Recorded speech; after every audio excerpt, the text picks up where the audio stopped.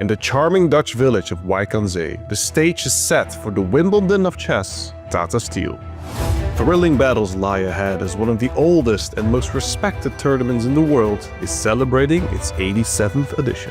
This tournament isn't just about chess, it's a tradition where legends are made. Oh, Bishop e6, and that's the clincher! The lineup this year features defending champion Wei Yi, who stunned everyone last year, and world champion Gukesh fresh of his world championship victory. Also in the mix are Fabiano Caruana, Anish Giri, and a host of other grandmasters ready to make their mark. Anish smells blood. Double exclam, what a blow! Under the watchful eye of thousands of chess fans that visit the venue daily, who will be able to withstand the pressure? Let the games begin, as 14 chess maestros vie for supremacy, glory, and the coveted Tata Steel Chess Championship title.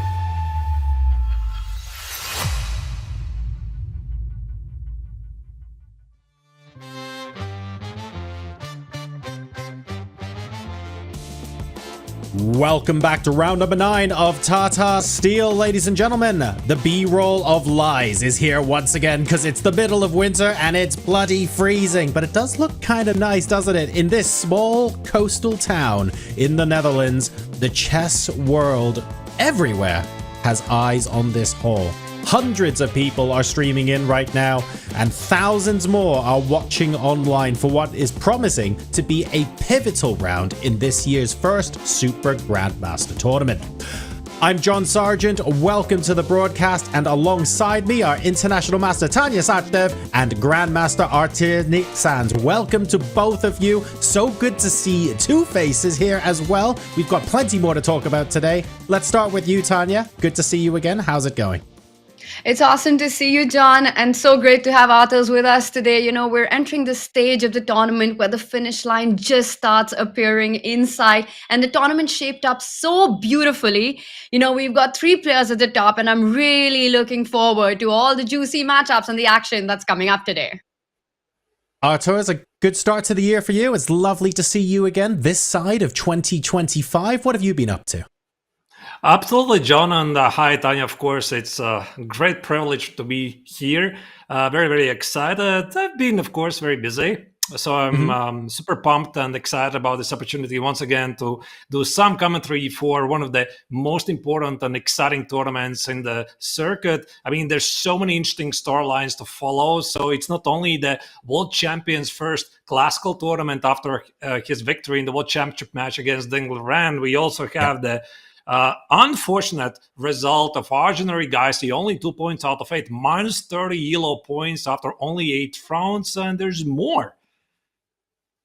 But there is potential still, although I acknowledge that time is starting to slip away for that to turn around. That's just one of the many storylines we're going to be following today. Let's have a look at the standings for those of you who might not have been joining us earlier on in the tournament. Here's how things look after round number 8. Still joint leaders there. Gukesh, Nodirbek, and Pragg are all on 5.5 points. Fedoseev, the 2800 Slayer. Hikaru, he's coming for you. He's on 5 points, just half a point behind. And then we've got Fabi, Wei Yi, and Sarada on 4.5. We have to acknowledge Arjun there on the bottom of the board, and the Dutch players at the moment may be not having the best tournament, but there is still time to turn that around. Tanya, what do you reckon?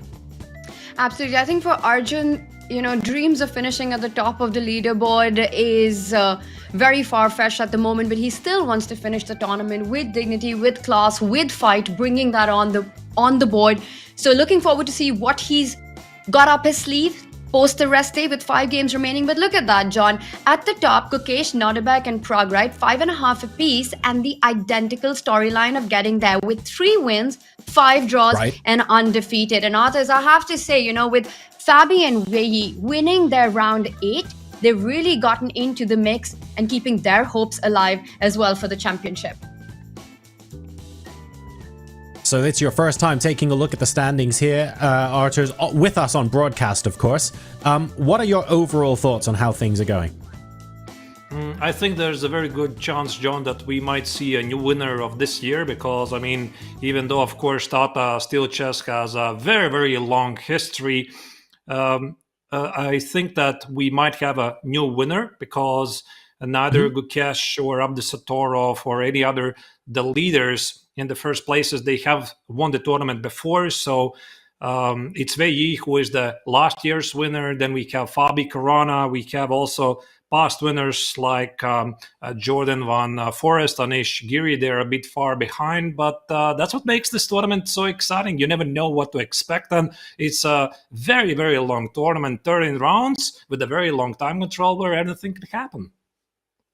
Well, let's do a little bit of setting up for what to expect today. We get to cue the Formula One music as we hop into the racing grid of our pairings today.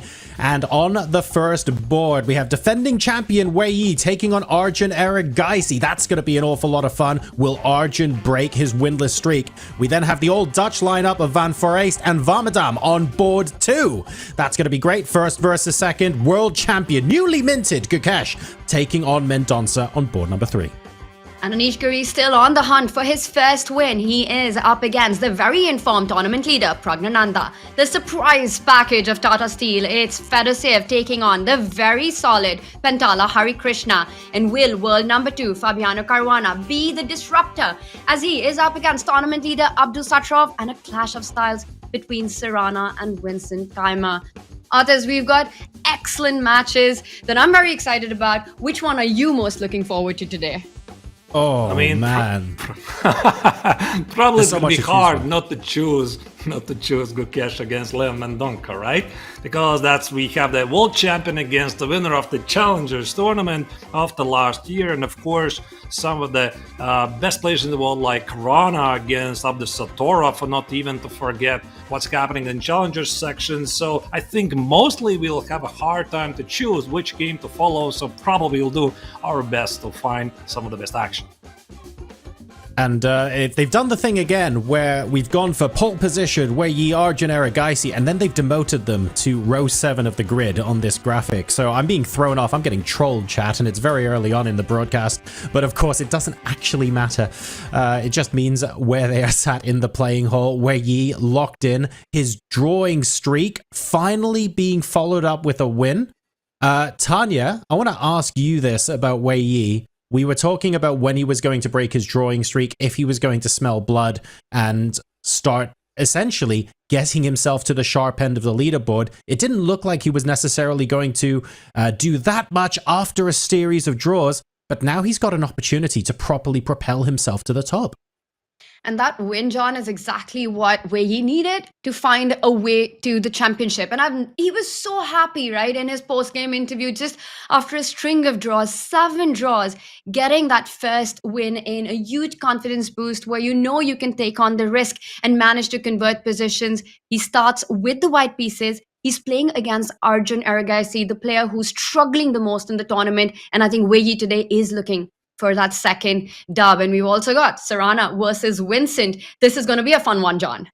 It certainly is. We've had some really cool fighting chess from both of these players in this tournament so far.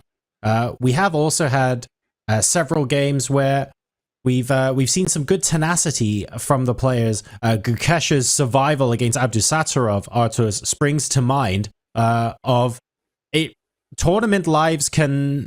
How do I put it? The result you get in a tournament can often be pinpointed on one moment where a player turned things around, or maybe in a negative case, everything starts to fall apart.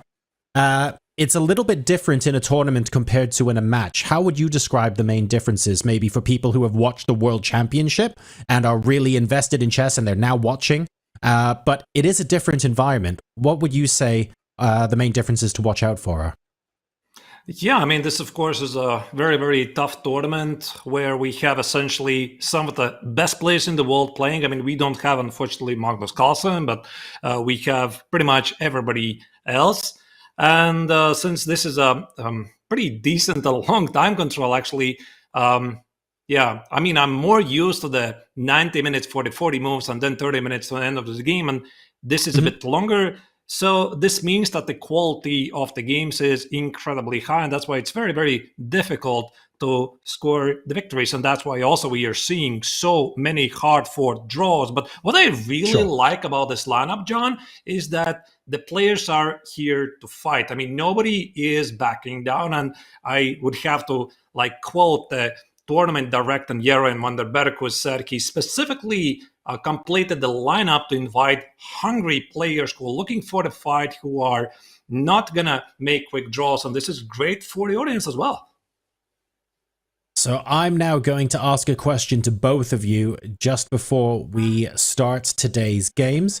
Tanya, I will start with you. If I forced you to pick a single game where we think we're going to see the most fireworks on the board today, a prediction of what the sharpest, most exciting positions can be, it's an impossible question, but if you had to pick a pair of players, which board do you think we might be looking at? It's the one right in front of us, because this could be a critical match for the standings, John. Gukesh is a clear favorite, playing with the white pieces against Mendonça, but the double nature of chess means the more risk he takes, the more he opens himself up to dangers as well. So for Gukesh, a golden opportunity, but will Mendonça play spoiler? Oh, that's going to be fun indeed. And how about you, Arturas? Have you, if I'm going to force you to pick a single board where we might see the most action or the most complications, the sharpest lines, where are you looking? I think this is a very good bet to follow what's going to happen in the game of Gukesh against Mendonça. I think also we might expect a lot of fireworks in the game of the reigning champion Wei Yi against Arjun Erigaisi, because even though Arjun is apparently in a bad shape with only 2 points out of 8, with no victories so far, he stays true to his playing style. He tries to ignite some fire on the board. So also that's a game I would love to follow. Well, the opening moves are now on the board. We still haven't completely crystallized what sort of middle games we think we're going to be going into. We need a couple more moves there to figure that out. But luckily for us today, I'm going to leave you in the wonderfully capable hands of Tanya and Arturas as we take a look at our bird's eye view of all of the openings. Ladies and gentlemen, take it away.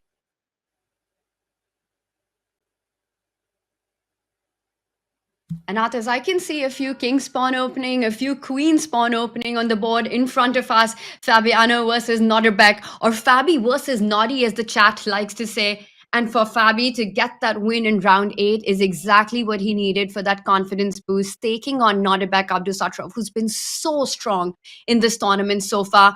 Arthas, what do you make of his opening choice, starting with d4, second move bringing out the knight, and that's the bottom left board, and Nodirbek goes into an early, well, a semi-think.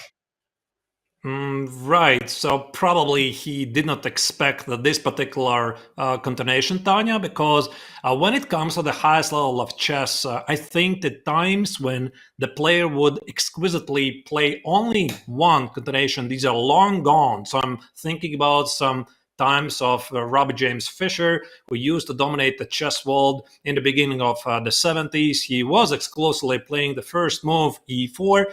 And now we're seeing different stuff, like players are playing d4, c4, knight f3 with black. You can't really play the same defense over and over. So the level of the preparation has increased dramatically. And here, this particular setup by Fabiano, c3, I think Tanya, he's trying to recreate some sort of London, but to be honest, the move c3, if you would ask me, I don't think it's really dangerous. What do you think?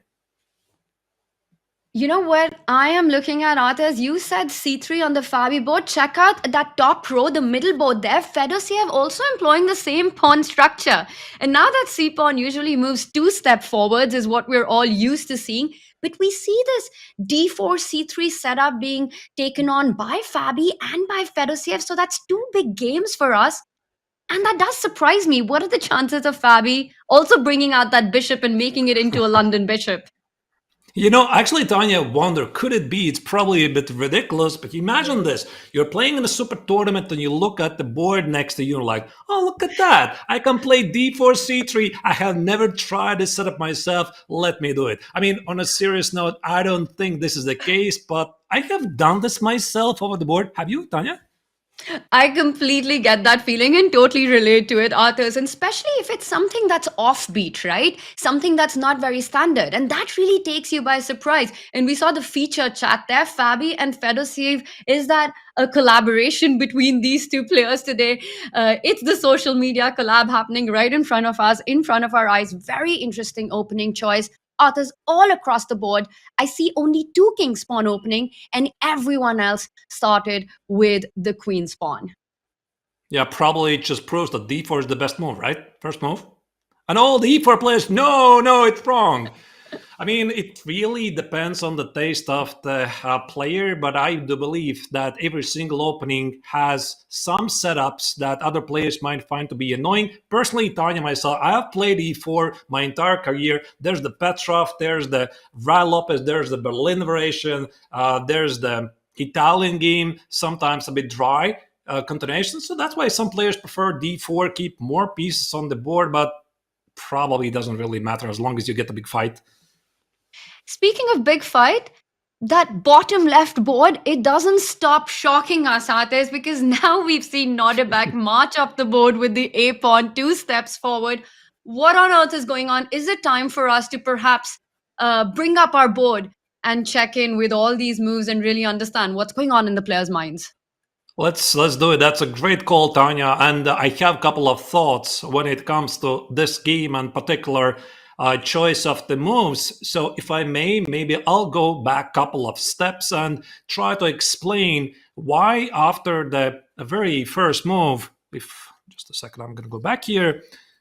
Yeah, here we go. For some reason, it does not work. Here we go.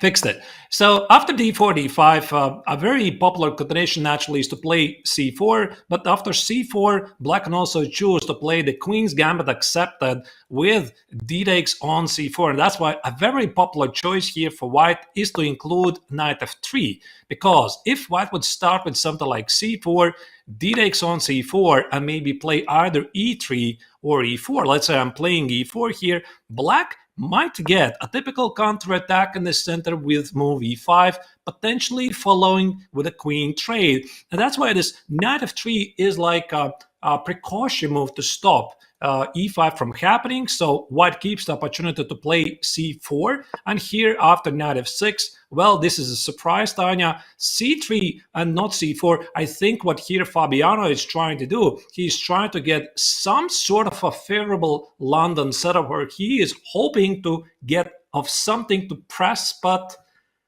I don't know, we'll see. It's really interesting. And while you were breaking down the differences between the C pawn moving 2 steps forward or 1 step, I quickly had a check into our database, authors. And the move c3, it's of course not the most standard one. c4 is, or bring the bishop out. c3 still has about 5,000 games played so far in it. And now if we just back up to the moment c3 was played, black has responded with e6, with bishop f5, with c5. In fact, the move e6 has been played about 2,000 times so far, according to my database. But get this, chat. Nodirbek's move, the pawn push to a5, has only been played 6 times. So this is the first moment which surprises me, Artes, because it just goes on to show the depth of preparation that these players have. Even after c3, Nodirbek has a setup in his mind which is a non-standard one, and 2 games stand out to me in this position. After a5, one of the top games has been played by Vidit Gujarati with the white pieces against Yu Yang Gi. And the other game, the chat's going to love this, is Nihal Sareen versus Hikaru Nakamura. This position has been played between these players. Yeah, I also think that the move c3 is directly linked to stop black from playing c5. For example, if here black would play c5, that's the only way how I can explain it. White wants to take on c5 and maybe in some lines to play b4. And you see now this pawn on c3, as odd as it looks, it actually supports the protection of the pawn on c5 by pushing b4. So let's say if now black will play this e6, white can play b4, a5, bishop b2, and at least white holds on for the pawn. So what we saw in the game here, Abdusattorov decided not to push c5. He played a5, and I really love this move, Tanya, because this essentially is the trend of the modern chess. So not really sure if the casual players have been following how the professional chess is, at least the opening part is evolving in the past years.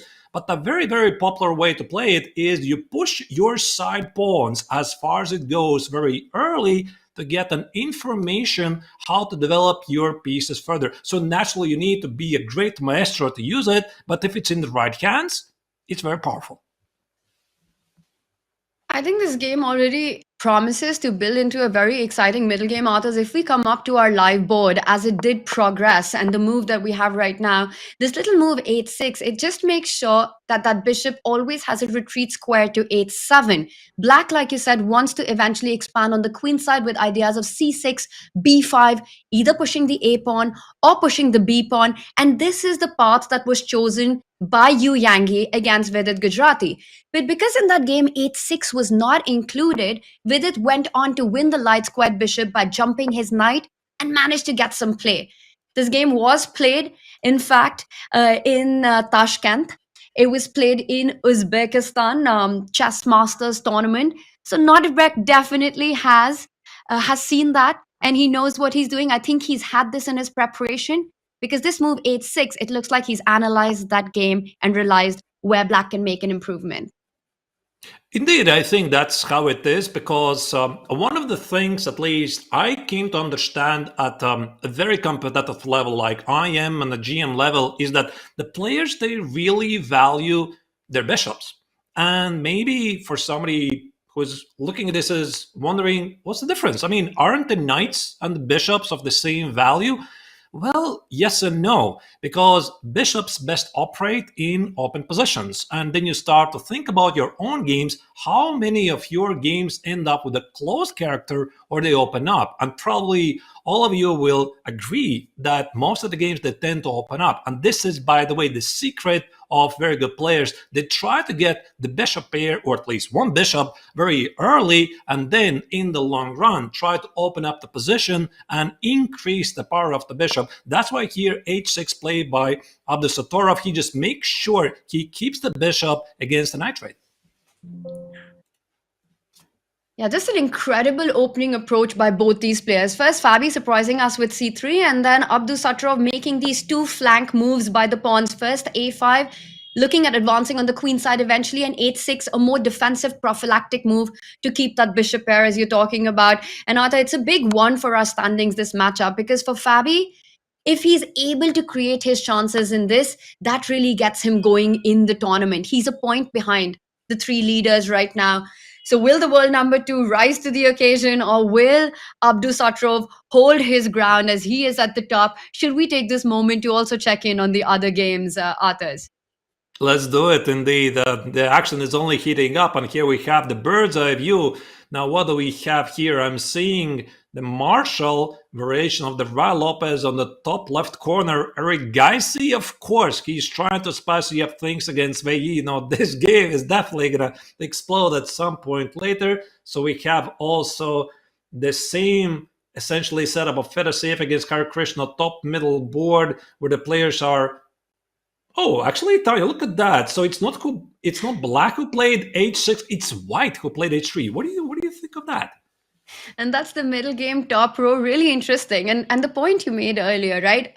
Are the players aware of what's going on the board next to them, that there's this similar opening idea being played on?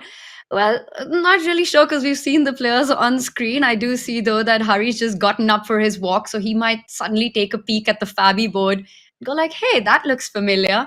But interesting dynamics, and I wonder if that last move on that center board, is Fedosiev going to go all in with the G-pawn moving 2 steps forward and look at fiancatoing the bishop? Or is this simply a prophylactic move with a similar idea of keeping that dark squared bishop safe on f4 once the move e3 is played? I mean, knowing how creative Fedosiev is, I could easily imagine Tanya him playing g4, because he always is looking for a very exciting fight. So yeah, we might see that. It's definitely going to be spicy once it gets to that point. That's one to watch out for. And our other tournament leader, Gukesh against Mendonça. A struggling Mendonça in the tournament so far, a very, very in-form world champion, Gukesh. He's been showing some incredible class in chess this tournament. This one, a Spanish, a slow start, and Archangel's variation, something that we've been seeing so much at the top level with the black pieces against the Roy Lopez. Yeah, indeed. So I really like these setups from the white's perspective. So Gukesh has a classical position, so to speak. So definitely we are gonna check that game in a moment. what else catches the eye? That is the game of Caruana against Vincent Kammer, some sort of Nimzo. So it seems, yeah, of course, Nimzo is a very popular setup from the white's perspective, which, by the way, comes back to the topic I addressed a couple of minutes ago, is that white wants to get the so-called bishop pair, and then in the long run somehow try to exploit it. And then what do we have in the Montforest against Warmerdam? Seems to be some sort of a Queen's Gambit accepted, is it not? Yeah, with a lot of trades of the central pawn, and that's that bottom right board that we're looking at. We see the D and the C pawns are off the board. They have been liquidated, and very often in these structures, because white has that first move advantage, black's problems are not completely over. There's still development issues that Warmerdam will have to take care of. There'll be more easier flow for white, getting that rook on that central line to d1, ideas of the e pawn pushing forward at the right moment. So an exciting fight brewing up here despite the early trades. The other game that catches my attention is Anish versus Praggnanandhaa. A nice little move there, queen to c1 by Anish Giri. Usually we see that queen on the c2 square. So much to choose from. Arthurs, pick our poison. Right, I mean, since you mentioned the game of Anish against Praggnanandhaa, maybe that's the game, Tanya, we could go next and try to assess what are the chances for both players. And the first thing I'm seeing, of course, is the a5 move on the board, which basically confirms what I was saying about the game of Abdusattorov in his game against Caruana. You push your side points as far as it gets, and somehow it works well for you. So here we have some sort of a classical Catalan position. Here, Giri has positioned his queen on c1, and I would think probably he is looking for the e4 break at some point later. The question is how to do it. Now rook d1 is played. That's a standard move. I like it. It's a developing move. Lines up the rook against the queen, also preempting any trades in the center. For Pragg, he perhaps is looking at expanding the queen side with the move a pawn pushing one step forward as well at the right time. He starts with developing his knight first to d7. And I look at these two players on our screen, right? Praggnanandhaa, undefeated in the tournament so far. The last move, he puts the bishop on a more active square to f4. Also looking at that e5 point where the white knight can jump to, controlling any e5 breaks in the center.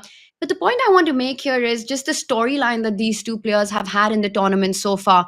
Pragg has showed incredible, solid, classy chess, where he has converted long games. He hasn't made any rash decision. In clinical styles, he's got those victories in 3 wins, 5 draws, no losses. For Giri, he's on -1 right now. And I can't help but feel that he can't be too happy with that score.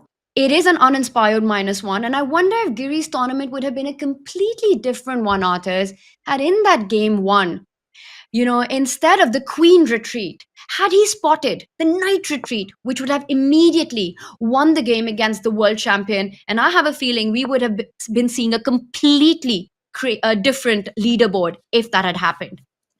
I completely agree, Tanya. I mean, I think very often the start of the round defines how we, play the rest of the tournament. I mean, not always, but very often it sets the tone. And for Anish, as you said, he played this brilliant game. That was a wonderful prep. Now it's a throwback to round 1 where it was Gukesh who had a long overhaul flight. He had rested only for a couple of hours before his first round game, and he sacrificed a piece, and essentially Giri was just winning at some point, and he missed this move, essentially victory in 1. He was this close, so of course it affects your performance. But I believe that Anish is a big fighter, so even though he made a lot of draws ever since, he is definitely looking for ways to capitalize on his one move advantage in his game. And by the way, Tanya, just as we speak, Pragg is showing his ambitions at the queen side by playing a4. I suppose with an idea to put the queen on a5. That's a really nice spot for the queen there, right? Eventually, you're trying to also get the B pawn into the game. The queen on a5 will be nicely placed for attack. It could also fall back on the A line somewhere to start targeting the central pawns. It looks like while white will aim for getting that e4 break in, get the knight out on the next move, push that e-pawn 2 steps ahead, I also want to point out that it might appear that Anish has wasted a move, right, with queen c1 and then putting it on c2. But notice how he only did it once Pragg's knight had committed itself on d7. Because now you don't have ideas of that knight landing on b4 via a6 and b4 and creating threats against the white queen. So now it's time for it to switch places and try to get that central break in. Meanwhile, will Pragg be able to create activity on the flank? I suppose we're going to find out. But listen, Tanya, you made a very good point about how did the queen get on c1, and I try to understand. If I may, I would like to go back a couple of moves and just to understand Anish's idea, and I think I understand it. So it happened a couple of moves ago in a very well-known theory here. Let's take it from the top authors. Let's take it from move 1. Right. Okay. That's a very good call. So d4, knight f6, c4, e6. Here we go. This is the classical setup. g3, the Catalan, the evergreen opening from the white's perspective. Bishop d2 here. Black plays a5. One of the main continuations here. Black has many choices. Black has c5. Here, black has bishop d6. Black has bishop e7. But all right. Praggnanandhaa decided to protect the bishop. Bishop g2 castles and queen c1. Now, that's a move. I don't think it's a very common in these positions because normally, Tanya, as far as I'm concerned, the queen is better standing on c2, but I think I understand the idea now after queen c1, bishop e7, couple of moves later where Anish played this move, bishop f4. And I was wondering, why not black repeats the position with knight h5? Because this is like a very common way for black to solve the opening problem. So this bishop on f4 has to go because black will be very happy to trade the knight for the bishop. And again, we go back to the topic of the two bishop advantage in the long run, etc. So you see, this bishop doesn't really have very good squares to go. But now you notice the queen on c1 going to be in defense the g5 square. Could it be that Giri had prepared the bishop g5 idea? That makes a lot of sense with the queen on c1. But to your point, now that Anish has played the move queen c2, we might actually be seeing Pragg try to dislodge that bishop from the very active square of f4 with the exact same move that you pointed out, right? Knight h5. And now that you don't have this piece trade on g5, which looks like it would have favored white, you would get easier ideas of pushing that e-pawn forward as well. Knight h5 is on the cards for Pragg as he takes his time. Yeah, it's amazing, how the prep of the super grandmasters really work. Maybe Anish has figured out that this position with the pawn on a5, knight h5 is stronger, and with the pawn on a4, somehow the pawn on a4 becomes a weakness. So, for example, here, if Pragg will play knight h5, Anish could play bishop c1, Pragg will play knight f6, and now in some lines, Anish has access to knight c3, and because the pawn on e4 is under attack, he gets to play e4, and it makes all the difference in the world. Sometimes, very often, I mean, this is the devil in the devil. So what I'm saying, the details. The devil is in the details. And that's usually the case, right? Like you said, the devil is in the details when it comes to these 2800 level players. Their opening preparation is so deep, and these one move differences, you really need to go into the depth of the position to understand and also look at the clock situation. Anish with this queen c1, queen c2, which might appear non-standard to us, he's barely taken any time. They start with 1 hour 40 minutes on the clock.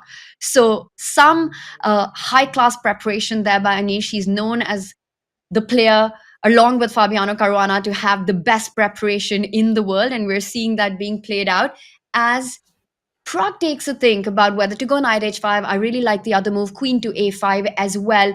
Just going ahead with development. I see some action brewing up on another board of our third co-leader, who also happens to be the world champion. And I'd love it if we could just move to that. Authors, I think you're going to enjoy what's happening between Gukesh and Mendonça. Yeah, let's do it. Oh, whoa. So we have a very aggressive move by Mendonça on the board, g5. I mean, I like the spirit. So he wants to start an active kingside operation with g5, g4, h5, h4, etc. But the first impression I have, where do you put your king? I mean, a king on e8, he cannot easily castle short, or can it? Although now that I'm thinking, sometimes black in Rai Lopez and Italian games, he does push g5 and only then castle short. So maybe, if I may, I'm going to now show on the analysis board why g5 first and then castle and not castle, and then g5 could make sense. Because here, if Mendonça would make a castle, and let's say Gukesh would continue with something like c3 or knight c3, I don't really know what is the popular continuation in this position. Now g5 feels much riskier choice, because with a king on g8, suddenly black has big problems to defend the knight on f6, so this is a very deadly pin. Knight e5 potentially followed by f4 could prove to be a big problem to solve. So that's why Mendonça plays g5, weakens the king, and now he does castle short.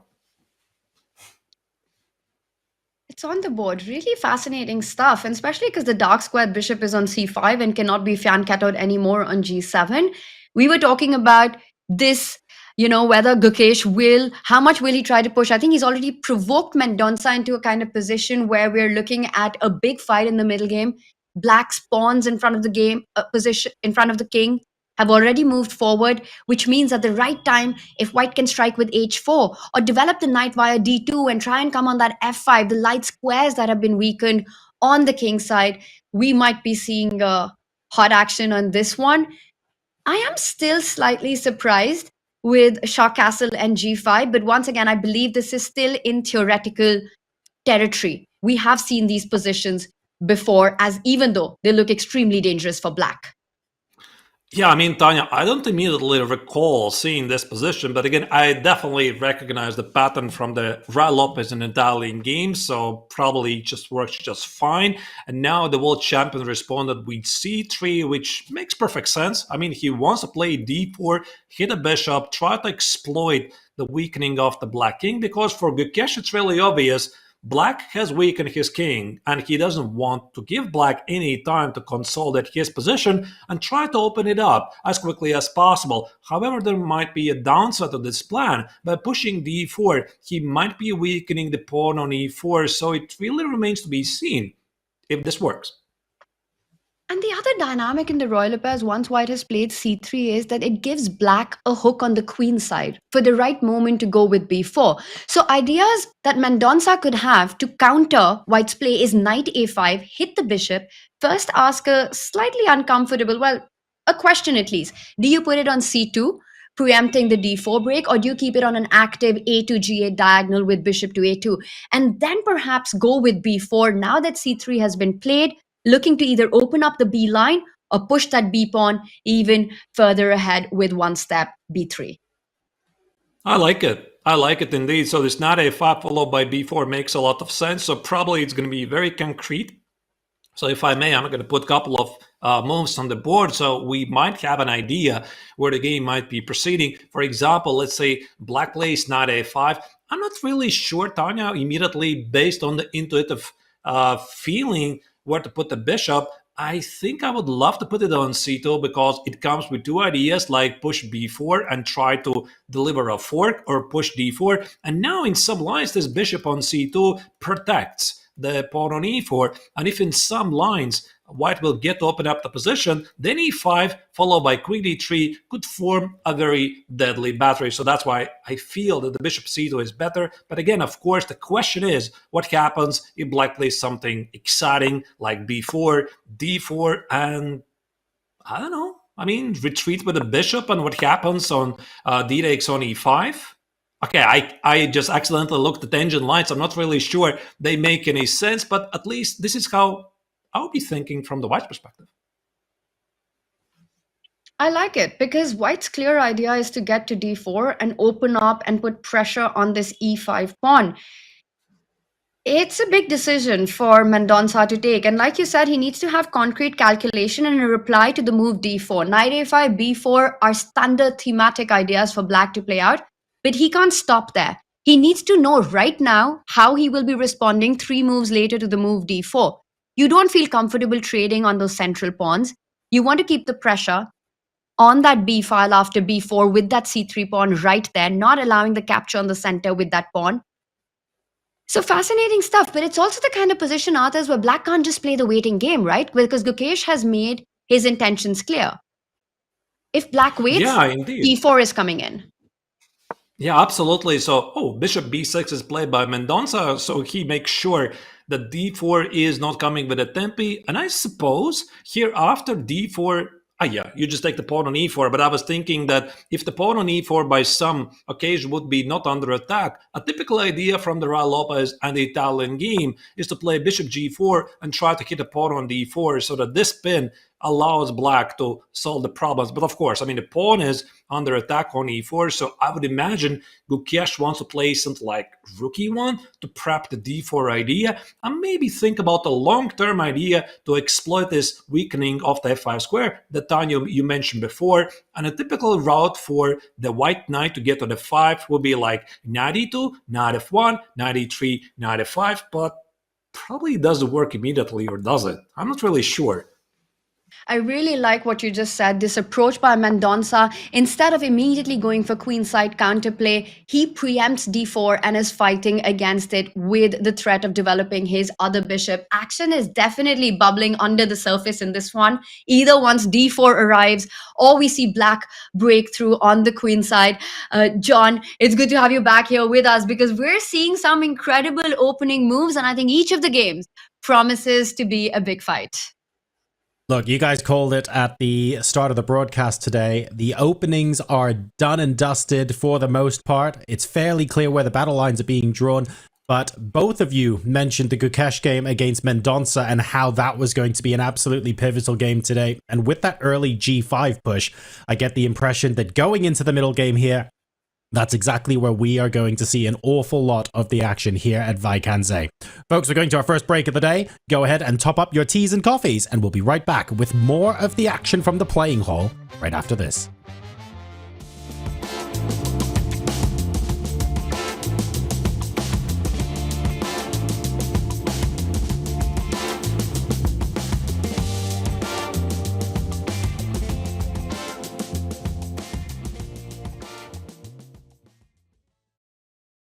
We have 4 different puzzles, white to play and win.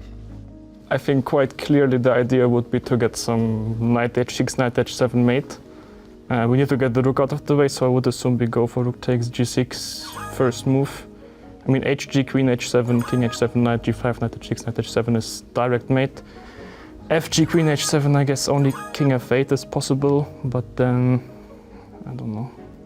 I guess queen h8, queen g8, queen h6, king f7, knight g5 also works. So. Yeah, amazing. Wow. Can you just show us the moves? Yes, so I will take on g6. Let's say fg. So okay, this is quite... there should be even many ways to mate, but I guess this is the main motive. Very nice. Wow. Well done. Impressive. White to play and win.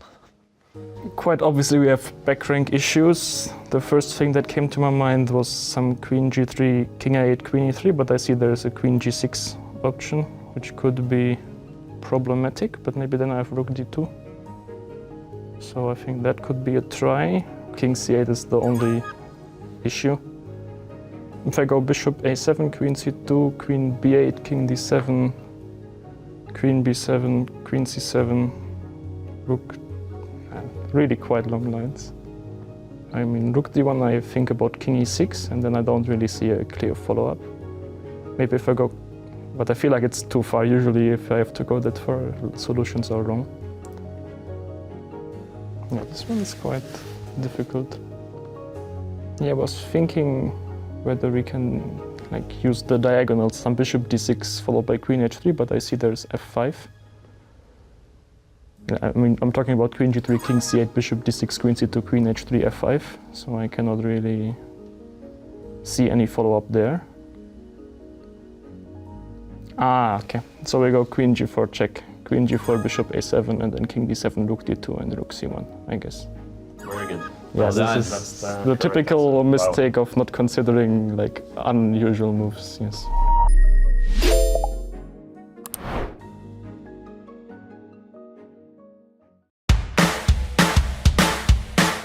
We developed a knight out to f6, and after nearly any of white's moves, For example, short castle, we play b5, bishop to b3, and bishop c5, and this is the introduction to the Archangel. My name is Fabiano Caruana, and I'm a chess grandmaster, and here I welcome you to my course, Caruana's Ruy Lopez Dark Archangel. This course will provide you with a full repertoire with the black pieces against the Ruy Lopez. So let's say after h5, white plays h3, because white can always take on b6. Black plays h4, bishop h2, g4. We've seen this idea, we need to open up the king side. We need to play for the initiative. Take, and we take with the knight. And the idea is to play h3. We also always have the option to take on h2, and if knight takes b6, rook b6, it doesn't really change anything, because we still have many attacking pieces. Knight on g4, knight on g6, pawn h3 coming, and rook h8 coming. All of black's army is actually concentrated at white's king side.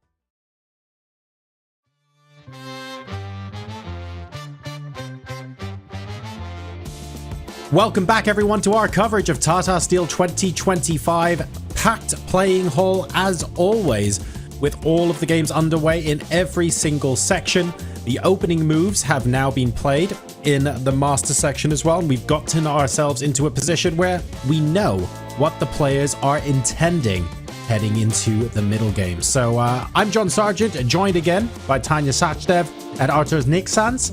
There have been some interesting developments today, but I think it's fair to say we absolutely nailed on the original prediction that Gukesh's game is going to be fireworks. Looking on the other side of the spectrum, though, Arturs, let's start with you. Are there any games that you think, actually, you're a little bit surprised that it's this quiet, or have we got action everywhere? Well, John, I'm really surprised to see what we discussed with Tanya, that we have two London setups with early c3. I'm not sure who copied who.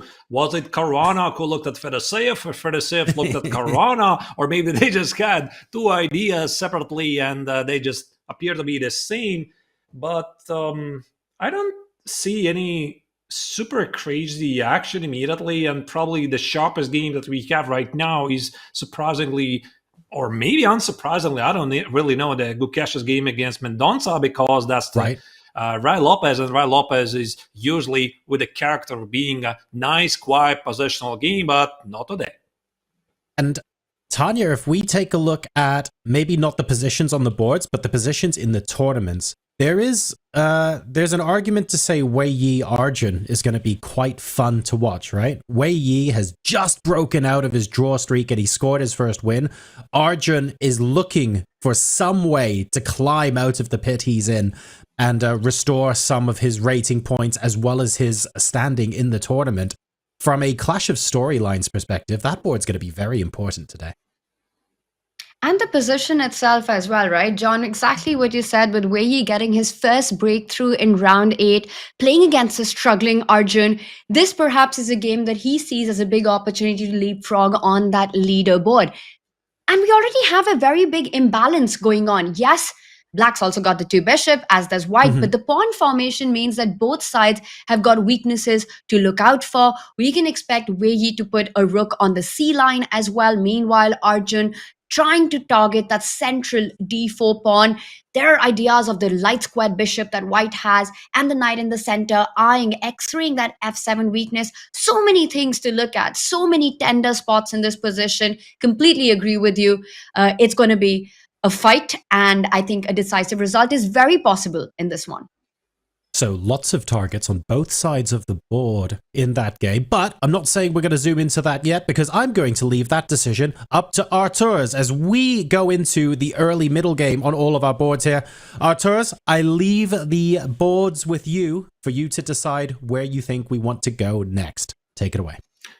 Thank you, John. And I think it makes perfect sense that we continue to observe the games more closely by following the game in question we just mentioned, the reigning champion of the Tata Steel Chess Super Tournament, Wei Yi, who faces quite surprisingly, the last place of this year's event, Arjun Erigaisi, who already has lost 30 points in the first 8 rounds so far. But he is up for a big fight.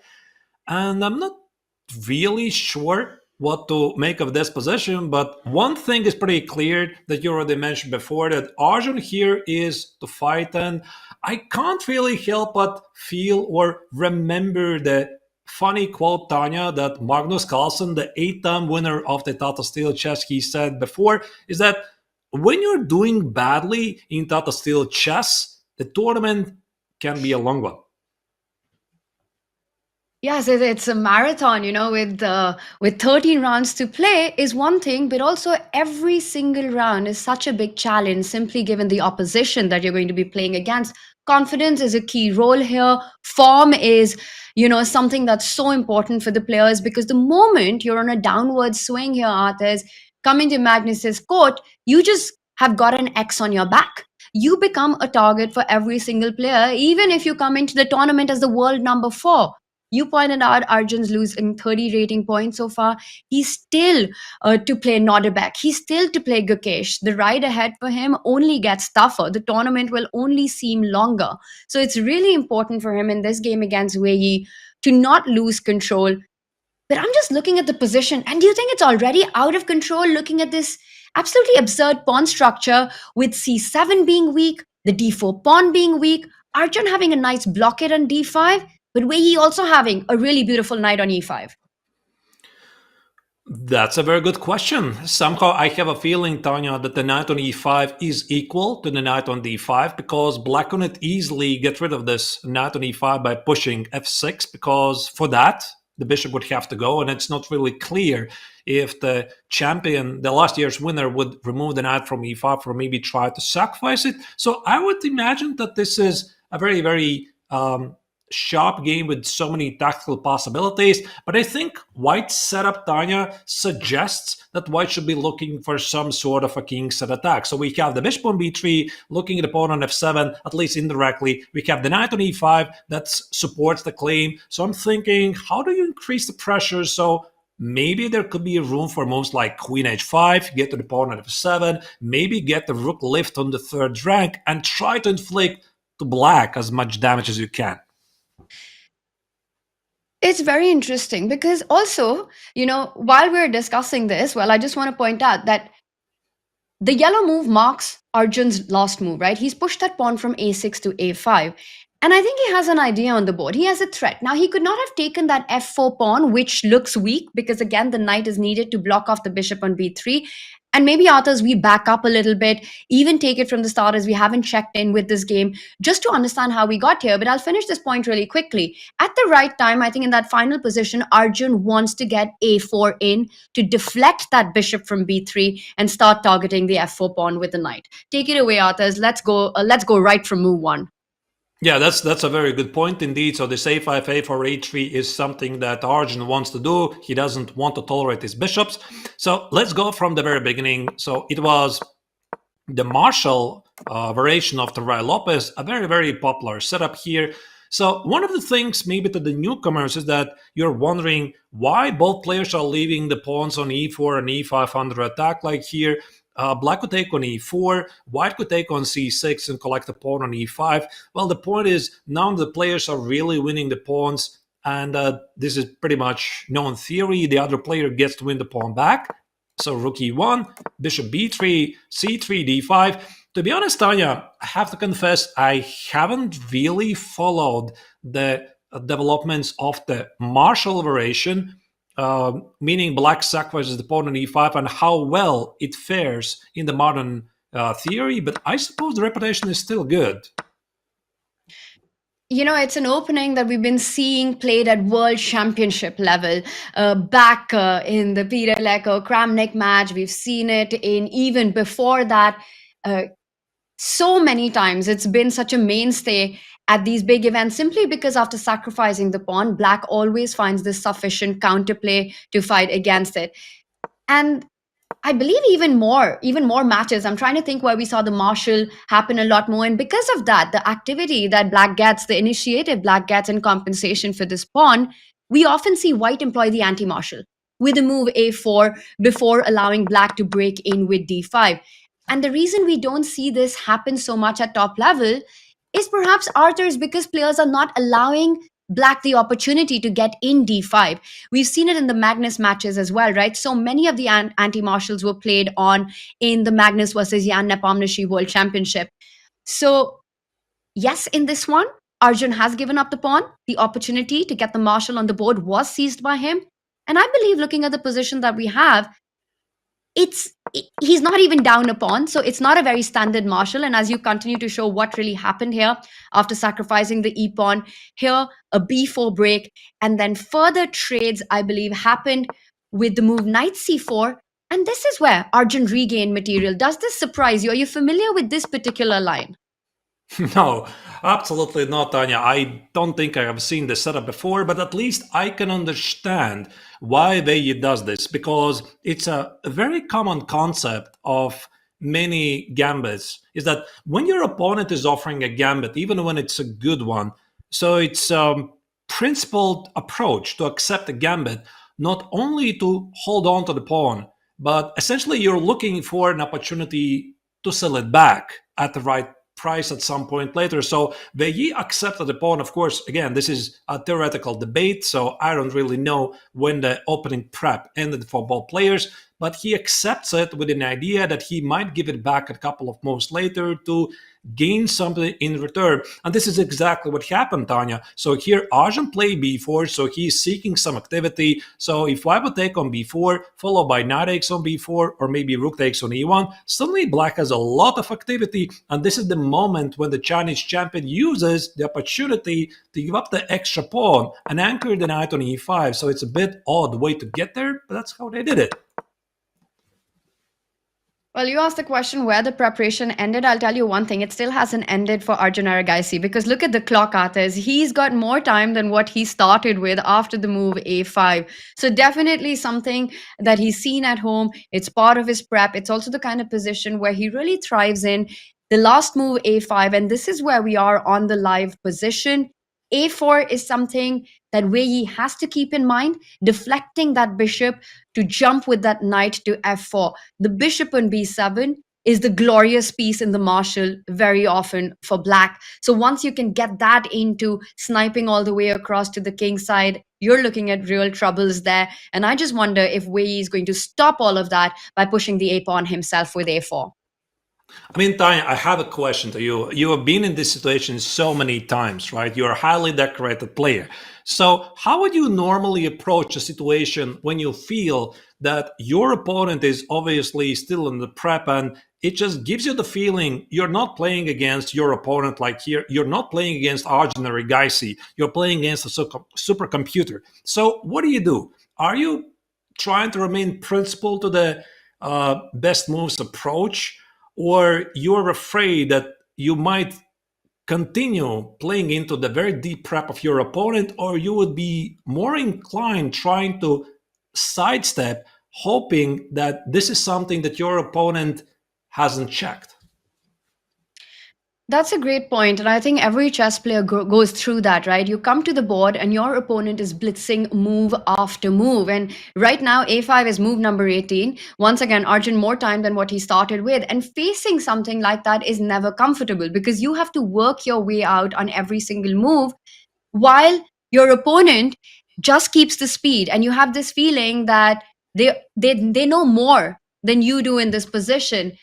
I think it's different for a lot of competitive players, but one common strategy often, and I think it happens from a psychological perspective, is that you give more importance to getting your opponent out of their preparation than trying to find, I would say, the objectively best move. It's even more tempting to play something that you believe is playable, something that you can't immediately refute, and just try to find a way what you think. The moment your opponent starts thinking is when you feel relaxed. Okay, now it's just the two of us playing. It's not me against the home preparation.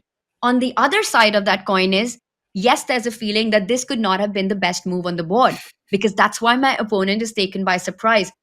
But there is comfort to that. There is comfort to knowing that, you have to find your way through. You have to now think and calculate. So for me, authors, it's personally been, if I'm in a situation like this, trying to see where I can go into an offbeat idea, trying to get out of the opening preparation that they've got going against me. And authors, I can see the beautiful trophy cabinet behind you. So I know you've got a lot of medals and awards to your credit as well.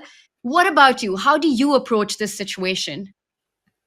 Yeah, thank you, Tanya. Those are my trophies. Indeed, this is not a wallpaper; they're real. Sometimes I'm ridiculed about it, but yeah, I suppose it depends. But I'm very much inclined to sidestep because I don't really enjoy playing against the super engine because I'm not competing against my opponent.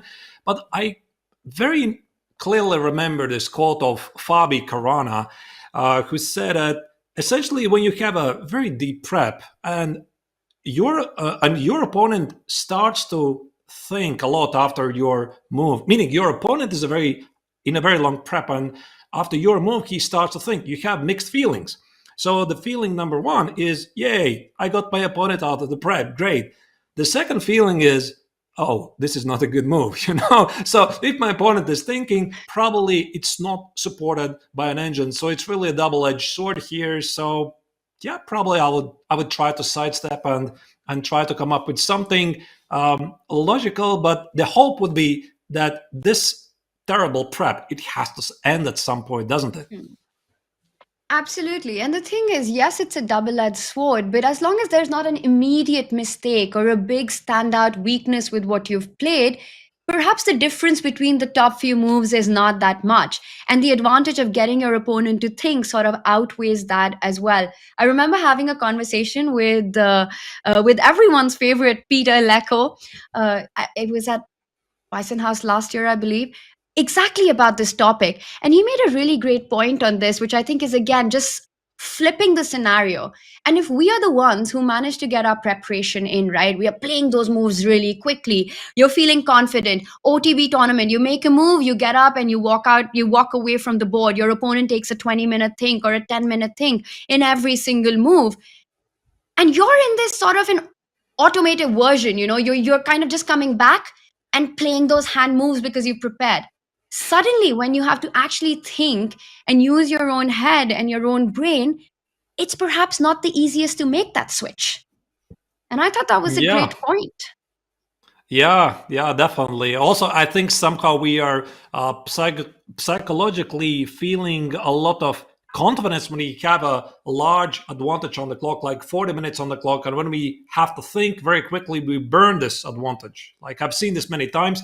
One of the players has 40, 50 minutes on the clock after a great opening prep. Couple of moves later, he tries to, compensate with his own thinking, and the advantage is gone. So still too early to tell, but he's taking his time. He's not really sure how to continue. I imagine there's more than one way to continue here, Tanya. The first move that jumped to my mind, it could be the move a3 to keep the bishop on the long diagonal. I'm also thinking, could I play something else? Like, could I play bishop a4, defend against a4 move? Or is actually even a4 a threat? I mean, I'm just taking on a4. There's so many things to consider here for the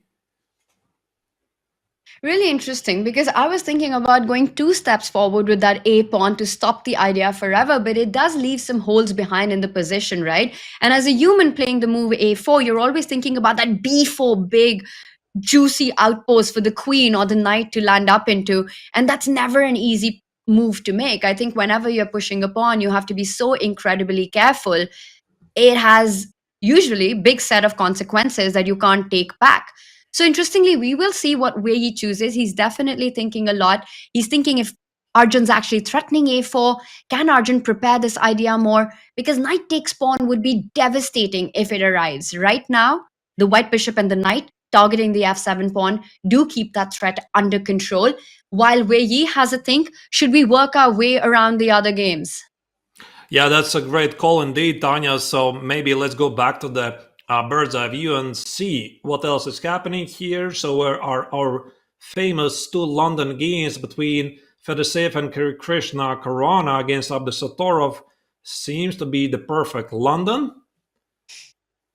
What else do we see? I see an aggressive knight g4 move in the game of a lower right corner. Max Warmerdam is playing against Van Forest, all Dutch game today. That's also something we want to have a look at. Also, the game of Alexei Sarana against Vincent Kammer is very double-edged. That's the a lower right corner, if I may say so. Both players have doubled their pawns, and this means it could be potentially exciting. You choose, Tanya. I was hoping you wouldn't ask that, but I will point out that center board on the top row, Fedoseev, in fact, did push the G-pawn 2 steps ahead. So keeping his creativity and that fighting going on in the board, as Magnus earlier in his interview with us, he said it, that Fedoseev is never a pleasant opponent to play against because he just keeps the fight on. So that one against Hari also promises to be a fun one. You pointed out the double pawns for both players in Sarana versus Kaymer. I think Alexei Sarana as well. At 4.5 currently, along with Wei Yi and Fabiano, looking to climb up the leaderboard. He's in the mix for championship with 5 rounds remaining. Let's jump into that. If I had to take a guess, this came out of a Nimzo Indian, Arthurs. Which game again in question? With Sarana Alexei and Vincent Kaymer. Right. All right. So, yeah, Alexei Sarana against Vincent Kaymer. That's a game with 2 double pawns. All right. Do we sidestep back a bit? Couple of moves? Because it's not so many moves. It's only 12 moves made. Let's do it. I also want to check if it was the Nimzo Indian. I'm pretty sure it was. So d4, knight f6, c4, e6, knight c3. There you go. The Nimzo is a very fighting continuation because essentially white wants to play e4, grab space, and black has only 2 reasonable choices to meet it. It's either d5 or bishop b4 because space advantage plays a major role in the competitive chess. So, of course, Vincent is well educated. He knows what it means. Knight f3, bishop g5. This is one of the sidelines. I think e3 is very popular. Also, a very trendy move lately is the move a3. I think also some of the games of the not the previous World Championship match, but before that, Dingle ran against Jan Nepomniachtchi. It heavily featured the Nimzo, all kinds of versions. But this is something else. Tanya, do you have any experience here? Because I know these lines approximately, but I don't feel like a very big expert in this particular subline. Well, the live position that we have, I haven't played that particular position, but yes, I've played this opening with the black pieces. And very often in this setup, you do allow the trade of the knight and the bishop, doubling up the pawns on the f file as black. Yes, it looks like the king is weak, but because 2 sets of minor pieces are off the board, it's not very easy for white to actually get to that king on g8. And if we play on with the position that we have, we see that position coming with bishop takes knight, pawn takes bishop, white still lacking in development, black meanwhile already threatening on c3. And if at some point you're able to break with d5 in the center, you usually end up neutralizing white's edge. So even though it looks scary on the king side for black, due to the lack of enough pieces and enough development, white is far away from getting any real attack in. Yeah, I'm also, Tanya, I'm thinking maybe white cannot even afford to keep the pawn structure intact because this is what I would love to do. I mean, I would love to play rook c1, play a3 and recapture on c3 with a queen or the rook, and then the long grind try to exploit the weakening of black's pawn structure, the king side.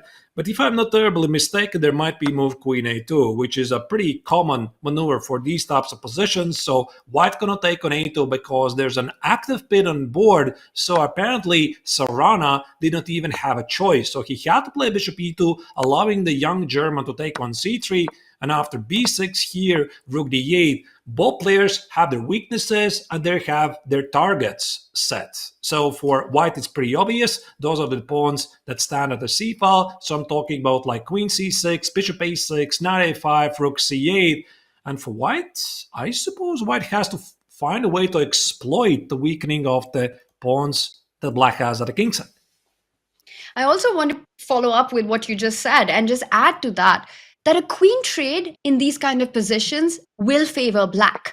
So for example, if white goes queen d6 after rook to d8, we did see this move being played on, and let's get on with the live board. And right here, if you try to stop ideas of bishop a6 and d5 by planting your queen to a beautiful square, maybe c3 is just hanging and I'm missing some point there.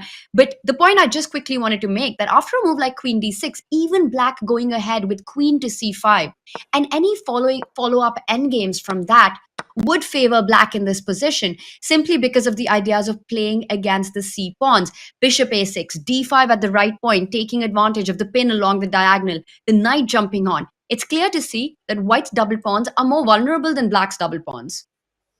That's a very good call indeed, because white is in no shape to exploit the weakening of the f6 pawn. The black king can always be activated to play king e7, protect the pawn, and if white is trying to harass the pawn on h7, bishop d3, you just play something like h6. The pawn is not really in trouble, so I think it's very fair to assume, Tanya, here's that Caruana does not want to trade the queens. So I would be thinking, can he play something like knight e4 and maybe go for this king set attack with most like f4, rook f3, rook g3, rook h3, but at least try to keep the queens on the board.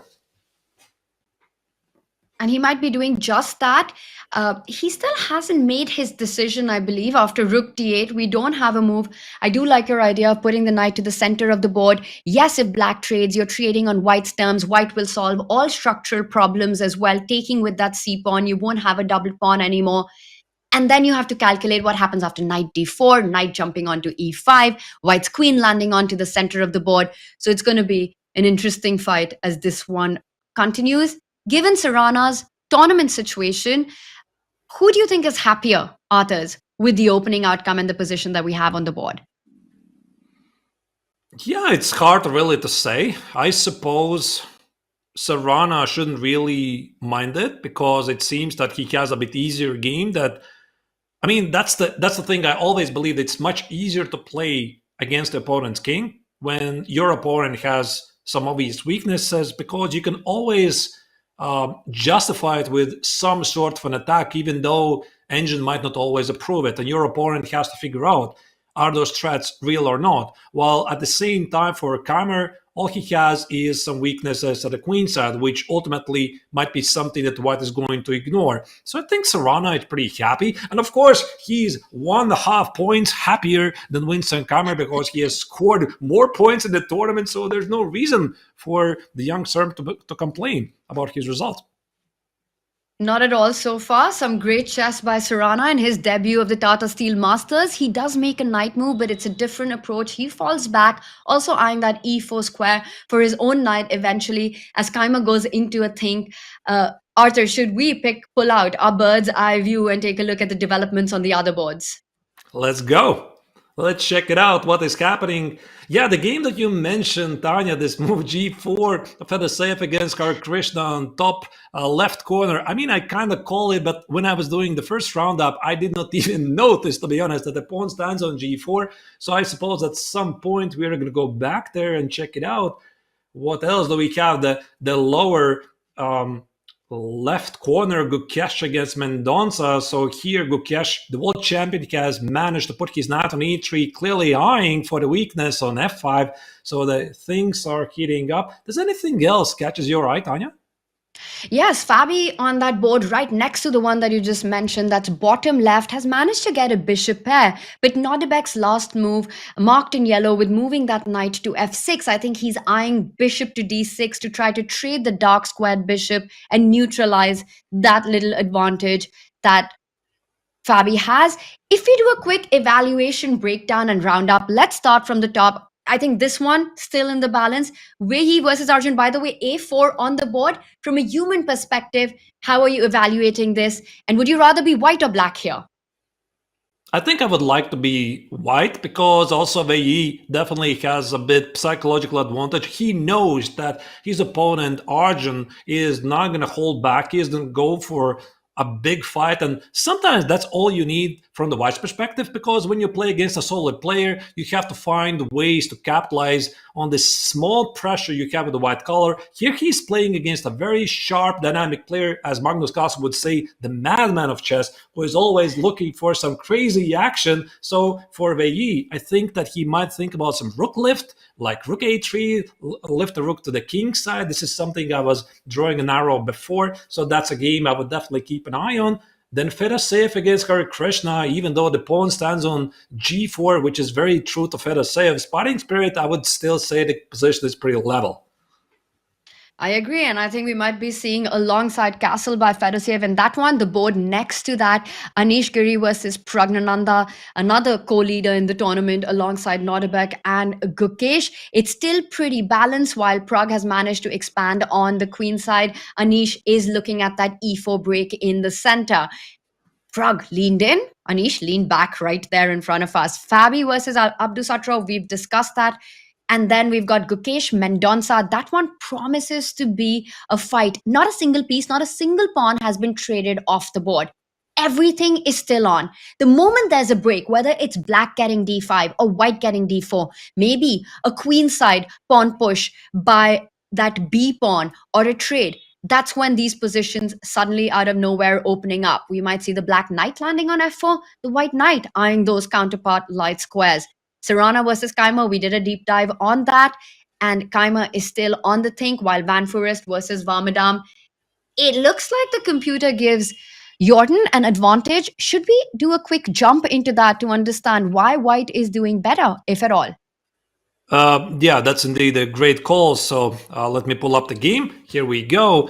A couple of moves ago, Max Warmerdam played the maneuver knight f6 to g4 to knight e5, which apparently might feel to him it's a great outpost for the knight.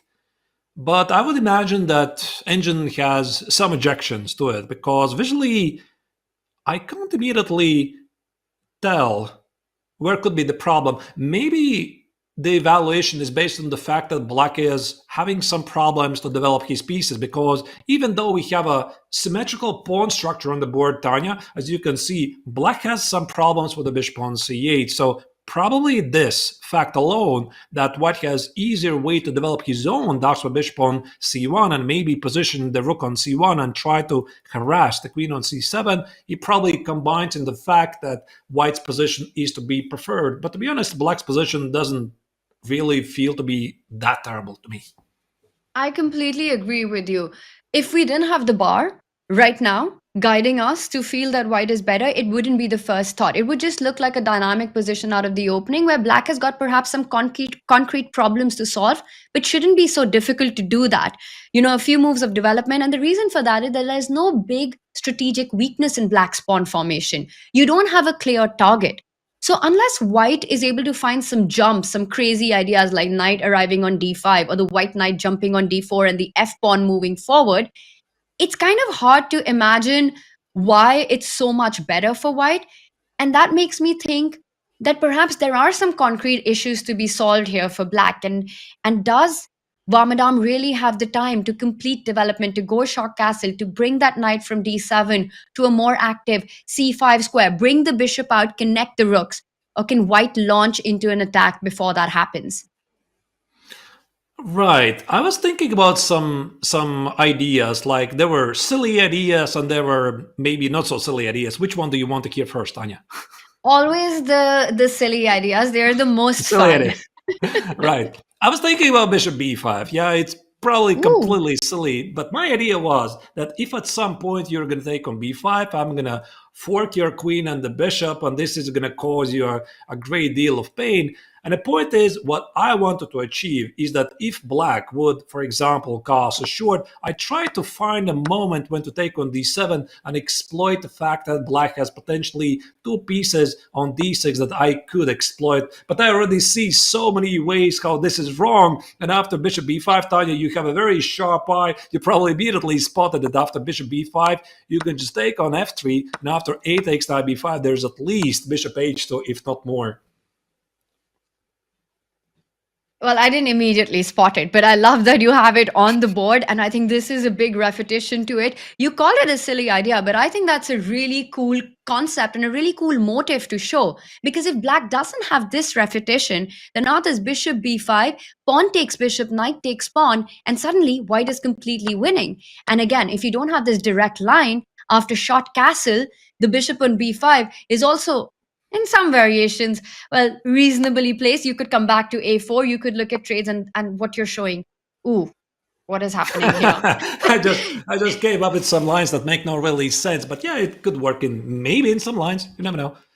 I love it. Well, I would love to see bishop b5 on the board. Not so silly after all, but I think knight takes knight, bishop h2, the immediate repetition that does win the piece, is going to discourage the player. But a great motive right there. I was just being more cautious and thinking of a bishop retreat. I hate giving my bishops either bishop to b3. Knight takes knight is not that attractive because black just improves the position of his own pieces. The other knight jumps on e5. But then maybe there's bishop b5. Others, can we check that out? Because after knight takes knight, your idea of bishop b5, not in this position. Here? Instead of bishop to b3. Yeah. Ah, you mean knight takes on e5. Yeah, that was my second idea. I wanted really to check if this works, because now indeed the idea that you said this fork might work on d6, and black would have problems with the king's placement, because again after bishop d7 I think I could take on d7, and you don't really want to take on the queen, and after knight takes on d7 again I'm ready to look at all of these ideas of queen d3 at the right moment. Like I could even play some sort of a bishop g5 developing move, and you couldn't really castle because queen d3 could ask black a lot of unpleasant questions. It's an amazing line. And Arthur, is your point of bishop b5? Yes, in a different move order. First, throw in knight takes knight. I think we might actually see it because it looks very tempting. It looks like a direct way. That's very much Jordan's style of play as well. Throw in a beautiful move like bishop b5. Bishop d7, like you pointed out, only creates more problems on the d line for black. So we might see this happen, and then suddenly everything will look not so silly. Right, but also on top of that, I think that even though if I saw this idea like in 1 minute, I'm pretty sure for Jordan it took like 20 seconds. But he also could play something more normal, Tanya, like bishop b3. The idea that you were about to suggest, like a more conservative way to play, not to allow black to complete development, and then just play it out like nothing happened. Maybe after the short castle, do not allow black to trade pieces, put the knight on d4, play f4, play e5, put the bishop on c2, launch the queen to the king side, and go for a kingside attack. And one thing I can definitely guarantee is that, at least in my professional career, I have never obviously played at the 2700 level, but I have declined beautiful moves so many times. I'm pretty sure, Tanya, you also can relate to that. You see a great idea, it's a very stunning idea, but then your professionalism kicks in and it reminds you maybe this beautiful looking move is not the best move in the position. Well, looks can be deceptive, so definitely playing to the galleries is often not the professional approach. We'll see the one that Jordan chooses. Will he go for knight takes knight to bishop b5? But to that point, I think that idea itself, it's not only beautiful, it's also very playable. He just has to decide if he wants to trade or allow black to take on his terms. I also like the move bishop b3. Chess is complex with different approaches. We'll see the one Jordan goes for. Others, let's zoom out a little bit and bring our beautiful multicolor, multi-board view up as we see the last move by Fabi being played on that bottom left board, b4, trying to open up the queen side and looking for activity. The bar says it's a balanced position, but a decision has to be made by Nodirbek. Yeah, to be honest, when I saw the position a couple of months ago, Tanya, I had a feeling that Fabi had achieved something because he had the bishop pair, and I'm a big fan of bishops, I like them, I like to open up the positions, and I feel pretty good when around them. But now that what we have on the board, the position is just equal, So for Nodirbek, he has no weaknesses. We're talking about the lower left corner, the game in question, and now it's just one bishop against the knight. Black has no weaknesses, and at least the impression I'm having, Tanya, is that for Fabi to win this position is going to be very, very difficult. I hear you, and on that, Nodirbek immediately does make the decision. Can we actually just jump in really quickly and take a look at that as the moves are coming in, and I'm expecting more trades to happen. And others, perhaps we can take it from where we left last. Right. I think it was about move 10.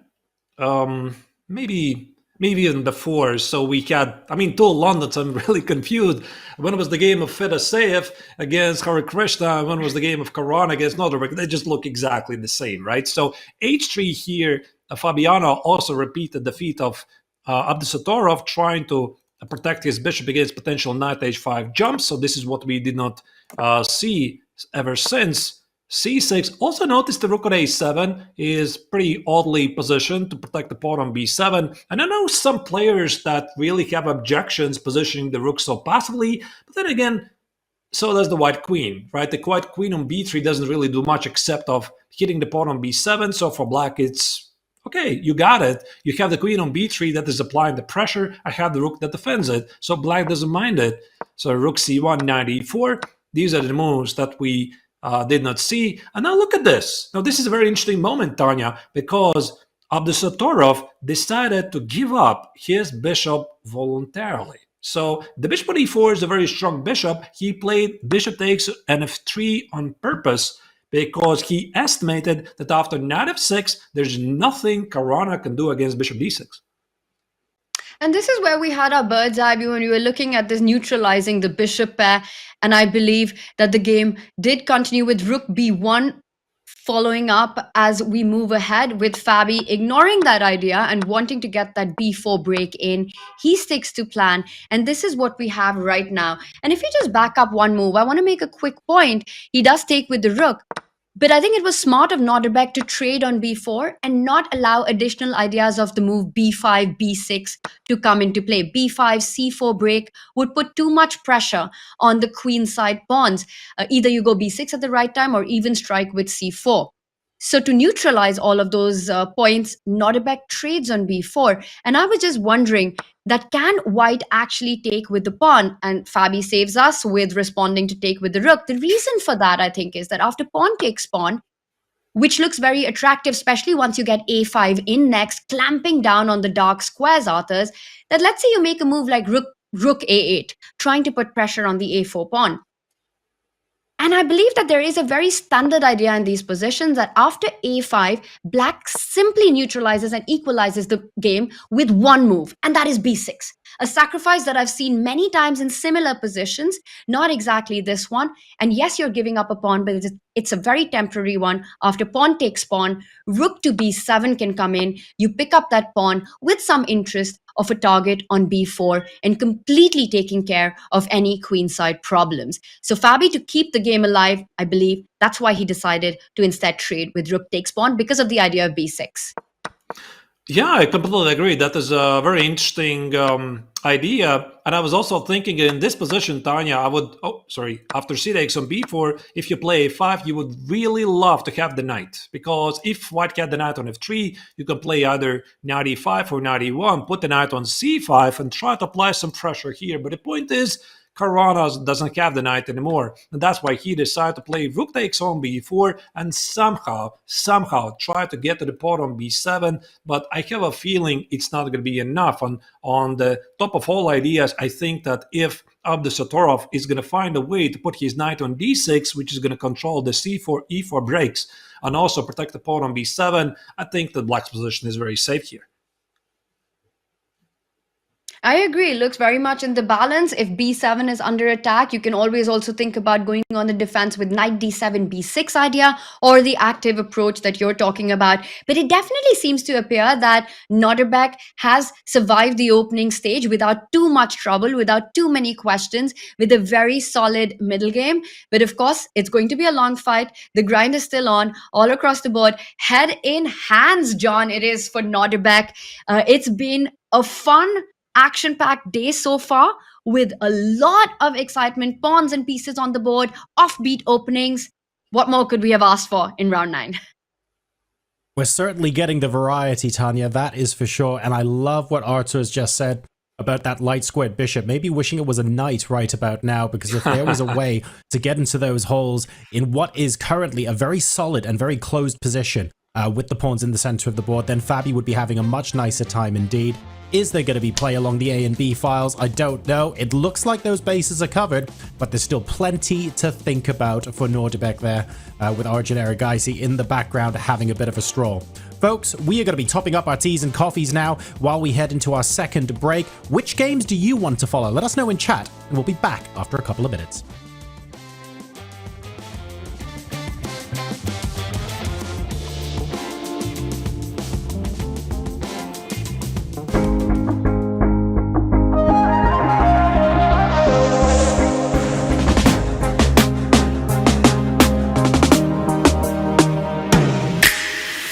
We zitten hier in Café de Zon. Het is een blendend aan de toernooizaal. En hier worden de partijen uitgelegd voor de mensen. Dus live. Dus wat er in die grote zaal wordt gespeeld, wordt hier uitgelegd.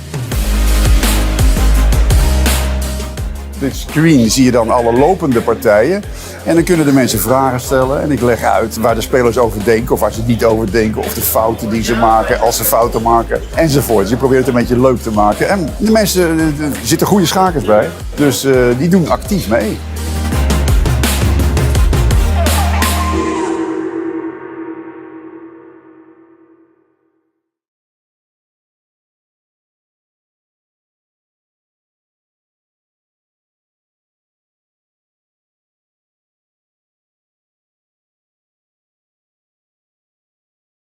So what's really one event that really had a big impact on my career, and I'm really happy with the way my career has gone, and I'm really happy with what I've achieved. But I'm not sure whether that event had a positive impact overall, and that is the same tournament of Wijk Aan Zee, the same place, but a different year where I lost 5 games in a row.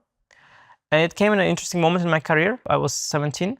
And I just won my first super tournament. I won the tournament in Reggio Emilia, and I was on an absolute high. Like, there were articles all over the chess media. They were saying this is like the historic result, the youngest top tournament winner since Karpov, I think, at the time. Like, it was a little bit different time than now. Like, 17 now is already old, but back then it was kind of more special. And I was really on a high. And then I played the Wijk Aan Zee tournament, which was, this big tournament. I started with a win against the World Championship challenger, Boris Gelfand. You can imagine, like, the build-up to greatness. And then I lost the game later in the tournament. And then I came back the next day with a win. So I'm again back. I'm an absolute high. And then I lost the game. And then I lost another one. And then another one. And then another one.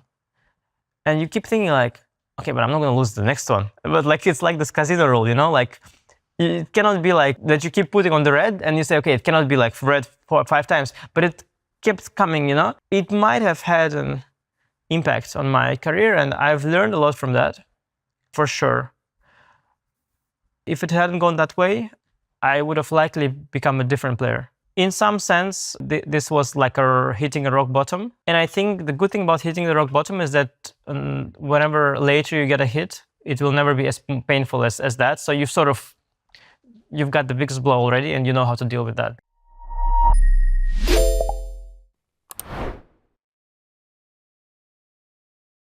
How happy you are with your achievements in chess? I mean, are you happy or not?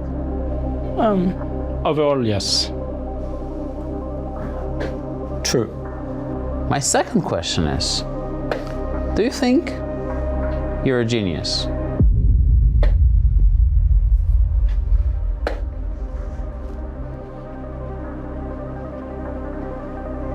Yes.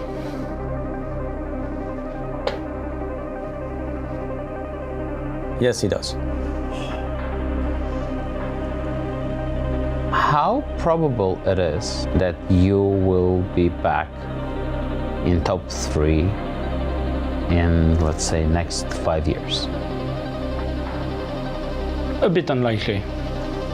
True. I'm a bit surprised. I thought you're more of an optimistic guy.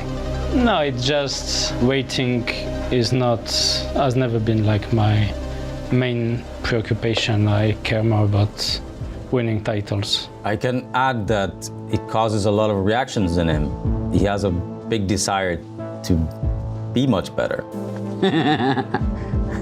No, I was happy to know that. We're getting somewhere. We're getting somewhere. No, We're finding the core of the problem. I was happy to know that I have big desires still in chess. Do you think that blitz or rapid, with its importance, can be compared to a classical time format?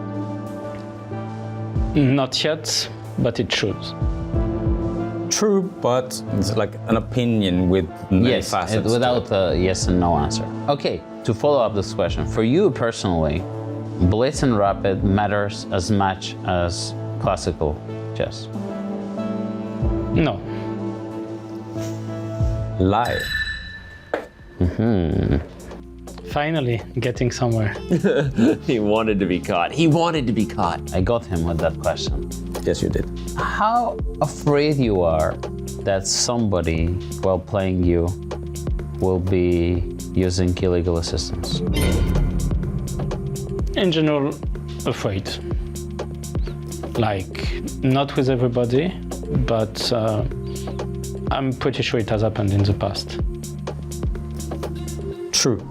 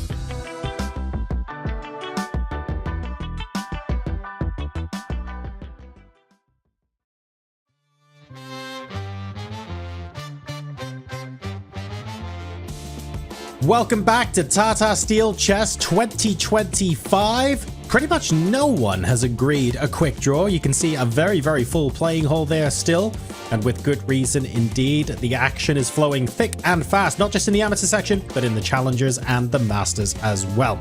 I'm John Sargent, still joined by Tanya Sachdev and Artur Nixans. Welcome back to you both.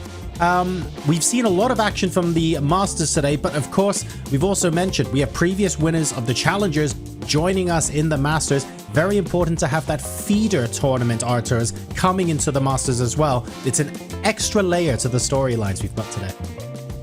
Yeah, absolutely. So also the Challengers tournament is something we have to address too, because we have such an exciting lineup. We have very strong players like the current leader Nguyen from Czech Republic. He's been having a blast in the tournament so far. We also have the youngest participant of the tournament, Faustino Oro, the Wunderkind from Argentina, who has been making headlines in the past year or so, probably on his way to become the youngest grandmaster in the history of chess. And we have the world under-20 champion, Kazabek, Nodirbek. So a lot of exciting players, including some of the best local players like Benjamin Bach and Erwin Lamy. So tough time to choose. And it's been a little bit frustrating for some of the players at the tail end of this as well, Tanya. I'm looking at Faustino and Divya in particular, where, okay, from a points perspective, they're not in the greatest position. But if I'm being honest, I think that's harsh on them because they've actually been involved in some of the most exciting knife-edge games that could have gone both ways all tournament long in the Challengers. Absolutely right. And Faustino Oro, the youngest player at 11 years old, he makes his debut in the Tata Steel Challengers. And what a learning experience this is for him, the player that he's going to become. This Tata Steel Challengers will go a long way in shaping all of that up. You mentioned Divya as well. It's been a tough tournament. It sort of reminds me of Arjun's path in the Tata Steel Masters for both these youngsters with so much expectation and pressure around them. It's really not gone the way they were hoping. But I'm going to say one thing, John, for the players who are at the bottom of the board, of the leaderboard, it's often what I feel is like the slingshot effect, a tournament standing which looks like it's a pull backwards. But in reality, it can look and feel like that. In reality, that pull backward is often in the big picture what propels you forward faster and stronger.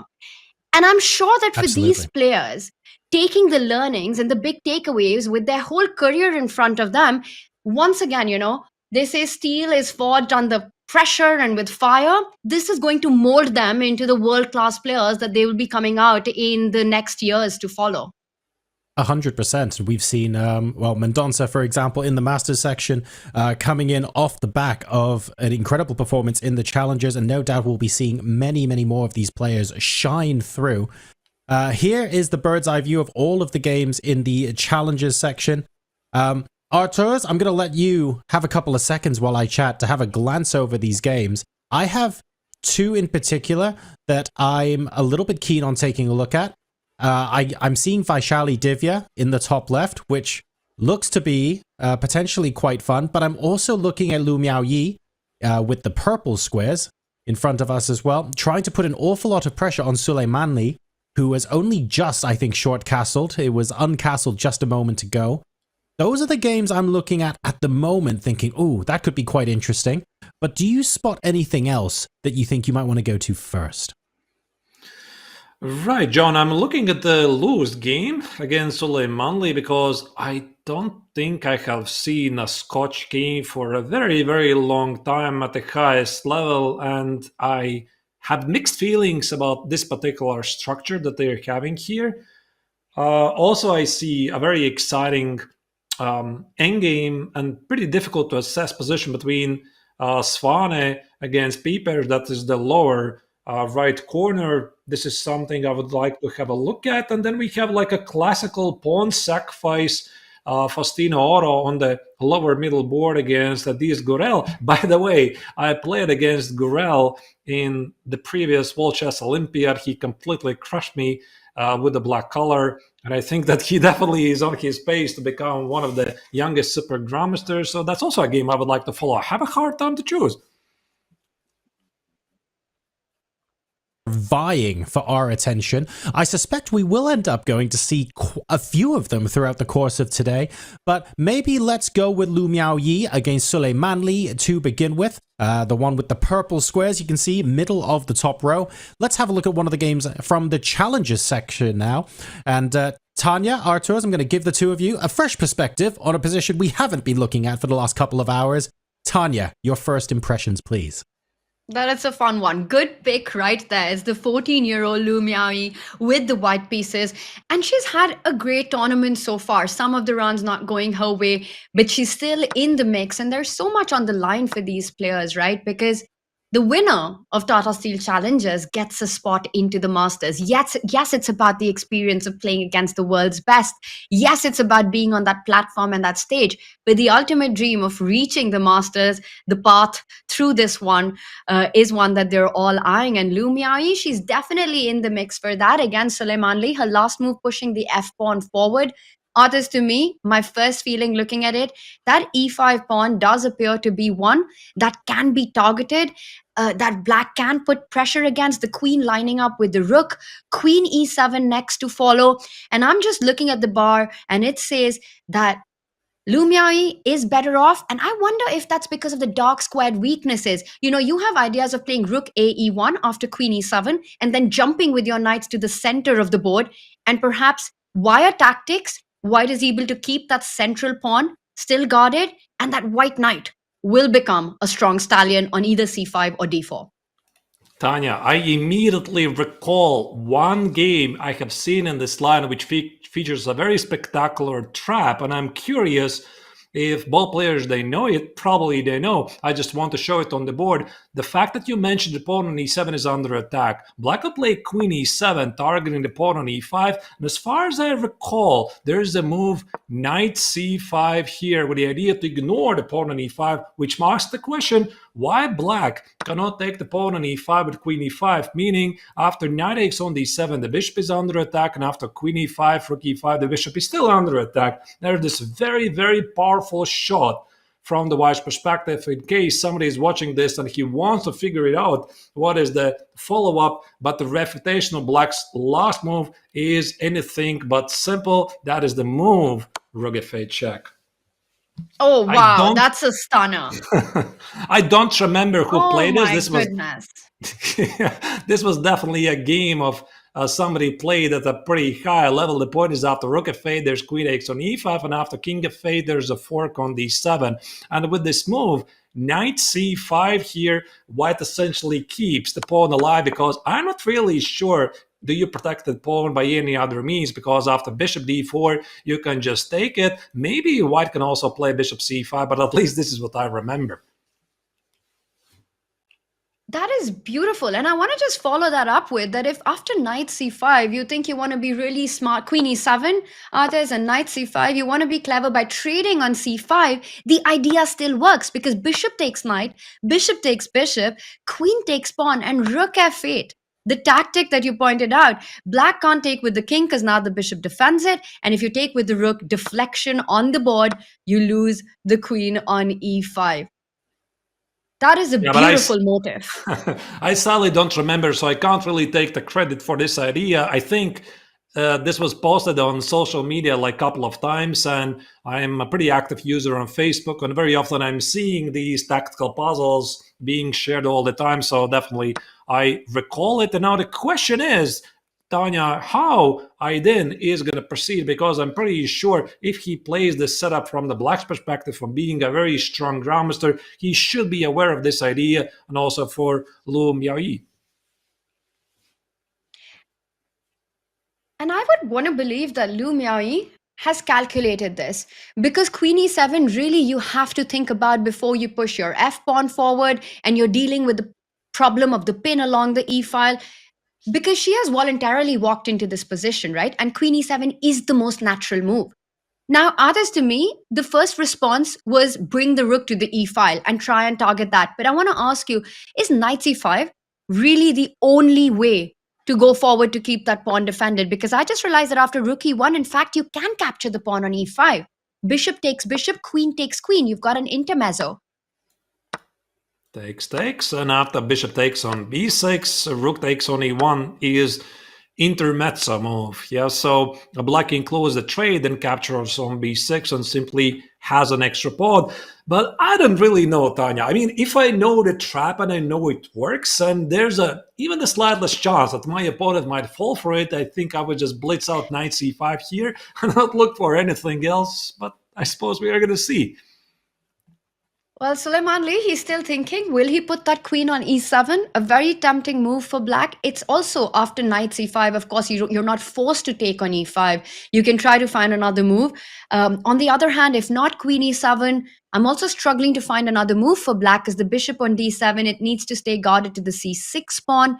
Do you trade on e3, queen takes bishop, then move the queen to e7? It just looks like this e5 pawn will be the decisive key factor in the game. Will it be a strength or will it be a weakness for Lu Miaoyi? Artists, as Suleiman Lee takes a think, I did see some other exciting clashes. Vaishali and Divya stood out to me, especially because I saw a G pawn advance the board, and our chat is informing us that it is a 100% accuracy by Lu Miaoyi so far. And yes, that's possible if it's opening preparation, but look at her clock management. It was at 44 minutes. I think it's all over the board inspiration by the Chinese youngster. So that's the position I have selected now. That is Vaishali against Divya. Black played h5. Black is trying to be aggressive, and This is the second game, at least, Tanya, we are seeing today when Black is playing the aggressive move G5 in the Italian games and Ray Lopez's, because the other game in question is Gukesh's game against Mendonça in the Masters section, and it just shows that this trend is working. And here, compared to the World Champions game in the Masters section, at least Black keeps the opportunity to cast the long side and then focus on the kingside attack. Of course, I am aware that the bar says that this position, at least according to an engine, somehow is favorable for White. But I'm looking at this position, Tanya, and I'm wondering, Black's position looks pretty a strong attack. From a human perspective, you'd be terrified as White, right? You don't have a really direct way to break open right now. And Vaishali, she's on the think after h5. Divya threatening either a g-pawn moving forward or the h-pawn moving forward. The knight on d4 looking good as well. I know the Indian fans are very excited about this clash. These two teammates today, rivals against each other. Vaishali, who's having a great tournament. Divya looking to flip the script in this one. It's going to be action-packed. And as Vaishali thinks about how to counter this kingside flank, should we switch over to the other Italians and Roy Lopez we've been seeing in the Masters with similar concepts? All right, let's do this. So here we have the bird's eye view. I believe that is the Masters section, but we're going to get there in a moment. So how do we proceed from here, Tanya? Well, we were talking about the G and H pawn moving forward, that center top right board. It's Fedosiev who's managed to trade off the bishop for the knight and has this h4 g5 bind, which comes with its own drawbacks because that h pawn can come into attack once Hari's knight moves to the center of the board with f5. Despite it looking like White has made progress, this is a double-edged sword, right? Because it can backfire. So much ambition can lead to weaknesses for Fedosiev as well. The board next to that, also very exciting. I see the b4 square has been captured by Arjun's knight. Wei Yi, can he strike for the second time in this tournament? A very uneven position. The bar says it's balanced, but it looks extremely complex to me. Yeah, and also with the knight on... Right, this knight on d5 now is gone to b4. Now the pawn on f7 is more vulnerable, so I don't really know. There could be a room for a lot of fireworks. What else do we have? We have the upper right corner, Anish Giri. He is playing his game against Pragg, and he have this debate in the Catalan. We have knight h5, by the way, on the board. We were discussing this when we first had a look at the nuances of Giri's opening prep, and pretty much every single piece and the pawns are on the board. So this means so many possibilities to happen here.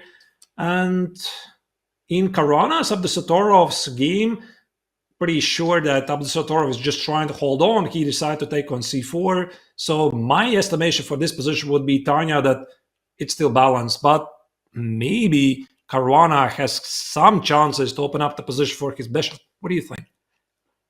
Well, he's doing just that. And we were talking about the bishop versus knight debate. You know, he doesn't have a knight, so bishops being long-range pieces, trying to break open some diagonals for activity, get the flexibility of the central pawns eventually moving up the board with an e4 and maybe even a d5 to follow up. Queen takes pawn. Fabi has to watch out for the a4 weakness as well. That's the one target. Meanwhile, I am expecting Nodirbek to jump with his knight, hit that queen. d6 is a square we were highlighting earlier. It's not only an active square, but it also defends that b7 tender spot. I would be very tempted to jump in with the queen to c5, hit that rook on a7 right now. Yeah, that definitely makes sense. So probably Black will respond with something like rook a8, try to attack the pawn on a4. And I'm thinking about what could be Fabi's long-term idea here, Tanya, because I don't think he is going to get to the pawn on b7 easily. Black has the queen, the rook, and potentially the knight protected. Also, he can lift the other rook to defend the pawn, not even mentioning the pawn on a4. And I can only think of one idea here for White, which could be either to play e4, d5 at some point, open up the position for the light square bishop on b3 and try to get to the pawn on b7, or the other idea, of course, we remove the queen first, play e4, e5, and then position the bishop on the long diagonal, maybe e4, e5, put the bishop on c2, protecting the pawn on a4, and with moves like queen d3, h4, h5 idea, try to ask black some very big questions. How do you defend against this very strong battery of the queen and the bishop? And he does fall back with the queen to d3 first. So he is lining up for some concept of maybe if rook to a8 to go ahead with your idea, but in a different way. Suddenly the bishop from f3 can go back to d1, defend that a4 pawn, but also put that bishop behind the queen to c2 on that long diagonal, and then think about expanding in the center with the e pawn moving forward. I actually really like this concept of not going for a very aggressive looking queen c5, because this is what the top players show us, right? The most obvious move is often not the best one. Here, there's a long-term concept. Queen c5 would have just been answered with the doubling up of the rook, but Fabi places it on the diagonal that it needs to be in the future.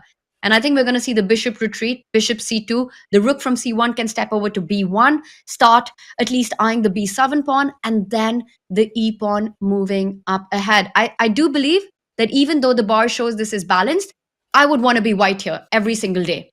If anyone can push here... Yeah, please continue. Absolutely, I agree with you.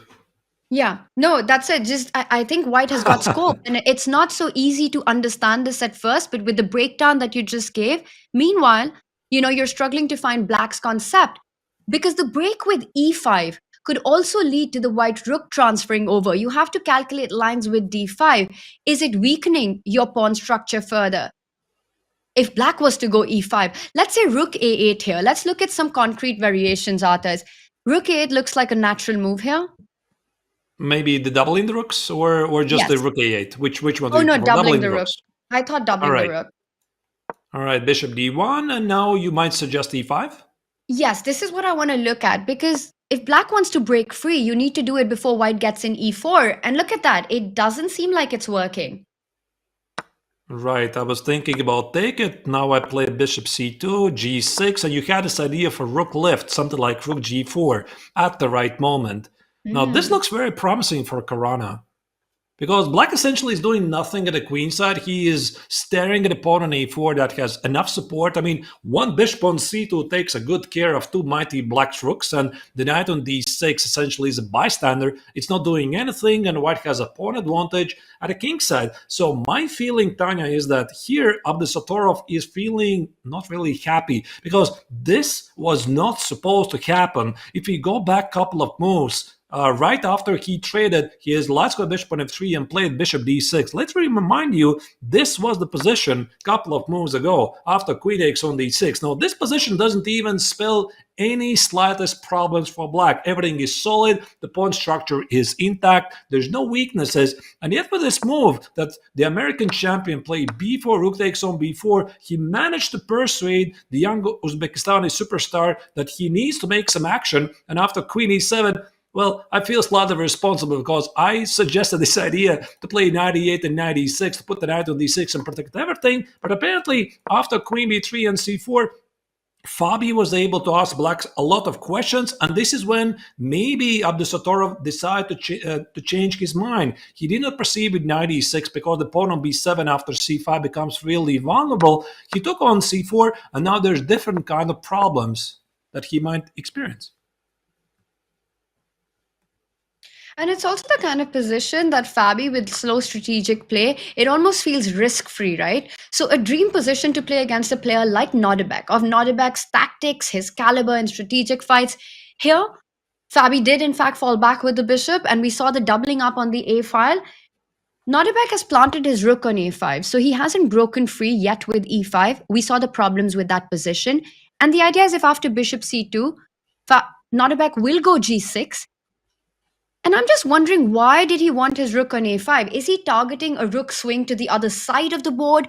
Can at some moment black even think about neutralizing the pressure with a move like b5, trying to get some pieces off the board? Yeah, I mean, it definitely could be, because this also creates a weakness on c6. And I'm not really sure how to properly evaluate, because let's say after let's say white plays bishop c2, proceeding with how the game might continue. Black plays g6, defense against check on h7. Now let me just make some random move. For example, rook b1. I'm not really sure black wants to do this, like b5 takes and takes. Even though he creates a pass pawn on the queen side, the big question that always is in the air, is the pawn on b5 a strength or a weakness, Tanya? I'm not really sure, because White could play moves like queen e2 and bishop d3, hammer the pawn on b5 with everything he's got. And also, on top of his ideas are moves like e4, e5, maybe even prep it with a 4 to stop black's idea to play e5. And this b5 pawn is going nowhere. So also for Abdusattorov, it's not really so obvious, but I think that the rook on a5 might serve a lot of purposes. Like maybe he's skinning at b5, but mostly it's just probably improving the rook and see what happens. It's a nice square, and it's sort of the kind of square which has these multi-purpose motifs, right? Because now Fabi will always have to keep breaks like b5 and c5 in his mind, always possible to garner counterplay against all the points that you made. That weakness on b5 of opening up the A line for the rook to look for activity, to look for penetrating squares. So it's something that at least has to be on Fabi's radar now that Nodirbek has planted the rook on a5. Still in the balanced position, Nodirbek, he keeps walking around. He's been out of his chair a lot. So one gets the impression that he's feeling comfortable about his defensive chances in this one. I don't really know. Maybe he feels comfortable, or you don't want to let your opponent feel that you're feeling nervous, because it might increase his confidence in his playing position. I'm pretty sure that Caruana feels pretty well, especially what he had a couple of moves ago, that at least here there's life, there's some ideas, so he's going to play. All right, let's do some predictions. And I know as commentators, we're not a fan of that, but chat, we want you to get involved. This is where we are. We feel Fabi's putting the pressure, feeling good about it. I also do think that Nodirbek seems like, yes, there is a little pressure, but he should be able to handle it. With moves like g6, a break in the center at the right time. What do you think, chat? What is going to be the outcome of this very crucial fight for our standings, with Nodirbek 1 point ahead of Fabi at the top of the leaderboard? Are we going to see a decisive result, or will this fizzle out into a draw? And others, if I put you on a spot on that, what do you think will be the result in this one? Me? I don't know, but I think that Fabi is gonna push for a long time, because this doesn't really look like a trivial draw. I had a feeling that his opening result was, not really a success, because essentially Abdusattorov managed to trade off 3 minor pieces with no obvious weaknesses on the board. So I was feeling pessimistic about his chance to win the game. Now, I'm not so sure. I think that Fabi definitely has a chance here, and Nodirbek has to be accurate, but of course, the position should be still closer to the level evaluation rather than Caruana having an advantage.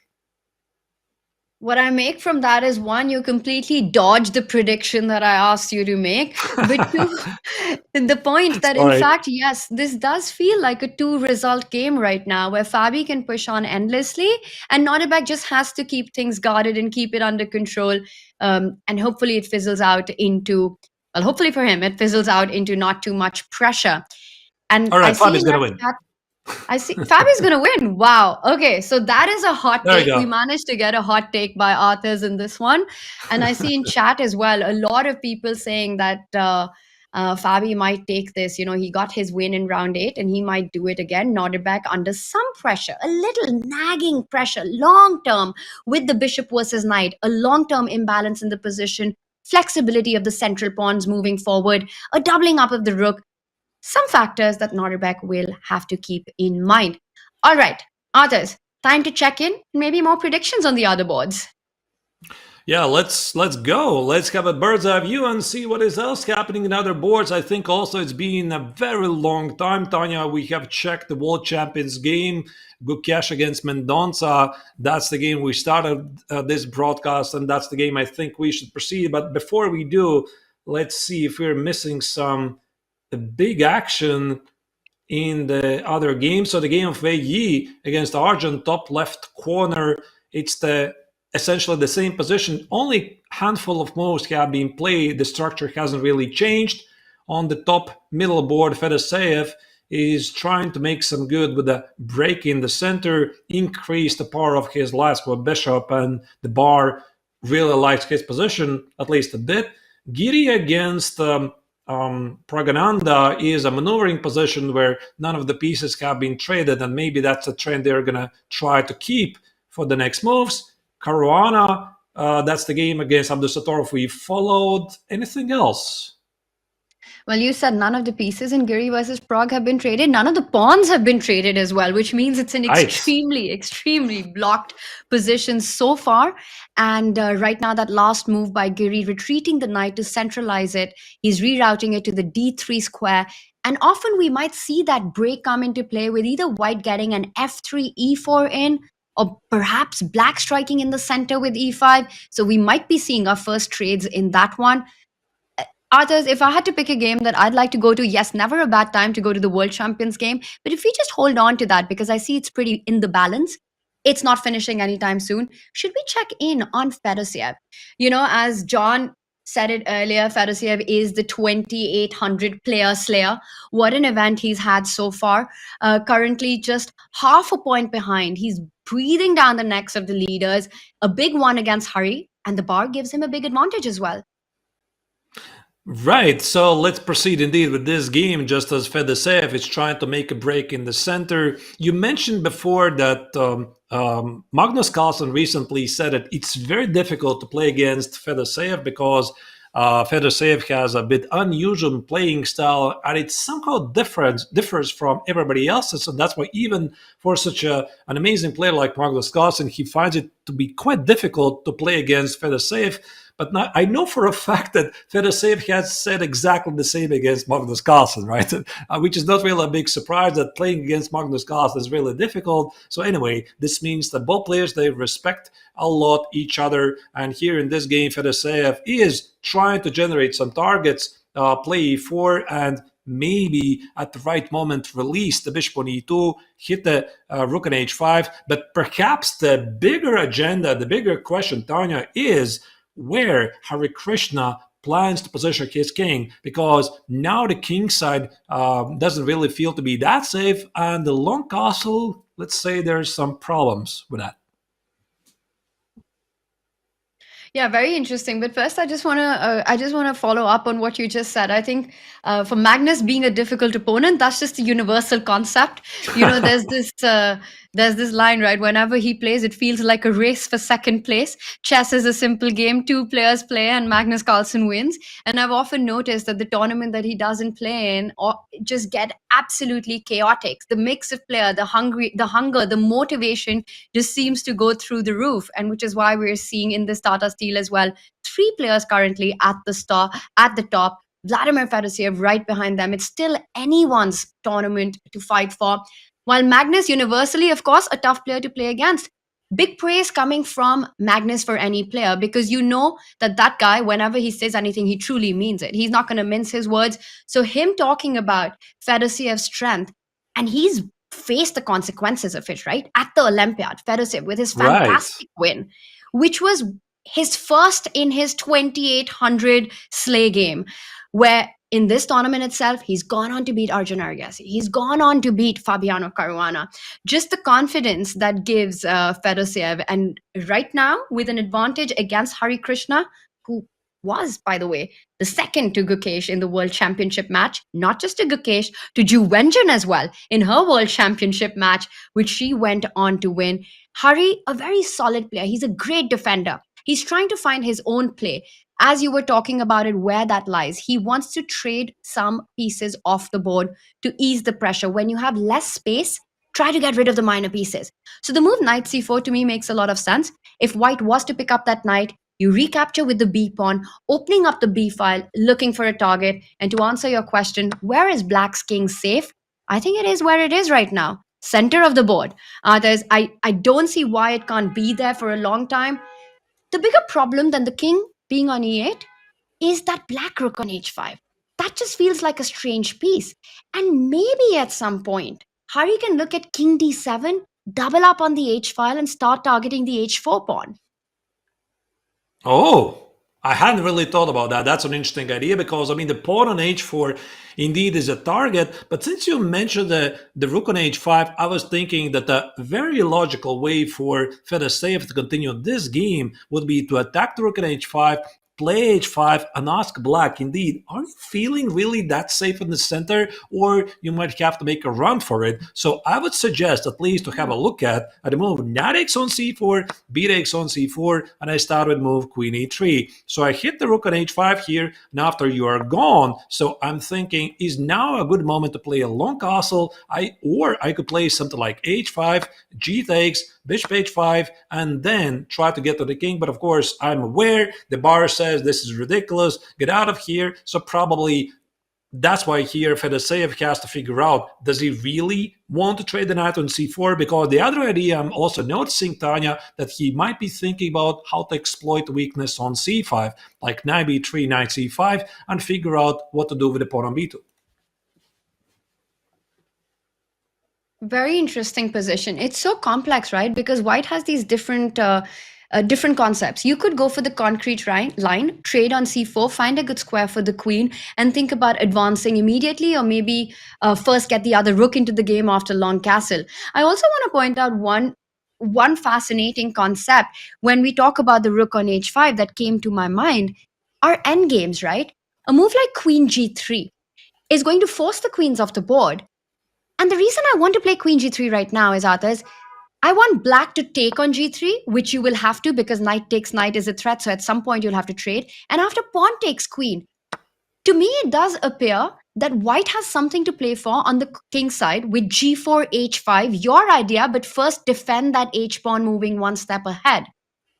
And this could be an endgame that gives white some chances.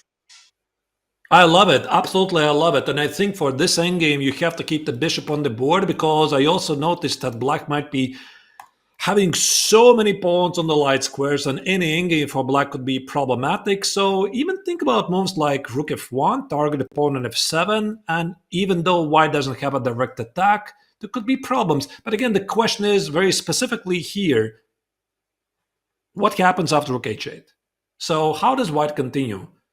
Maybe even this position, like knight x on c4 and play b3, black has just so many pawns on those light squares. I like for white chances.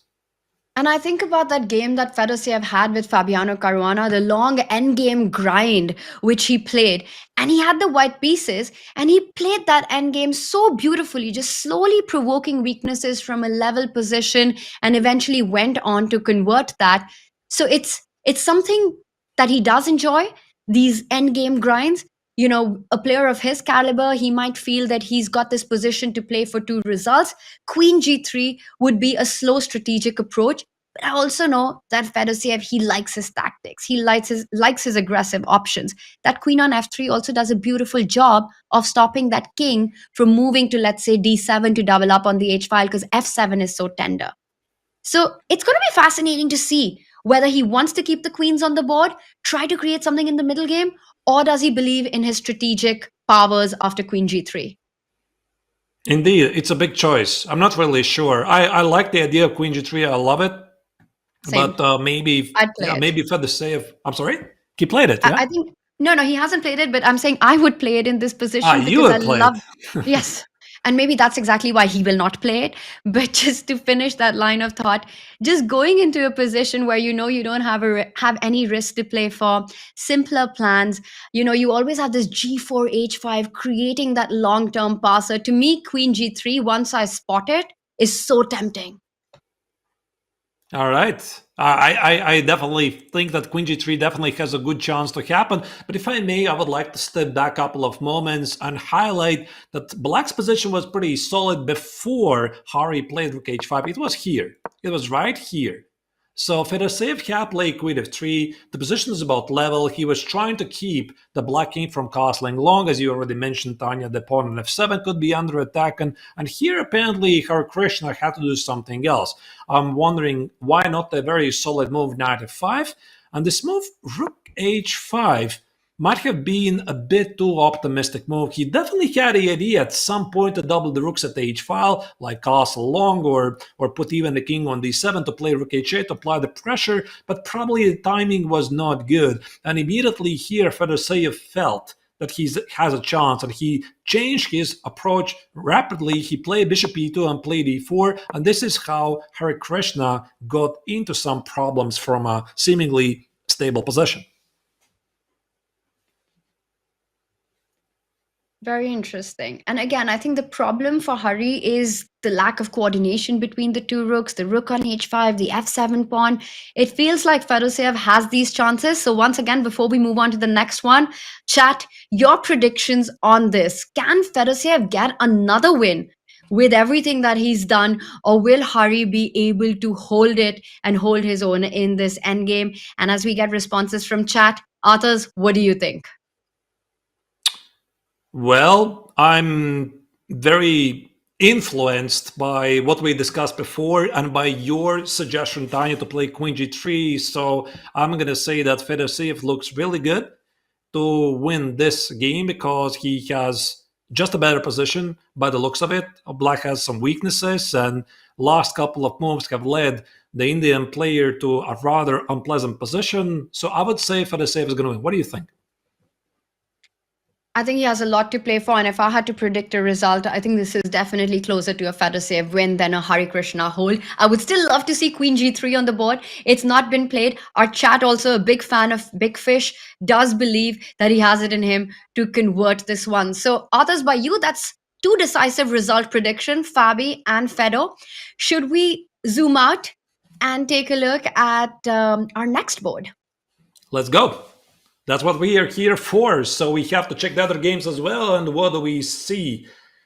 The world champion, where are you? On the lower left corner, he is still having this balanced possession against Mendonça. Very, very interesting two Indian game. Also, the first tournament for the youngest world champion in the history of chess, the Maraji Gukesh, after beating Ding Liren in the world championship match.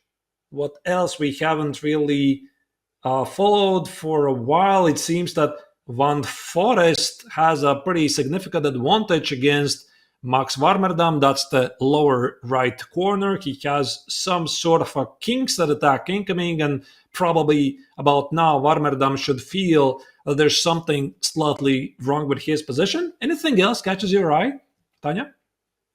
Yes, the top right board, where in fact, after not trading a single pawn or piece, I believe we should be close to move 20 right now. For so many moves, everything on the board, a central break has arrived. E5 on the board, so suddenly the position is about to open up, and we haven't checked in with Pragg, who is our core tournament leader, for a while. Should we do a deep dive? Let's do it. Let's do it. So here, that's the game we are going to follow.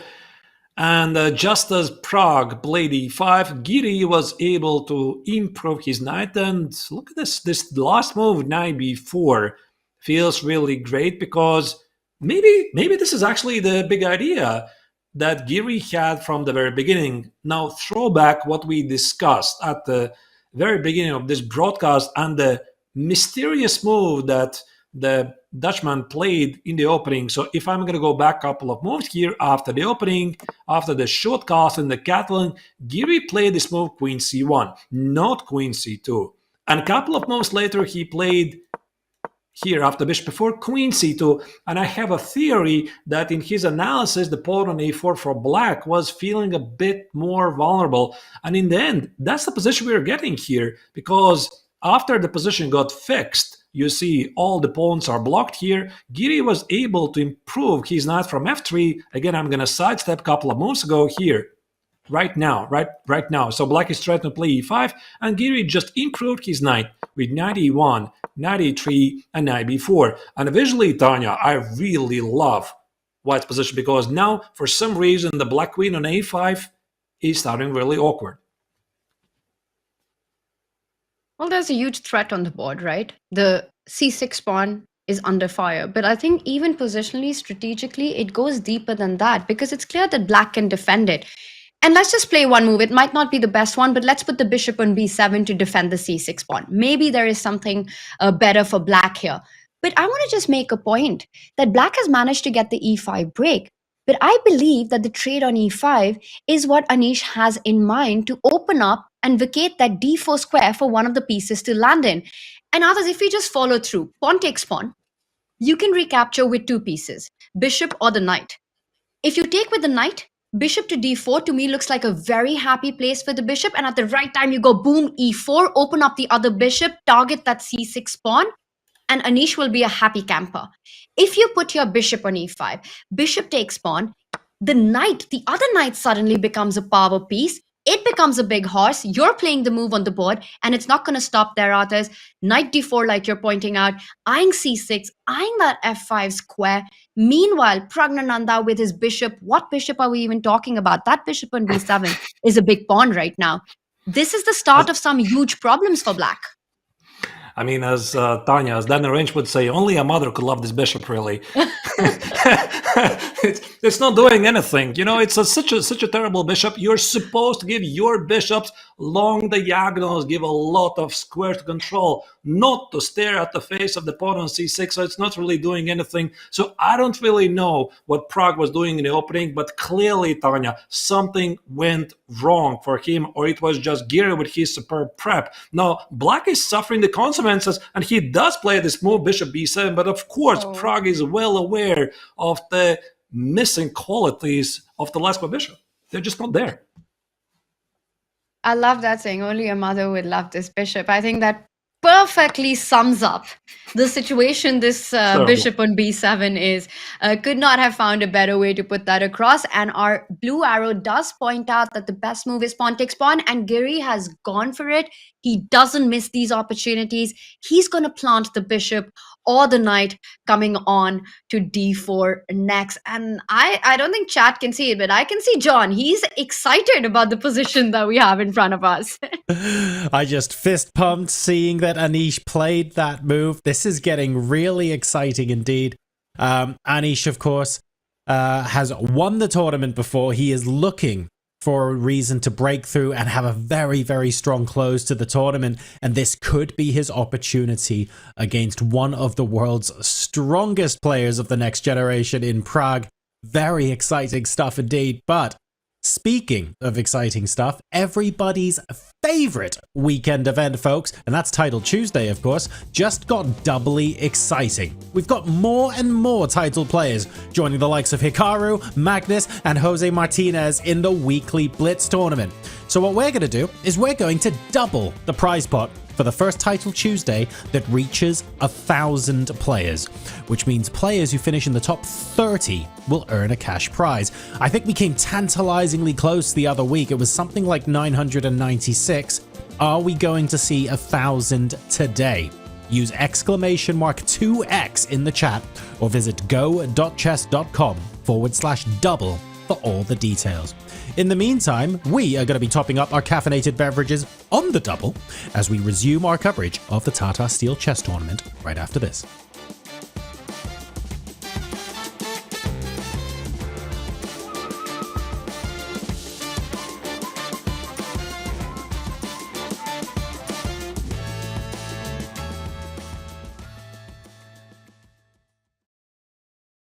Do you want to add to your resume and earn up to $1,000 too? Chessable Research Awards are for you.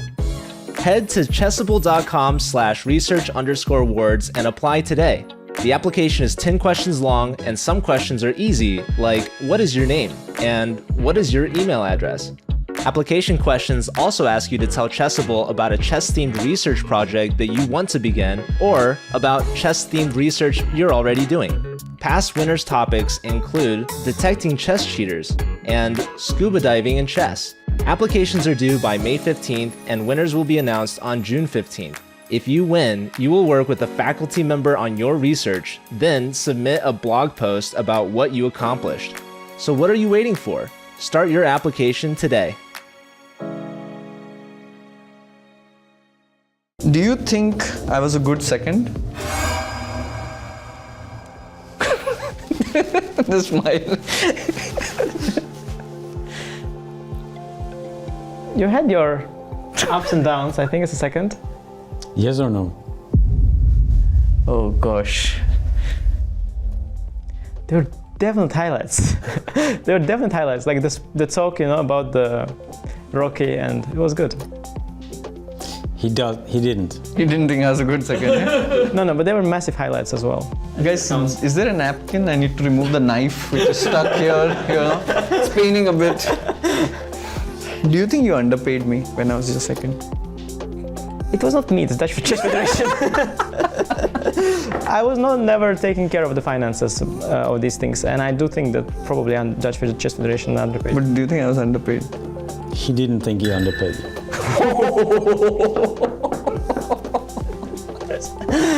Oh my gosh. This is good stuff. Do you ever regret that I missed out on playing Wijk Aan Zee because I was helping you as a second?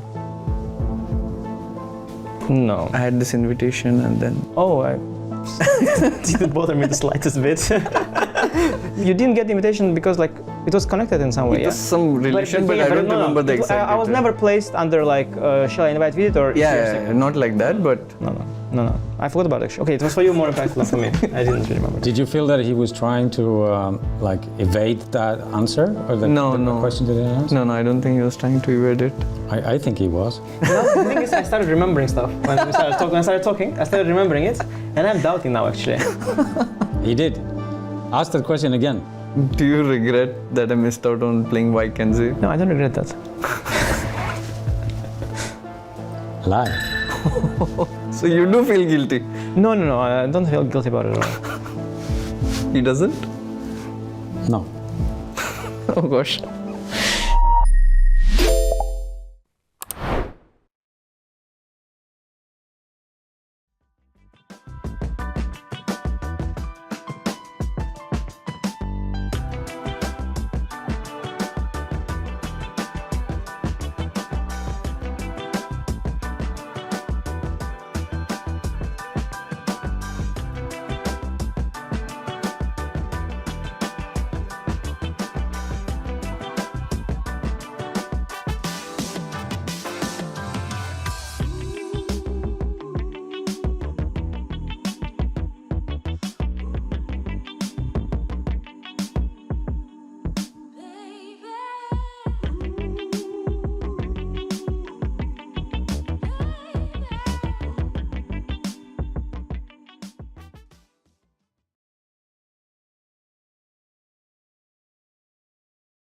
Welcome back to Tata Steel Chess 2025. The action is going thick and fast in the playing hall. We're in round number 9 of 13 of both the Masters and Challenges in the first Super GM event of the year.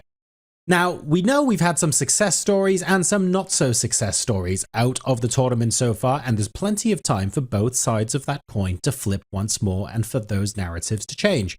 The question I have on my mind right now is, though, what did the players think their stories had in store for them? How did they think the tournament was going to pan out before they even played their first move on the board? Let's go ahead and take a peek. Yeah, I think it's really nice to be back to Tata Steel again.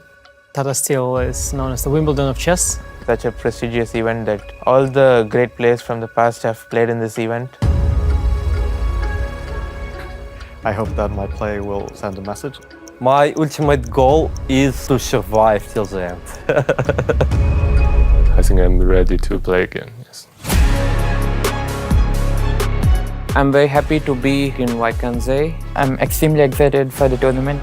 I'm very excited to be a master this year, and I want to do my best and prove to myself that I'm capable of playing at this level. For everyone, it's a really important step in their career. I hope I'm very well prepared and looking forward to win this tournament. Feel ready to fight for the win. The game is on.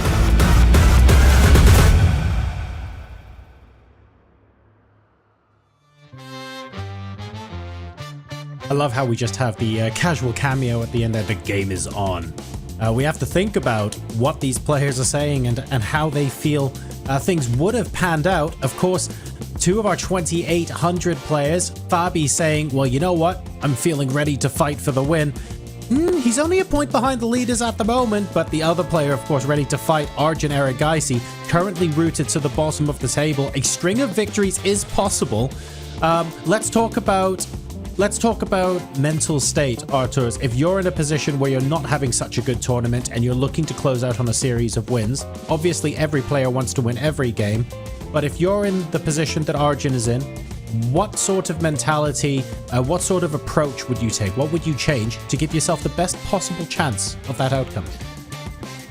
Right, I would probably answer with the words that Fedoseev used, to just try to survive until the end of the tournament, because clearly it's not going his way, but again, that would be me.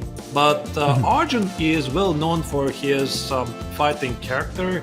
He is well known for always taking his chances, and even though he has a terrible start of the tournament, again, only 2 points out of 8, minus 30 rating, gone from the 2800 club, he still is gonna try to create chances. So I don't think he's really affected by this. For him, it's just a terrible tournament, and he's gonna keep playing. Maybe somebody else in his position will be probably trying to, take some draws and call it a day, and maybe with the try to create some chances with the white color. But yeah, Arjun is different.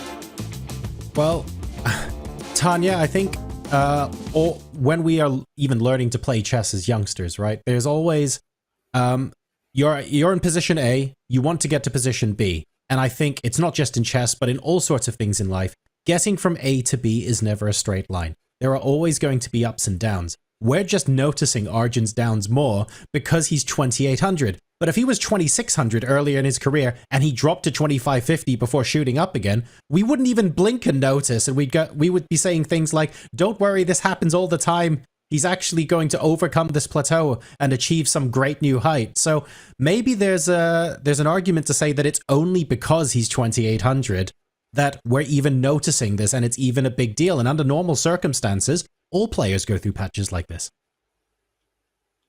Well, Arjun came into this tournament as the world number 4 and the newest entry into the 2800 club.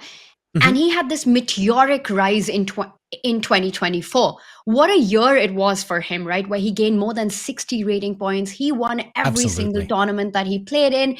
His phenomenal performance as well at the Chess Olympiad. So clearly there were lots of expectations around him. But like you said, this happens to every player. Not only does it happen to every player, setbacks happen to every great athlete that ever was in any sport.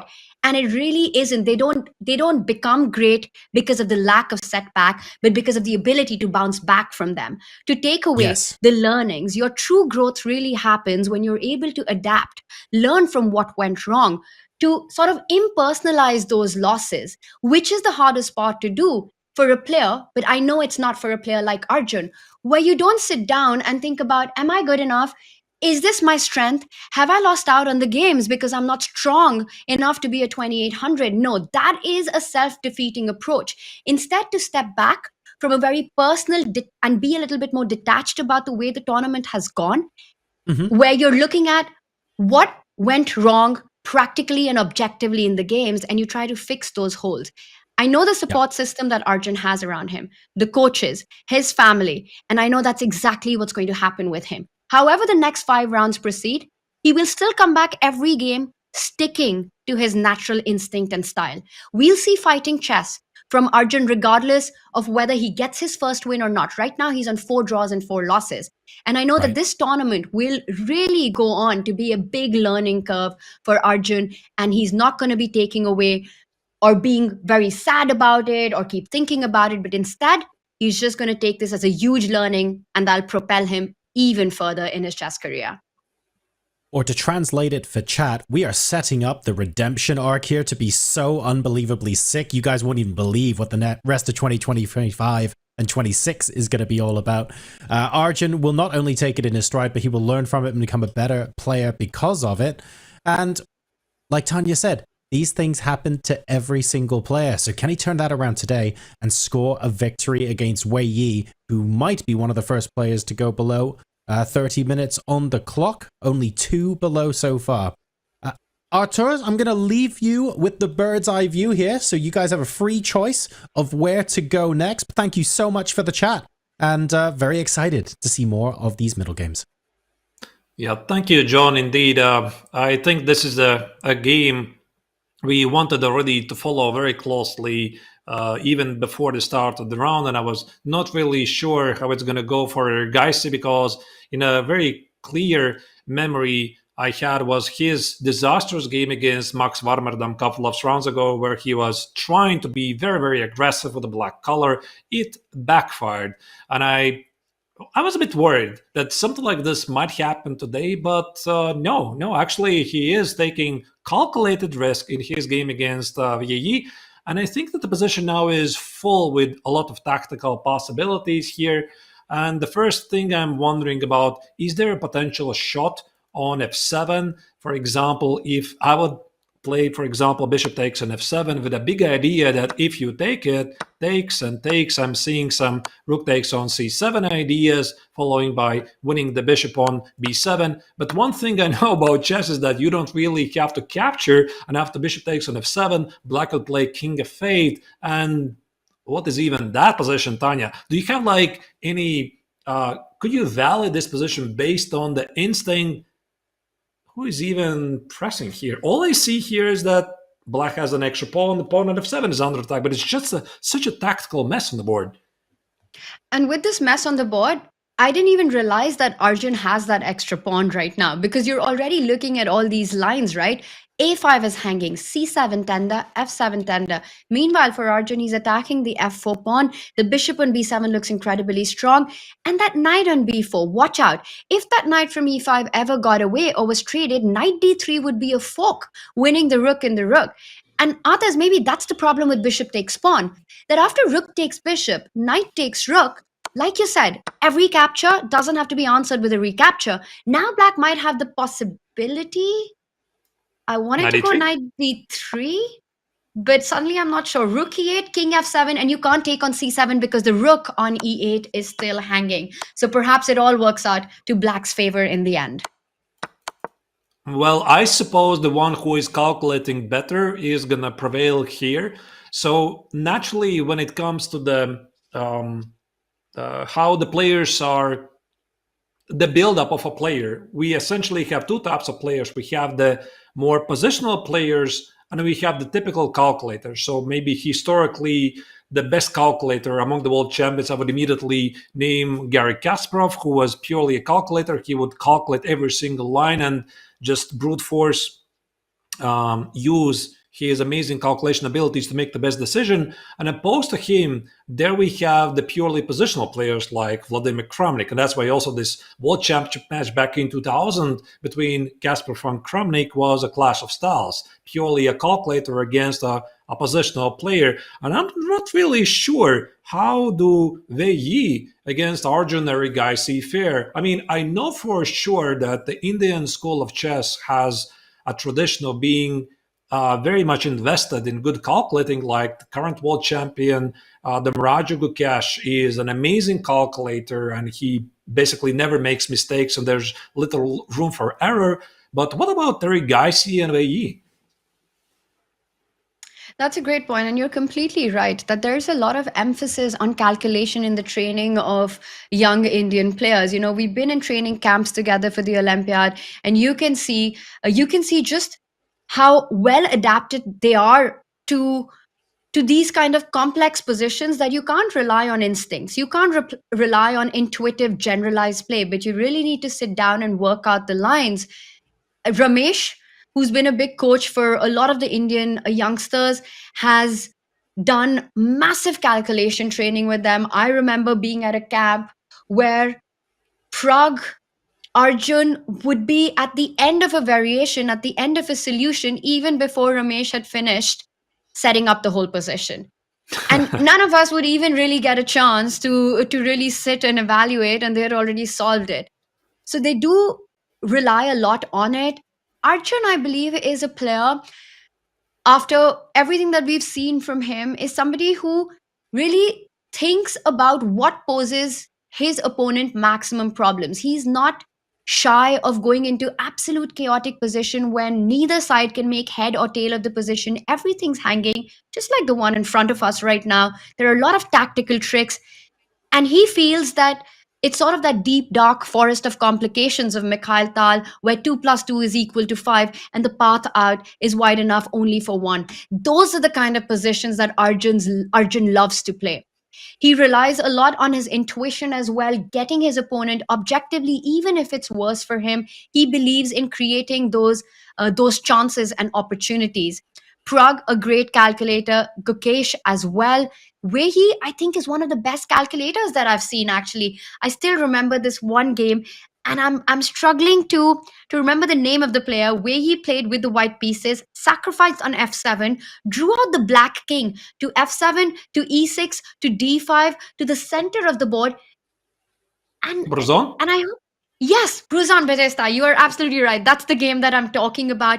It was one of the most fantastic games that I've ever seen in terms of tactics and calculation, and not the only one. He's a player who was just 15 when he broke into the 2700 club, a huge talent, a huge prodigy, and we saw his incredible masterpieces that involved exactly what you're talking about: long lines, long variations. Yeah, this essentially then is going to be a test of their skills. I mean, who is navigating these complexities better? Because again, the complications are just mind-boggling. For example, when it comes to the calculation, I think that you want to first pay attention to all the forcing moves, captures, checks, threats. I mean, this is a very, very famous saying. I'm not really sure about which move order. So if I'm here, Wei, I'm looking at all the captures first. So I'm seeing there's a capture on f7. That's also a check, by the way. I want to check what happens after rook takes on a5 and the following complications. So we'll see. Actually, that's a very good question. What happens after rook takes on a5? It feels to be rather innocent looking move because it kind of improves the threat of the spin of the knight on b4 and a bishop on e7. And also it creates some threats like rook b5 maybe, or maybe rook a7 in some lines. That's the move I would like to start with, at least based on my intuitive feeling. But we'll see what the Chinese champion and the last year's edition's winner is going to choose. Yeah, that's a great question because it's a very direct line. And again, I think we're going to see both these players really sit down and calculate. It's the only way to go about in this position. That evaluation bar at the middle means absolutely nothing because every move in this situation is a high responsibility move. One small error and you could fall into tactics, either with white or with black. Should we take a deeper look at rook takes pawn? It's a direct variation. And Arjun's got to have something planned because, like you said, there's a pin that you have to take care of. The first move I want to look at is rook takes pawn. Checks, captures, threat is what you said. No checks in the position. Let's check out rook takes f4. And rook b5. Is there a good response that black has to this move? Because you're hitting the bishop and you're hitting the knight. I mean, at least I'm seeing the move c5. I don't really know how good it is, but it might serve as a deflection, meaning, let's say I play c5, I protect the bishop on b7, and if you take on c5, at least now, the bishop on a3 is blocked, Ooh. the knight on b4 is, yeah, you notice something. I noticed the bar just shoot down, which means that there's a direct refutation. And I wonder if there's some geometry because I do see ideas and you're pointing it out. Knight d3 with bishop d4 coming in next. Does that work? Oh, that is just too good. So the point is after rook takes on e1, knight takes on e1, rook f1, checkmate on the board. Really lovely. So how we got there, once again, it starts with rook takes on a5, rook takes on a4, strictly falls in the category captures, checks, threats, or captures, threats, checks. Whatever the order, doesn't really matter. And now rook b5, it seems that black can play c5, but again, there's so many possibilities, but c5, it feels almost forced unless black can't do any other forcing moves. The bishop on b7 is under attack, and on top of that, also the back rank issue is there. So I feel like c5 has to be played. And again, here white has number of choices. So he can take on b4, he can take on c5. At any given moment, Tanya, he can take on f7. Probably with the bishop. He can play bishop c1, he can play g3.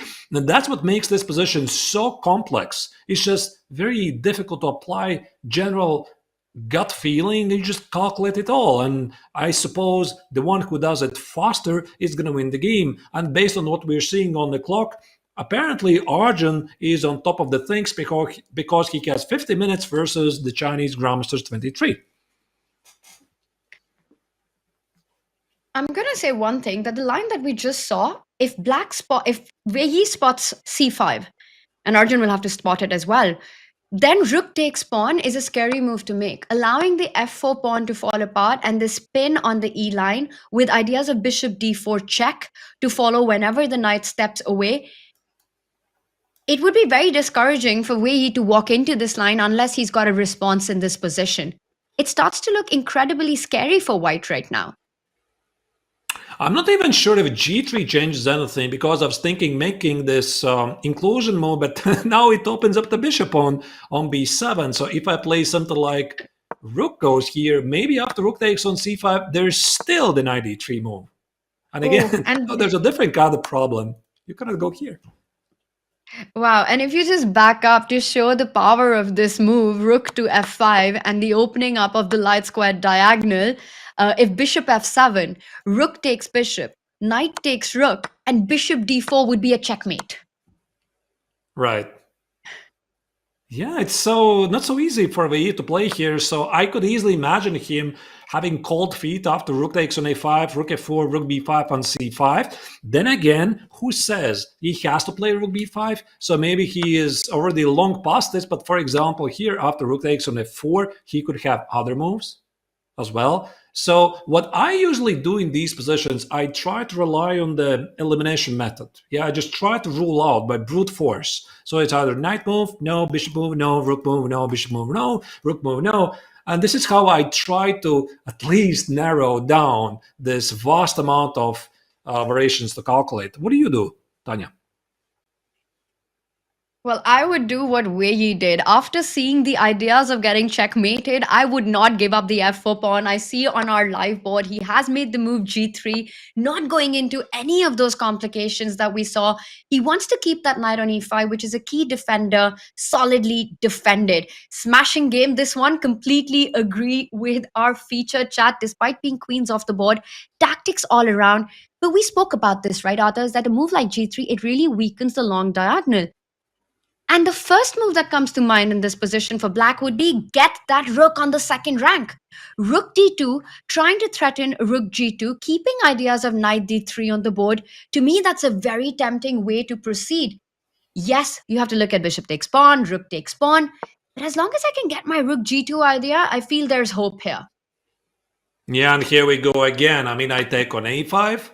So the knight on b4 is under attack. There's a check on g2. I play obviously king of 1, not on h1. So let me just put it on the board. So this will be probably really bad because it opens up the bishop here, and there's a very fair chance it's going to end with a mate. But after king of 1, maybe the rook on g2 is feeling not really that great because it's only backed by the bishop. So probably here after rook d2, rook a5. Knight d3? Is knight d3 a move? Oh, knight d3.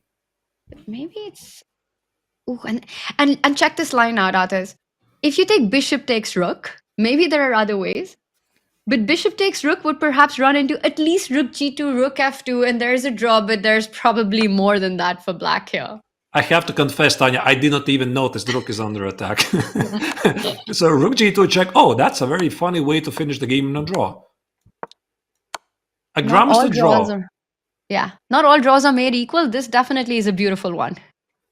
So once again, rook d2, rook takes on a5, and knight d3. So we could assume that if Arjun sees this, and I'm pretty sure he sees this, he has at least a draw in the pocket, because how does white proceed? Because it looks very scary. I don't think the bishop f7 changes anything. Black can at least play king of 8, and black has these ideas like rook g2, rook f2, and maybe that's the best that white can do, unless he doesn't take on a5 and he does something else. I mean, after rook d2, he doesn't take on a5 and he does here something else. But what is it? Because rook g2 is still a problem. I have a hard time to imagine. Maybe it's something like rook b5 here, but again, wow. Yeah, it could be actually rook b5 here. Try to hit the bishop. There's this resource of c5, right? Right.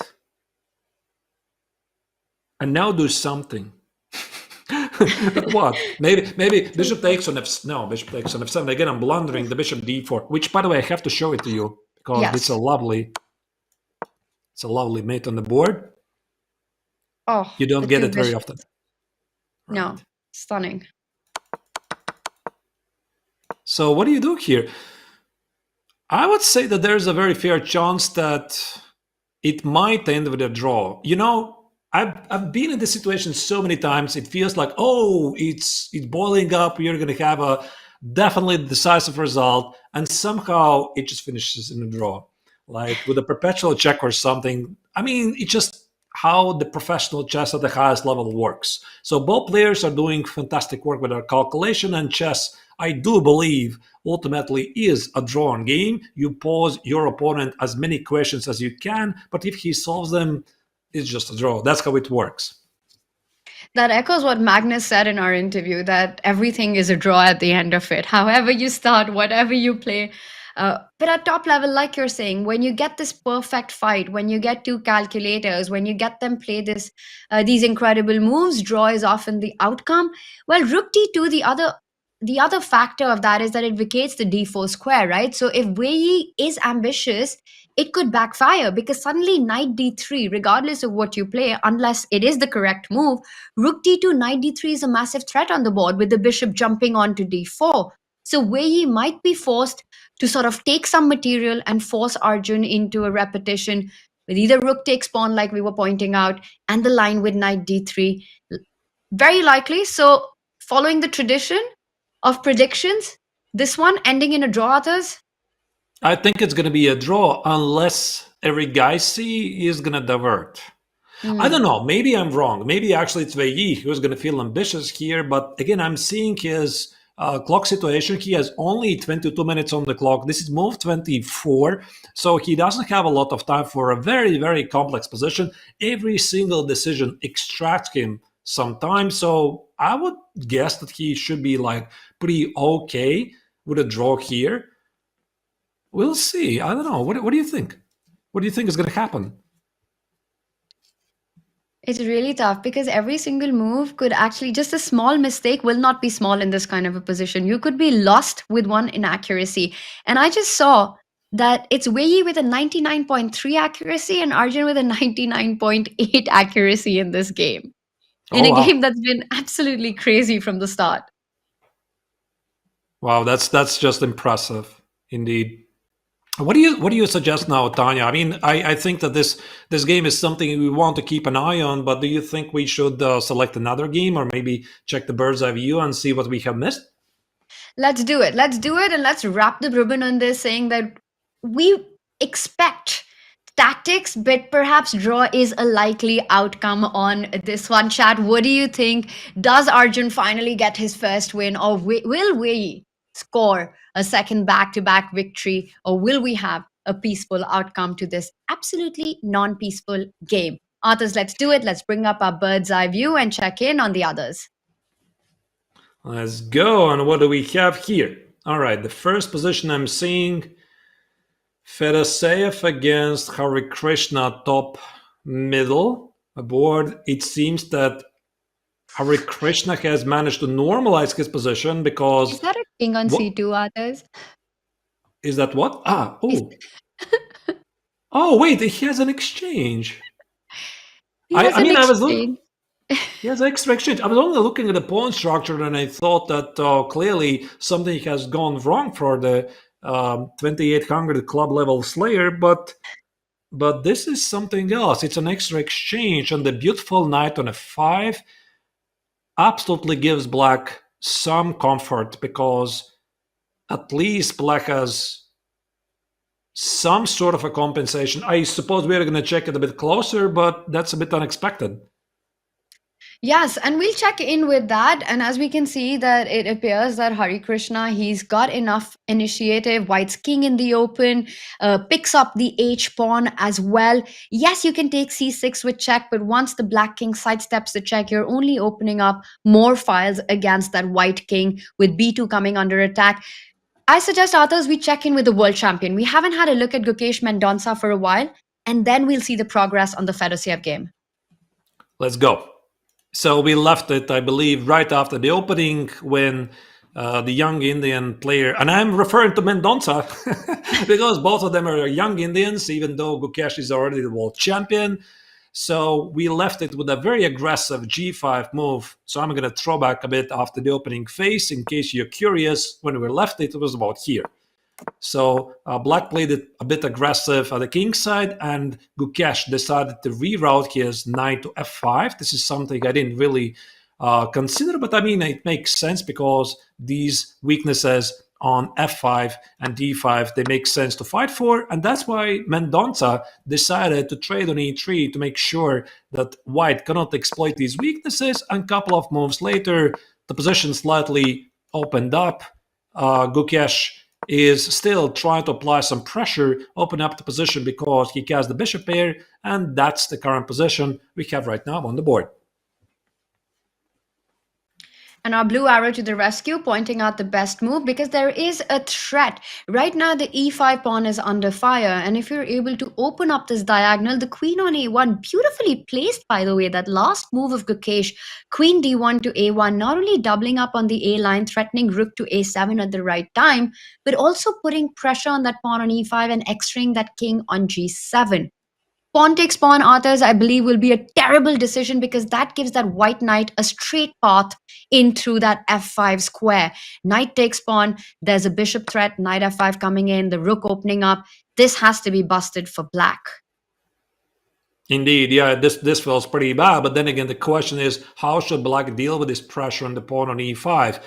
At least on the intuition level, I would like to get rid of the bishop on g3. I mean, if I can do it, but probably it tactically fails. I was thinking something like knight h5 with the idea to include after d takes on e5, knight takes on g3, and I want to capture on e5, but there is a small little problem with the plan. White has d takes a tiny one.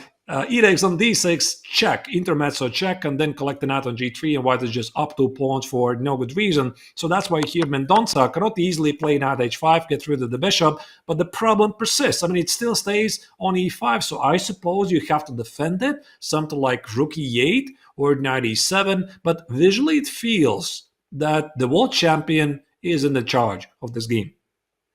And we had our blue arrow pointing out that indeed rook e8 is the right move. We also had our featured chat to the rescue saying that Leon has only one move to keep the balance, and I'm guessing that is the one that we have up there. Rook to e8, absolutely essential for Mendonça to not allow that white knight on d4. So pawn takes pawn needs to be met by pawn takes pawn. You have to keep the pressure on that d4 square. Also x-raying that b4 pawn at the right square, but right time.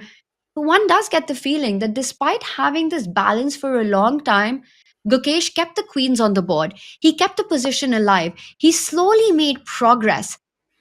And very often, that's how the 18th at 18 ends up winning games. I've seen him do this so many times where for moves, it feels like Black is doing fine until suddenly you aren't. And Gukesh has just continued to improve his pieces silently and steadily. And that's what we are seeing right now. There's pressure. Mendonça has to find rook e8. Otherwise, that pressure can turn into big danger for the Black king. Thinking about that 8-6 g5 move that was provoked early on in the opening.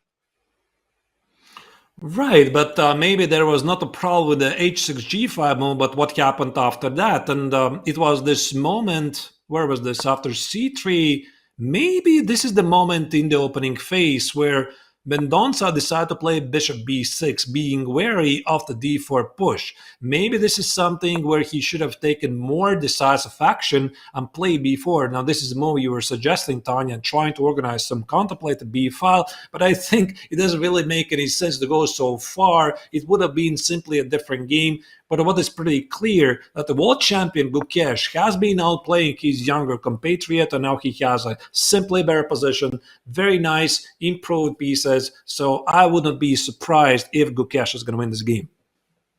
And that would be a big one, right? Given his tournament situation, given, well, we are in that stage of the tournament where every single victory could decide the final rankings and have a huge impact on it. So if Gukesh is able to convert this one, and right now he is putting on all the pressure, rook e8 was found by Mendonça. And the reason I mentioned 8-6 g5, you're absolutely right that that wasn't the decisive moment. but it forces black into being very precise in the middle game. You've already made a very committal choice in the opening. The game was balanced for several moves after that. But one inaccuracy could lead to the kind of problems that we're seeing right now. Now, rook e8, and if you look at some concrete lines, Arthurs, I want to check out what happens if Gukesh goes in with the most natural. I would love to start with rook a7, hit that queen. I want to win that e5 pawn. All right, let's give it a try. So does it work if I play rook b7? Because it feels I have to do this, because otherwise the pawn on e5 is gone. You can't play queen e6, there's obviously d5. The question is what happens after rook b7? Can I now hit at some point the pawn on e5? Like, I'm wondering if there's a room for some tactics, like I can take it, you can take on a7, I'm going to take on f6 with a check, collect the rook. I suppose you have to take it, and there could be a room for something. Maybe bishop e5? No. I was thinking maybe, wait, there's intermezzo check on f3. I was thinking that if I would be able to find a way, wait, I'm just silly, right, Tanya? Just take on b7 and then take on e5. No, but bishop takes rook, right? Right. You have to keep the queen connected to the e5 pawn. And what's the follow-up here? Yeah, maybe there's no follow-up. We just traded the rook for no reason. But we saw the bar say that there is an advantage in that position. So I'm just wondering if after rook a7, Arthurs, what are we missing? Rook to b7, because this bishop on c6 also looks very precarious with not too many squares. Oh my goodness, Tanya, I just spotted this idea. Look at this. Look at this. Rook a6, bishop d7. Can I sacrifice the rook? Can I do this? It's just looking too good. Queen d6 and d takes on e5. I mean, Engine screams there's something better, but it just looks very, very tempting. It's very strong. And one way is good enough to find. Look at the advantage. After sacrificing the rook, with the bar saying where it is, it means this is a very powerful idea. So even from a human perspective, once that pawn lands on f6 and cannot be recaptured, that could be big danger. You also have concepts of taking on e5, and suddenly the a6 rook, it combines with the f1 rook for attack against the knight on f6. I suppose this is just cleaner. So black cannot really do this. Yeah, knight g5 is just simpler. The rook on a6 has amazing properties. Maybe that's the idea. Maybe that's the idea. You play rook a7 to provoke the black rook on b7 so that this bishop cannot retreat to b7. Look at this. So if you play rook a6 immediately, black can play bishop b7. You have to move the rook, I suppose. Or no? Arthurs, I believe we have a move. I'm looking at our live board, and bishop to b3 has been played. Doesn't that just lose the e4 pawn? What are the tactics? What am I missing? Because can't you take bishop takes pawn and then rook a7, come back rook b7, come forward with the rook on b7? Well, I suppose Gukesh continues what you suggested, that you should improve the position of your pieces. The knight on f3 stands well. The bishop on g3 applies some pressure. So probably the world champion thought it's a good time to improve the bishop as well. But answering your question, we have to check this, right? Because it just gives up a pawn on the spot. And of course, Gukesh has something in his mind for this. Absolutely. So what is it? It's probably some kind of a rook move. Is it rook a6 or rook a7? My guess would be some sort for rook a7. Rook b7 and has to be played. Yeah, but why? What is he? It's very strange. Because I'm not seeing an immediate refutation. e5 is defended. Rook takes rook, you recapture with the bishop. You keep the queen defending that e5 pawn. I mean, he definitely sees something, so like takes, and maybe he found a way, like maybe not in this position, but in a very similar position, somehow utilize power of the bishop. But if you ask me concretely, I'm surprised, to be honest, because, I mean, this looks very nice, like this rook a6 idea. I'm sorry, pardon me. So instead of bishop b3, I thought that rook a6 makes a lot of sense. Or rook a7 with these ideas to take on d6, take on e5. Or rook a7, rook a6 with the idea to take on e5 and take knight g5. But Gukesh found something else. You're not convinced, Tanya, and neither am I. And this Because is a after big all, a pawn is a moment. pawn. Yes, a pawn is a pawn. And it's not that he hasn't seen bishop takes pawn. That is not what has happened. But it's not so clear what he has in mind. He is combining ideas of that rook going to a7 or a6 at the right time. Perhaps taking that central pawn on e5 and putting pressure on f6. We are not going to find out because Mendonça did not take on e4. Instead, he's challenging on the a line. There is something about bishop takes pawn that Gukesh liked for white and Mendonça also liked for white. It hasn't been played. Another surprising decision, rook a8 on the board, stopping white's rook from getting to a7 or a6. Bishop e4 is a mystery for me. I have a question to you, Tanya. Do you think that Mendonça trusted Gukesh? Because, I mean, looking at his clock situation, he has 16 minutes. His opponent is a world champion. Naturally, Mendonça, I imagine, has the greatest respect for Gukesh. And his opponent plays bishop b3, seemingly gives up the pawn on e4. So what do? Do you try to be very principled, you accept it, or you kind of with a gut instinct, you trust your opponent, yeah, there's something there, at least let me play rook a8. Now this is something that at least my opponent maybe was not really paying so much attention to, and at least I'm combating white's rook on a5 and keeping some damage, because if I play bishop e4 and I miscalculate, maybe I'm losing. So I'm trying to understand, could this have been Mendonça's thought process?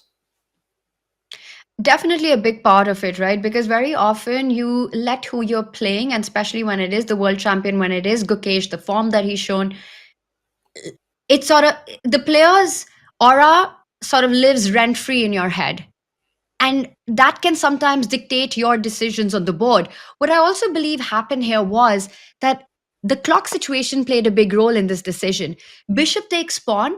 It doesn't solve all problems. It still remains extremely complicated. Gukesh could have continued with pawn takes pawn, plant that rook on a6, ideas that we've been discussing with the f6 knight hanging. You could throw in a rook to a7. And I see the bar says this is not the best option. But just to point out the troubles that remain from a practical purpose. You're calculating lines with h4 at the right time. You're looking at throwing in a rook a7 and then coming in rook a6. With 16 minutes on the clock, how the human mind would work is, you know what, let me just stop all threats. Because clearly Gukesh has a plan which is going to be chaotic, which will require a lot of calculation and perhaps some traps along the way. Bishop takes pawn is dangerous. I'm going to play rook a8 and take a more defensive approach in this position. Just stop all immediate ideas. So a combination of who he's playing against and the clock could have played a big role in Mendonça not going for, well, I don't know, the most aggressive option for Black to accept the bait. Yeah, I think you're right. So he's trying to be safe and not to miss some unusual tactics, because if he misses one move, that's it. His game is immediately over. And by playing rook a8, he's trying to be safe. And by the way, the pawn on e4 still remains under attack. So Gukesh was willing to sacrifice the pawn, even though we could not immediately figure out what was the reason. But it still is under attack. And right now, Gukesh has to figure out how to keep the initiative going. So does he still give up the pawn on e4? Or he might consider most like knight e2 and then open up the position. But it's still, I mean, the pawn is gone. And something like d5, at least from a positional standpoint, doesn't really make any sense, because it would protect the pawn on e4 at the expense of white's light square bishop, even though maybe this is something that he could play like d5 and put the bishop on c2 and bishop d3, because one thing I have learned, Tanya, is that chess is a very annoyingly concrete game, and sometimes you have to make some huge mind-boggling decisions that from a positional standpoint make no sense, but that's how it goes sometimes. Especially modern chess, right? So many general principles. You mentioned d5, and I almost had a reaction to that move, because from a principled perspective, you're blocking your own bishop, and I was thinking, Arthas, no way. d5 is not going to be a move. And has it been played? No, Is it no, on the no, no. board? I just put it on the board to make a better impression. No, Well, no, no. d5 would be just absolutely, the kind of move that would have me go 1 second, your bishop on b3. You've taken away the flexibility of the center, all the pressure eased off, not happening, others. But then, like you said, modern chess, these youngsters, they play on calculation and all the general principles are taken and chucked out of the window. So bishop c2, bishop d3, asking a question to black, how are you defending that pawn which is placed on the color of my own bishop? And it's not an easy question to answer, because if you take rook takes rook, the queen occupies that square. Queen takes rook with the same ideas of attacking the b5 pawn, infiltrating on the dark squares. It suddenly starts to look attractive. Right. Yeah, I think that probably Gukesh is going to have to give up the pawn on e4 most likely and just make some active moves. But what are they? Is it something like rook c1? I give up the pawn on e4. So if I may, I'll just put it randomly on the board. I don't even know what's going to be my idea, like rook c1, bishop e4, and yeah, like I was trying to make something like this work. Hit a pawn on b5, hit a pawn on e5. But again, there's definitely so many things wrong with this idea. So even bishop f3 or knight g4 or knight e7, black can give up the pawn on the b5. So that pawn doesn't matter. Right, yeah, it's a bit... Also, moving this rook away from this f file just doesn't feel like it's the right way to move forward, right? This rook on f1, x-raying down that f7 pawn. What about your other suggestion of retreating with that knight to defend the pawn on e4? After knight d2, at least you can't immediately win that pawn because f7 will fall. Oh, I just blundered that. You're right. You're right. Yeah, actually, then knight e2 makes perfect sense. Because, I mean, I think what Gukesh has been doing, okay, he missed this opportunity before. Like, he missed this opportunity that he should play rook a7, rook e6. He either missed or miscalculated. Okay, probably he miscalculated or he thought that bishop e3 is better.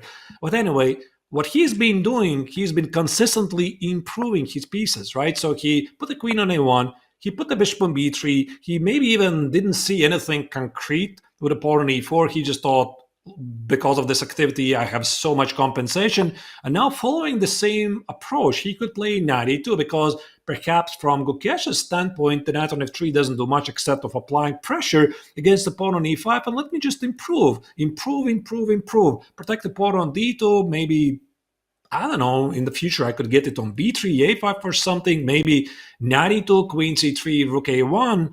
Perhaps he's just being consistent.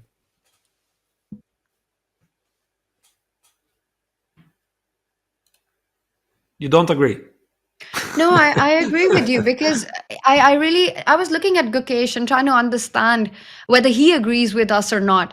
I think the position that we have, he has to follow up with that to keep the pressure. I still don't like the move d5 to block everything. So your suggestion of improve the pieces, slowly build the pressure, it makes a lot of sense. Knight d2 to me, especially you can't take on e4, might be what we're seeing. But I'm just wondering if Gukesh feels it as well, that he had an opportunity and it was missed. And I was trying to read into him, but of course it's impossible to get a read into these top players. They just don't give anything away. They'd make great poker players.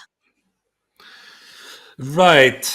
Yeah, I don't know. How do you tackle with those thoughts? Because there's nothing worse than the feeling I could have played something better. And it just keeps coming back. Like, you play the move, and then you think, why didn't I play the other move? I mean, wasn't I supposed to play rook a7, rook a6 or something?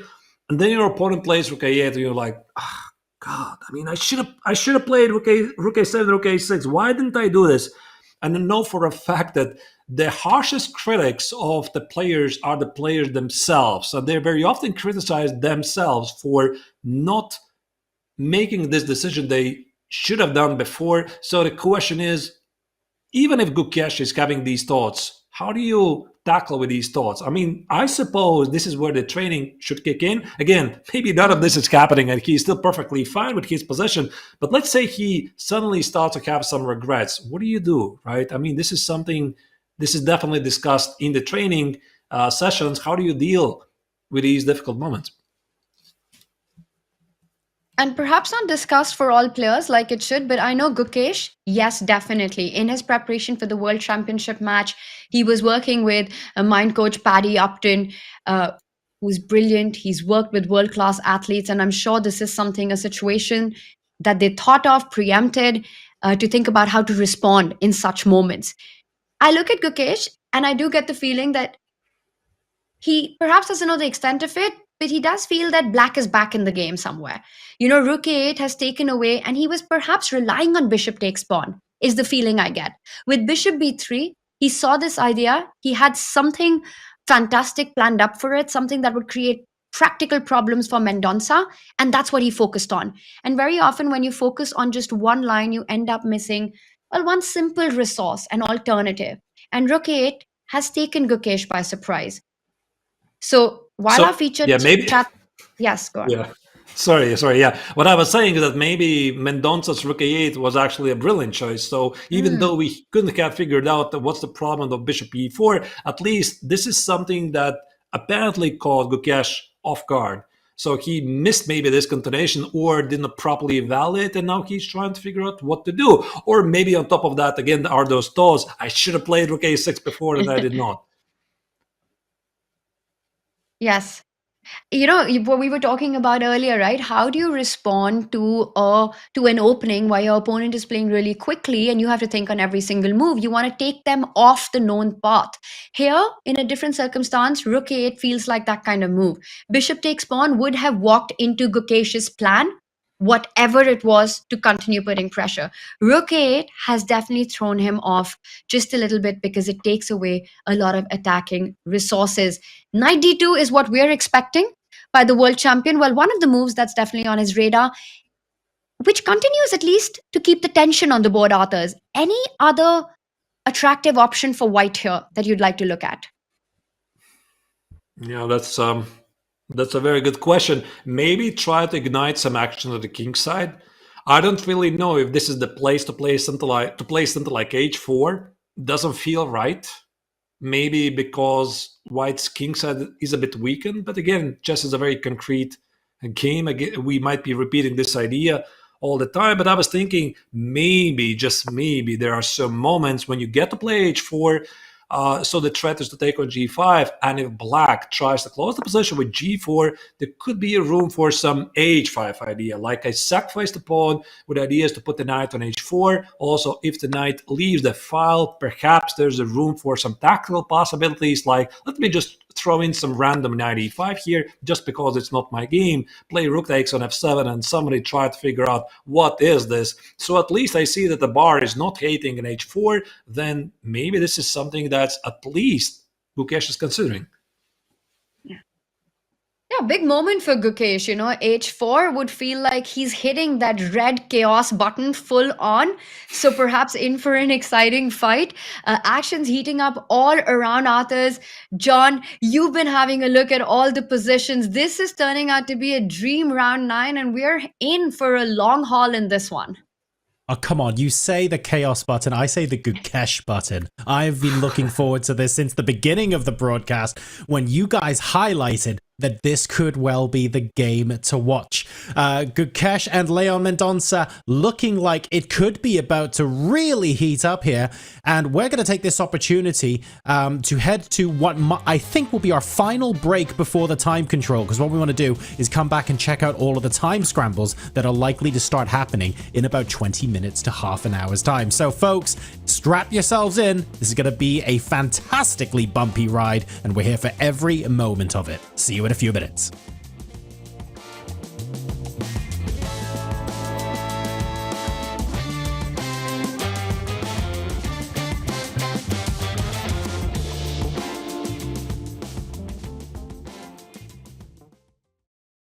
White to play and win.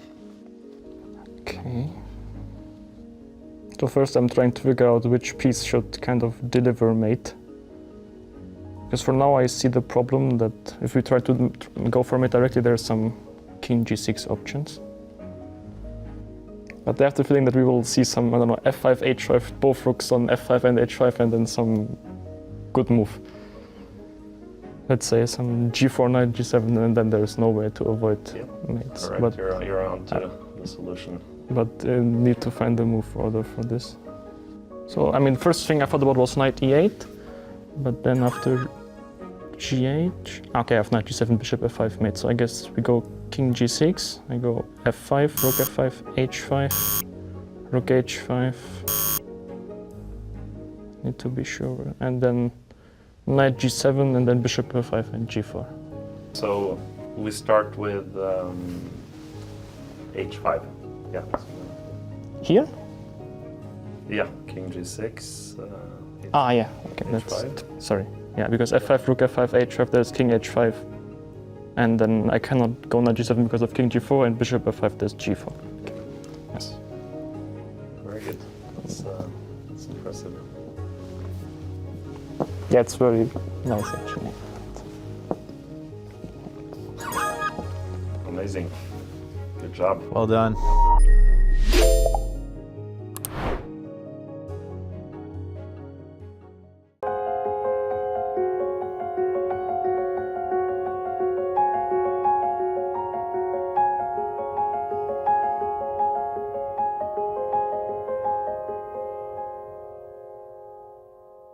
I grew up in the small fortress town of Woerden.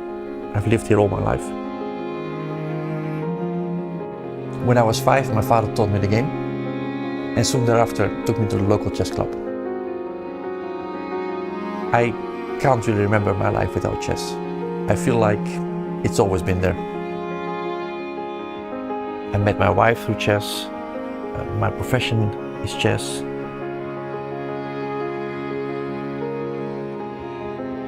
I don't play chess to win. I'm not that competitive. I love how the pieces move. I love the game.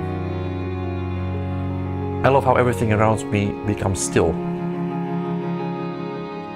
When I'm behind the chessboard, time doesn't flow the same way until the clock runs out. In the spring of 2021, time seemed to have run out. I was diagnosed with Hodgkin's disease, which is a form of cancer. I was 35, and suddenly my life changed. It was a strange time, and chess didn't seem to matter at all.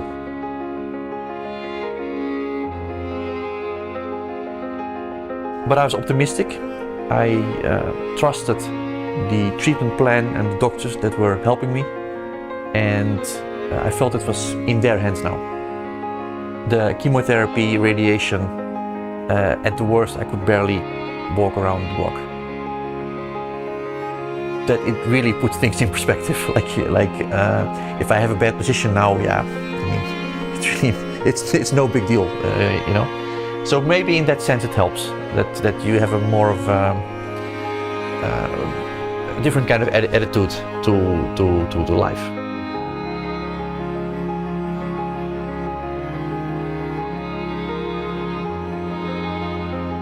There are definitely also positive things I take from that time when I was not well.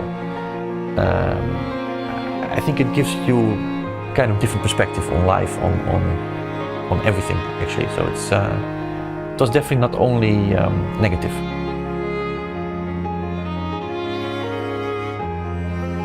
It takes a long time to recover, but chess players are anything if not patient. It was crazy because 1 month before the tournament in Wijk Aan Zee, I still had my radiation therapy finished. So it was way too early actually to start playing, but I wanted to desperately be at that tournament. I barely prepared for the games because I was just too tired. I only played the games, I had dinner, went back to my room, slept most of the time. I had put that tournament as a goal. Best tournament I ever played. Then at the end of the year, after 16 failed attempts, I became Dutch champion, and that was really the cherry on the cake. That was huge for me. I was ecstatic. It was the feeling of I'm back.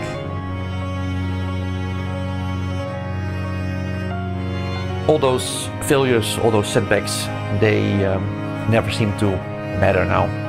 What is important is that I have a lot of chess ahead of me. I always wait for the moment when I wake up and I realize that today I don't really feel like looking at chess, but it just never happens.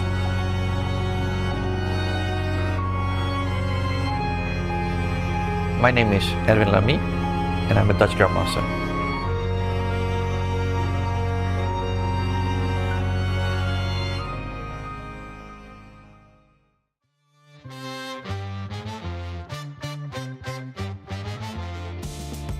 We are back with our coverage of the Tata Steel Tournament 2025, and there on our screens is Erwin Lamy. What an absolutely jaw-dropping, inspiring video from him.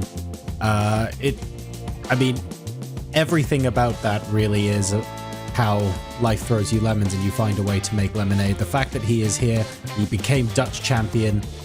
He's fulfilling so many of his ambitions after his life had changed so dramatically. And it can happen to anyone, right?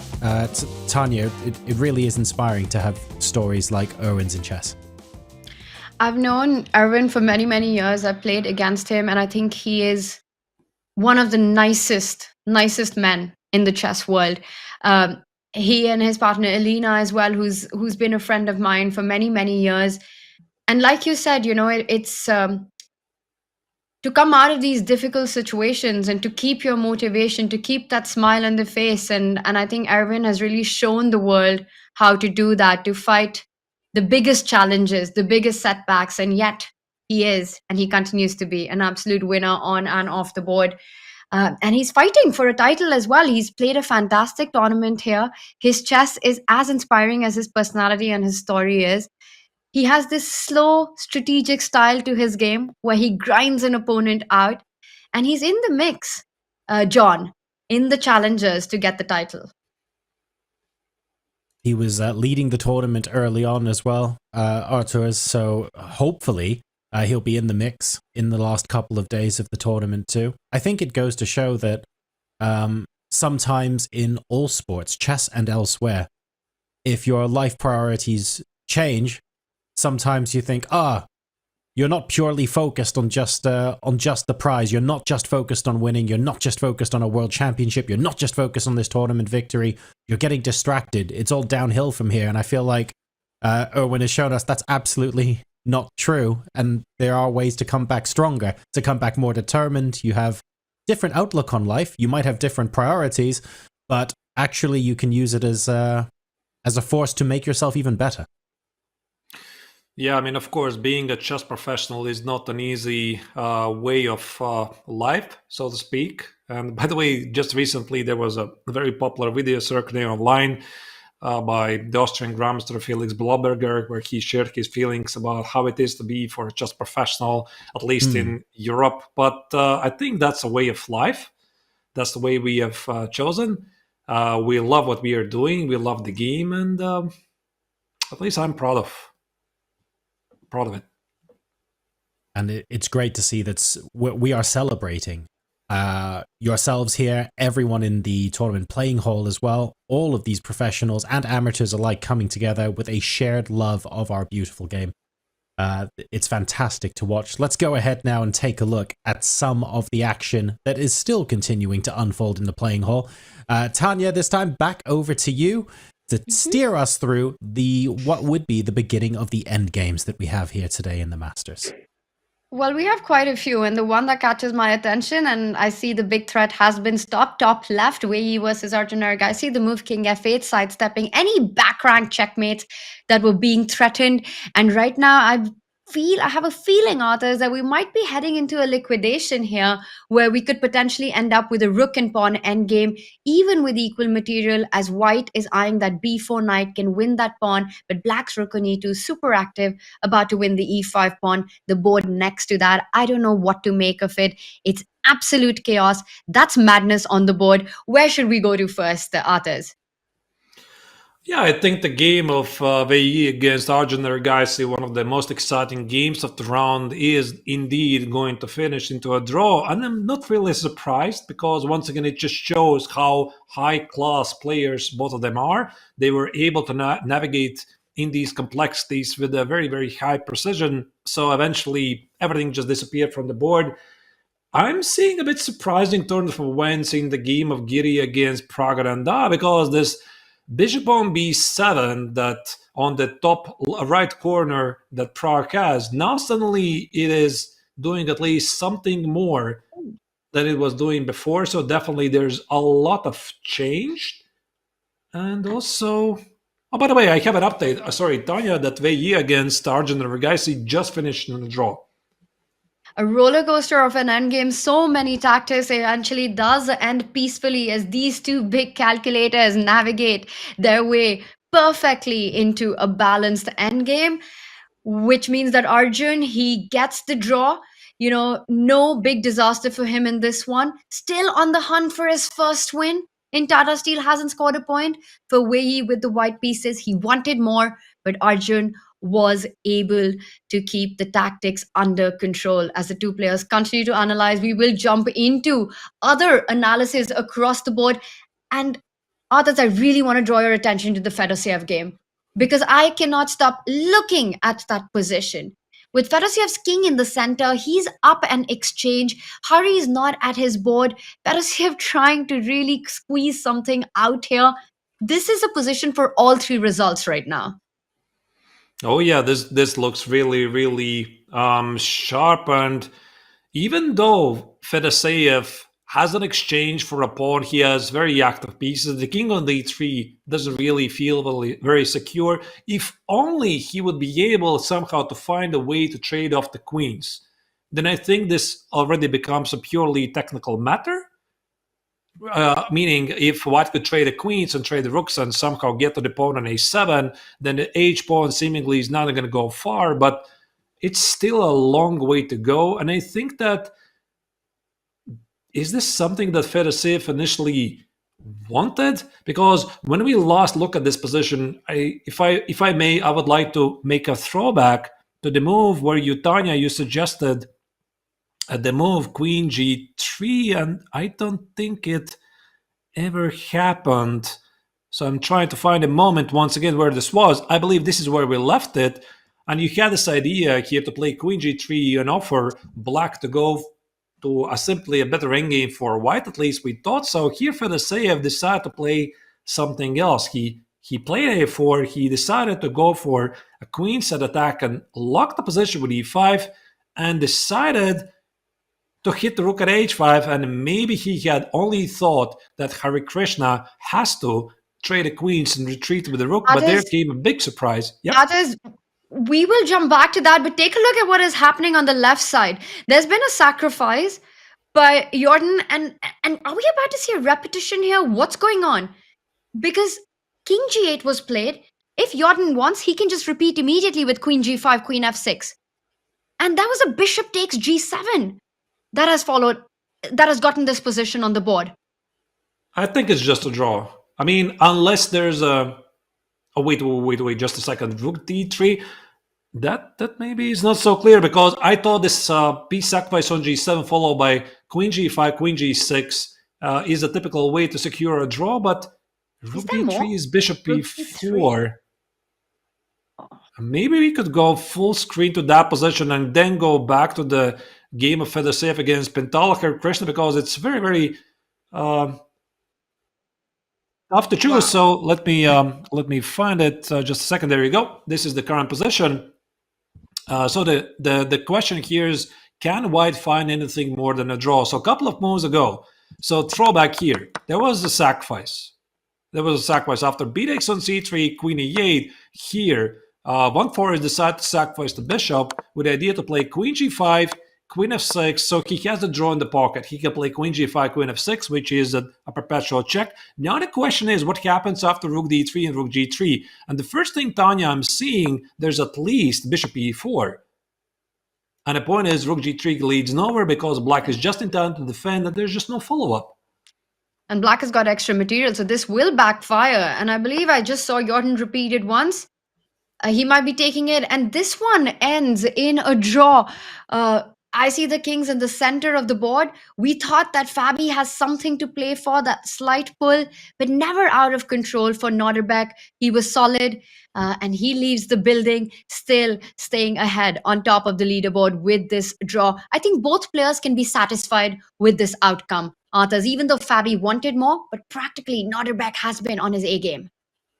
Yeah, I mean, I was expecting that it's gonna be Fabi who's gonna be pressing for a long time. I see my prediction was a bit off because indeed it was Abdusattorov who managed to solve all of his problems, and maybe they were not really a big problem to start with. I mean, I felt that after this quiet opening in the middle game, Caruana got some minor chances, but apparently the top Uzbekistani Gromster managed to solve them just fine. Now the question is what happens here in this game. Jordan against Max Warmerdam, two Dutch players.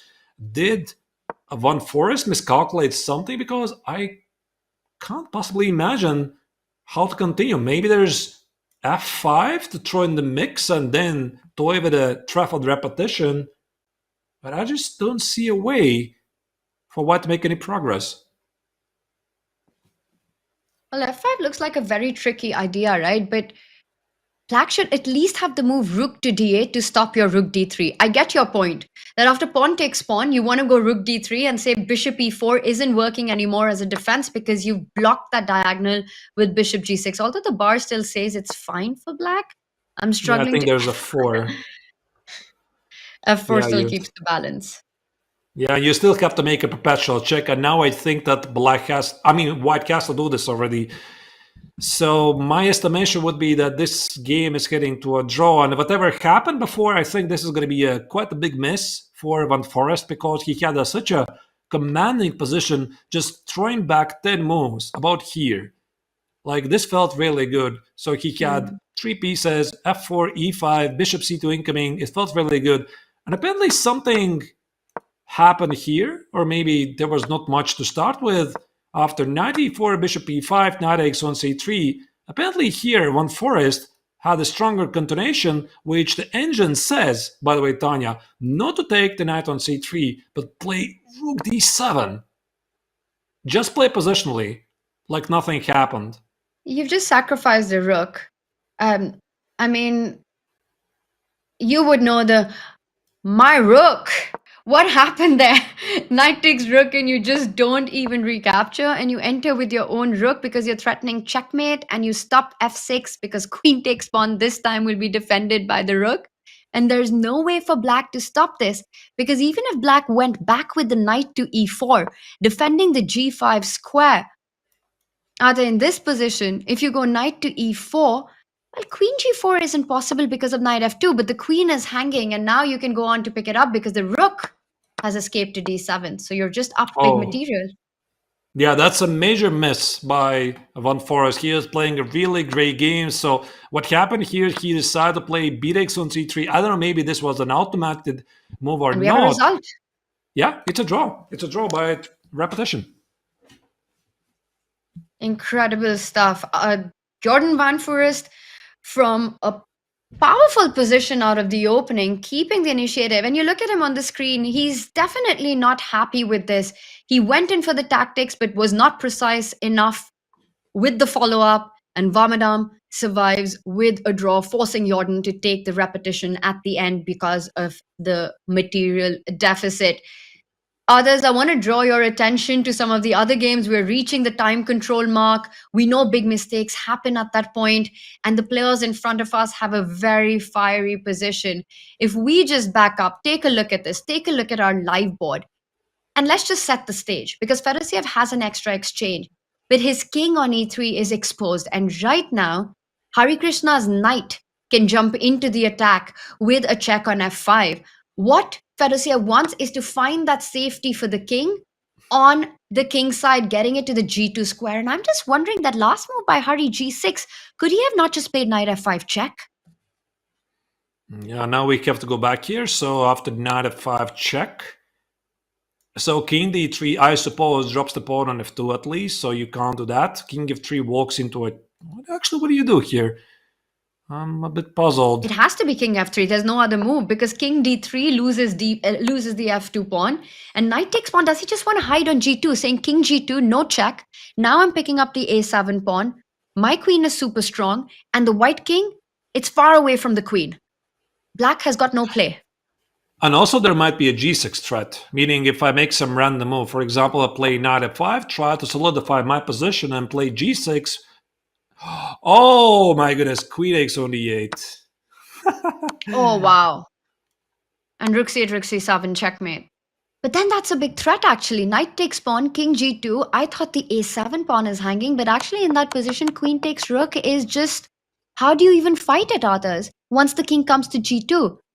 And on the other hand, if you go king f3 and you give a check from h4, white's king goes to g3.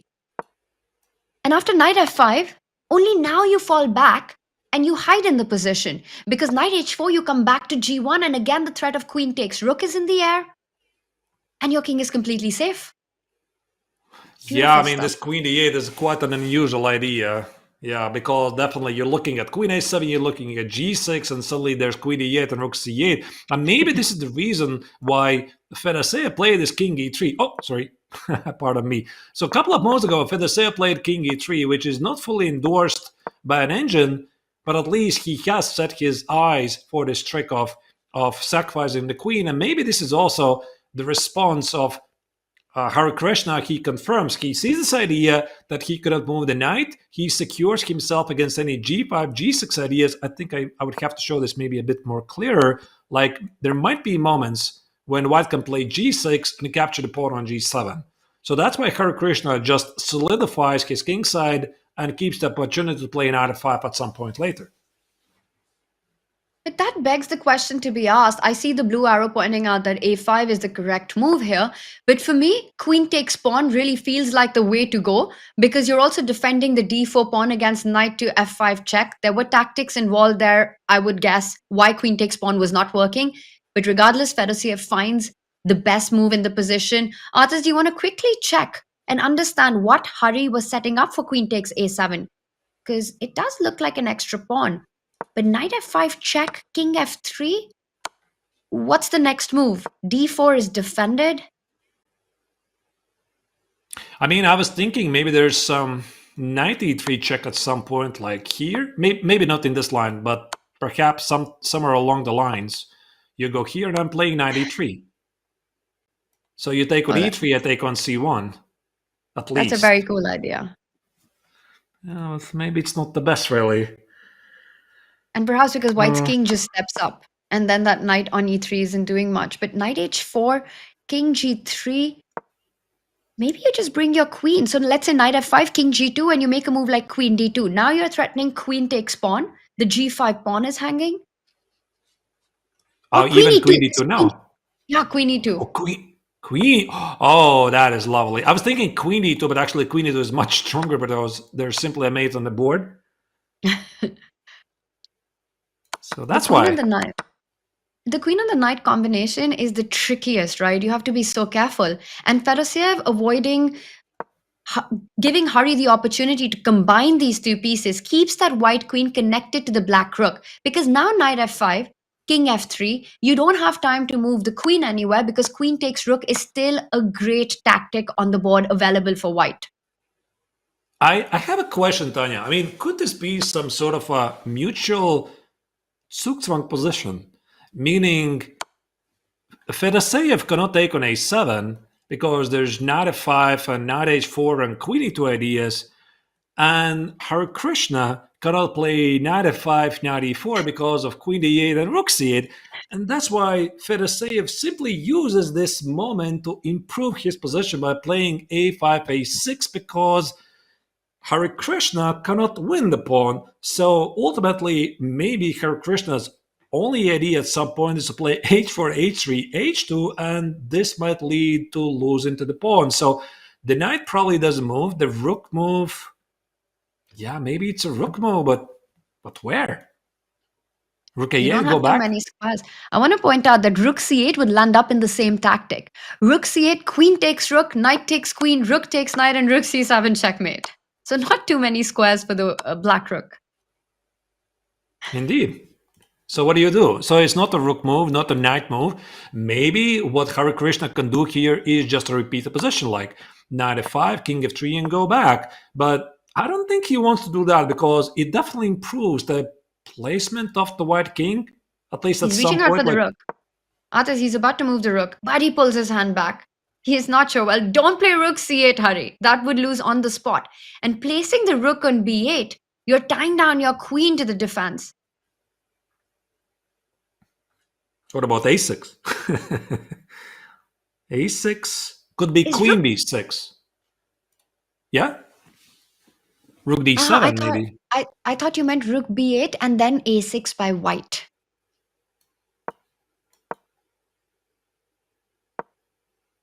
But maybe now you've got rook b3. Do you have rook b3? But trading just doesn't feel right, leaving the back rank and your king exposed. It's not an absolute blunder. Right. No, apparently not. It seems that you can do it. And white is not winning by force. So yeah, rook b3 is a move. I mean, the point is, even if Fedoseev is going to push the pawn on a6, then what? So he still needs to make a move, but there you go. So Hare Krishna did reach for the rook and he played rook d7. Already expected by Fedoseev, and queen c5 is the immediate response. Queen c5 played, connecting that queen to the d4 pawn, so he stops the idea of knight f5, knight takes pawn. And he wants to get that king to f3 and just hide on that g2 square. Can I improve the king? Can I play king f8, king g7, king h7, then play knight f5? Because somehow with the king on e8, Tanya, I always have the impression that there's going to be some mate ideas. Do I have the time for king f8, king g7? Well, king f8, you get into this line of pin, right? So at least for one move, you don't have knight f5. And that might give white the opportunity to force the queens off the board with a move like queen a3. Because if you trade queens, white's king is feeling super safe and the material starts to play. If you don't trade the queens, rook c8, rook c7, which feels even stronger, Atas, as you're pointing out, you might be actually forced to get the queens off the board after queen a3. And that's sort of like throwing in the towel. That's a brilliant move. Yeah, queen a3 indeed, because Fedoseev is very much interested to trade the queens, so king f8 is off the table. Now what? Maybe you play a6, but then again, a6 enables queen b6 ideas, and you always need to watch out for rook c8. Let me just put it on the board randomly. Yeah, so a6, I play queen b6. I don't think the black wants to trade the queens, and after this, there's definitely a mate. Yeah, like takes, king e7, queen c5 check, and black is toast. And I just want to point out a little follow-up to what you said earlier, that Fedoseev was calculating while Hari was thinking, because the moment Hari went rook d7, within seconds, we saw him play queen to c5. And it's such a powerful move, and you only understand its strength as we look at these ideas. It not only defends d4, but it's eyeing the a3 square. It's eyeing the b6 square if black was to ever push the pawn. Just, again, a sort of a zugzwang for Hari, where every move seems to be less desirable than the position the pieces are already at. Yeah, indeed. So rook d7 maybe was a mistake. I mean, the line that you suggested, Tanya, was, what was it? Yeah, rook d7 engine says it's a mistake.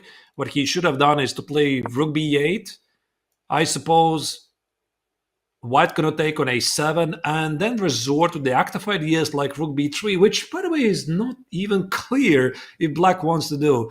Yeah, it's a tough spot to be for Krishna, but apparently rook b8 was essentially an active defense and rook d7 was the passive defense. If we can simplify it to that level, black is in trouble. It's easy to say that when we see the blue arrow, right? Because from a human perspective, you're thinking white wins the a7 pawn and the a5 pawn is just going to march up the board. And you're completely lost. Yes, you get rook b3, but white will fall back with the queen, defend the rooks, and there's an a-passer. I think rook b8 is a very tough move to play on the board when that very strong and required pawn on a7 to stop that a5 pawn from advancing is falling on the spot. But the problems continue to mount up. I believe he's made a move, Atas. As queen c5, we saw Fedoseev. No, he didn't. No, I haven't seen yet. He's reaching for a move, but he's not sure. He definitely senses he's in trouble. You could give a check on f5, but white just goes king f3. and there's no follow-up there. He's reaching out for the rook again, and he places it on b7 now that the a7 pawn is guarded. So rook b3 is an idea. Also, by the way, a very common thing at any level, especially at the professional level, when we're talking about this early move, Queen c5, that Fedoseev immediately responded to Hare Krishna's move, is that you're always thinking about your opponent during his time. So in case somebody is watching the broadcast and wondering how do you become a better player, you can always become a better player by spending the time while your opponent is thinking, right? So it's not a great idea to start to think only when your opponent has made a move. So very often you try to envision how you're going to play after this or that move. And I really love this quote, Tanya, by, I believe it was Levon Aronian, who said that 85% of the time you're thinking about your opponent's moves. I think it was Aronian who said it, and probably even 85% of your actual time on the clock, you're thinking about the responses of your moves or your opponent's moves and trying to apply to your moves. That's great advice. And I think that goes even exponentially higher if you're a player who finds himself or herself under time pressure often. If that is something that you do struggle with, like myself, for me, time pressure has been a disease all my career that has not been very easy to deal with. But the advice of getting the focus and trying to calculate when your opponent is consuming time does help a lot. You need a lot of discipline in doing that. You need a lot of focus. It helps you put pressure on your opponent's clock. It helps you retain your own clock to a certain degree. And also just keeps you in the zone of things. Yes, sometimes you need to go have your walk, take a look at some of the other games. But for the most part, especially in high complicated positions, and we see all top level chess players do that often, others, when their opponent's thinking, they'll be racking their brains as well, and you'll see a response come immediately on the board. Yeah, indeed, because they've been paying attention what's happening. So yeah, after rook b7, Fedoseev now has to figure out what to do. Is it a6? A6 is a very tempting move, but he clearly is thinking ahead of that. So after a6, I think that probably rook d7 is going to happen, even though we can't completely rule out rook b3. I mean, rook b3 feels scary, right? For black. I mean, black doesn't really want to do that. Yes, because you leave the 7th and the 8th rank. But on the other hand, I would be also tempted to get a pair of rooks off the board because of all the checkmating ideas that exist once the knight goes to f5.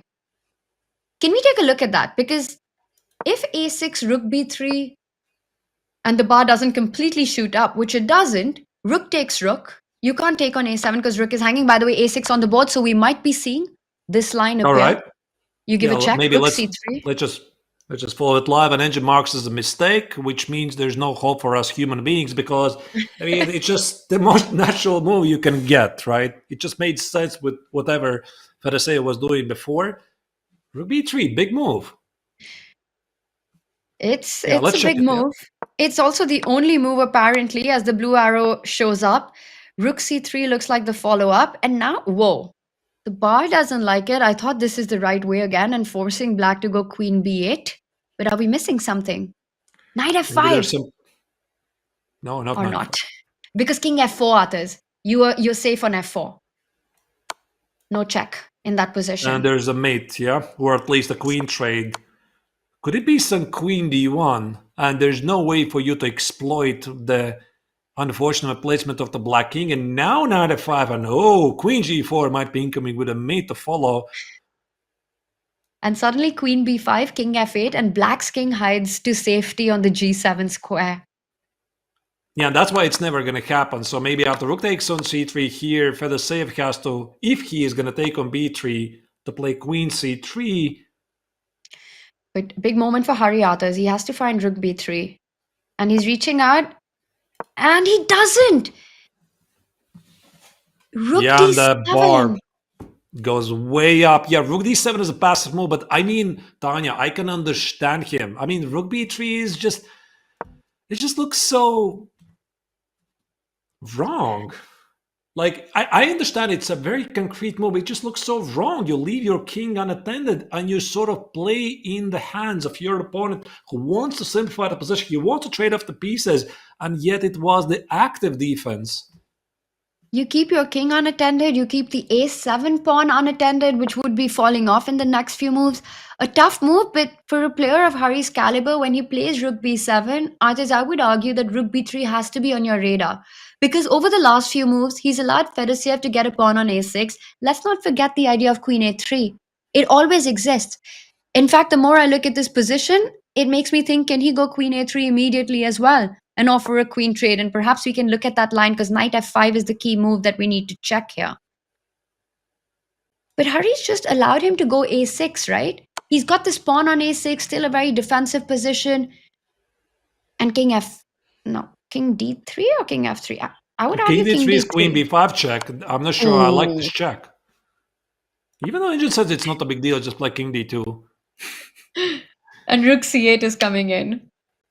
And now you go back, and I suppose white somehow makes a progress with rook c7.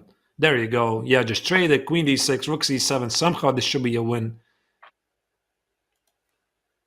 Yeah, Hari had to find rook b3. It's a difficult position, and difficult positions have difficult responses to be found. But this was absolutely critical because now the two rooks on the c-file with the checkmating idea are completely going to clamp down black. Oh, and there's even another idea. I could play like rook b3 and completely paralyze black, because now I'm controlling this file, and maybe even rook b7 is incoming at some point, or even doubling the rooks. How about queen a8 and rook b1? How do you deal with this? Oh, You deal it by just lights up. resigning. Rook b7. And he's reaching out That's to the it. queen a3 is about to happen.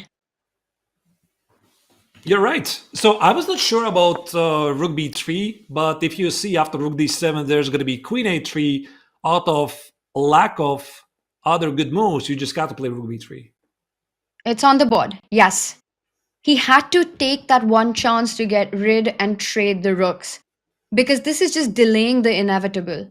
You play rook d7, and maybe the inevitable could have been completely avoided with a pair of rooks gone off, because the queen and knight are extremely tricky. It's a very tough combination. Give them one move and you're looking at proper counter chances. But if Hari's queens are forced off the board, there are no counter chances. Right. So based simply on the lack of alternatives, he had to play rook b3. Even though rook b3, yeah, it just feels wrong, but apparently there was no other move, and rook b3 was the only move keeping him in the game, and there's no guarantee, of course, that it would have allowed him to save the game. But now, unfortunately for Hare Krishna, I think about now he realizes that after queen a3, there's nothing to be done. So after the queen trade, maybe this is the only thing he can do. But look at this passive rook on d7. It's such a terrible rook. I mean, it's controlling no open files. Knight f5 check is just one check. King d3, rook goes here, rook b8, rook c8. Oh. If black is not going to make anywhere with this h pawn, this is over, and he's not going to make it. So it's safe to say that that's it for Hare Krishna. Yeah, that endgame is suffering. Black's king, in fact, is in so many checkmating nets with the pawn formation that's there, and with the white rooks, if they ever get to the 8th rank once the queens are off the board. This is big trouble, and you can see it on the players as well. Hari perhaps realizing that the final opportunity is gone, and this has gone from bad to very worse for him. And Fedosiev knows. I mean, by his body language, I think he knows, because I know this relaxed feeling all too well when you lose seemingly all concentration. You just calmly sit there, you're in charge. I think he knows that he's winning here. He already had anticipated that rook d7, queen a3 is probably close to winning. So what a game. Very, very tense game. Fantastic. I think that he simply missed Hare Krishna's potential exchange sacrifice, which was giving black a very good compensation, but ultimately he was making the better decisions later. So Hari's reaching for a move. And it looked like he was about to reach for the queen. Hard to see an alternative. Like we were pointing out, if you go back with the queen, the white rook sliding over to the b file, controlling every active diagonal, every active open line on the board, infiltration would be impossible to stop. for the majors that Fedoseev has. If Fedoseev converts this into a full point, what a victory it will be for the big fish at this critical moment. Well, he will co-join one of the leaders, right? Nodirbek with a draw at 6 points, and Fedoseev with a win will join at 6 as well. And he said it in the interview, he just wants to survive till the end. He's more than surviving this tournament, Arthurs. He's ruling it right now. Exactly. Yeah, queen b6, by the way, another move, Tanya, that we missed, or I missed. The point is after rook b3, there's knight f5, and there might be problems with the pawn on d4, but somehow, yeah, I think that white could even play king d3 here, keep all the threats alive. Queen b5 check is just king d2. And the problem is this passiveness of the rook on d7. It's not a great piece. I think he's reaching for the rook. Is he going to plant it on the c5 square, just blocking the queen? He steps up with the queen. He's pinning the black rook, threatening rook c7, threatening rook b3, and defending the d4 pawn laterally. Oh, that's a brilliant move. I love it. It just completely controls the black queen. Too many threats. It stops king f8. It stops the black king from escaping. And this might be a matter of few moves right now. I mean, Fedoseev, what a power-packed performance by him. Move after move. Queen c5, a6, queen falls back to a3. Now the queen goes to a4. Every move and he's all over Hari Krishna's back. I just don't see a move. Yeah, like rook b3 basically is incoming against any black's move. And this queen is essentially trapped. I mean, look at this. After king d8, rook b3, the queen is trapped. Knight f5 check, king d3. There's no moves. So there's no king d8. If there's no king d8, what do you do? Knight move, no. Knight f5, king d3 changes nothing. Only a queen move, queen d8, essentially ties completely black's position. I think we might even see a resignation right here. Queen d8, if nothing else, you've got the rook coming into c7. It solves no problems at all. You know, this position, it's Hari's position is kind of like, it reminds me of Dante's Inferno, right? Where there's suffering at every level, and the deeper you go into it, the sufferings just keep increasing for black here. Every problem gets maximized. And it just looks like Hari's missed too many opportunities. This is, I agree with you. This might not even last the next few moves. I mean, 2 or 3 moves, and we might even be seeing resignation. How do you even keep this going? It's just going to end right here. Because at this level, I'm pretty sure that after knight f5, Fedoseev already has pre-moved king d3. Rook b3 is a super obvious move. So he's just checking his final resources. Like, usually before a resignation, you make the one more final long think. Maybe review the game in your mind. Where did I go wrong? Not even necessarily thinking about the next move. And you can see that Fedoseev is not walking anywhere. It's like a gentleman's agreement. Whenever you feel that your opponent is supposed to resign or the game is very close, you don't wander anywhere. You just sit there over the board. Even though, okay, there's a time trouble approaching, but you feel the opponent is going to resign, you just sit there and wait for the game to end. Yeah, it's insane how many problems there are for black. And the more you look at it, the deeper the troubles go in this one. You can't even move a single piece right now. While white is all over the place, there's rook to b3, there's rook to c7, no targets, black's rook pin, black's knight can't leave because of ideas of check on c8, rook coming in to double down on that pin. It's looking so bad for Hari here. I think you're right, not even 2 moves. He might be resigning on this move. Yeah, so the last minutes are ticking. h4, rook c7 would end the game. He's reaching out, he's about to play. He does give a check. Yeah, but it changes nothing, of course. It's just a check. Just move the king to d3. Feels like the square you want to place it on.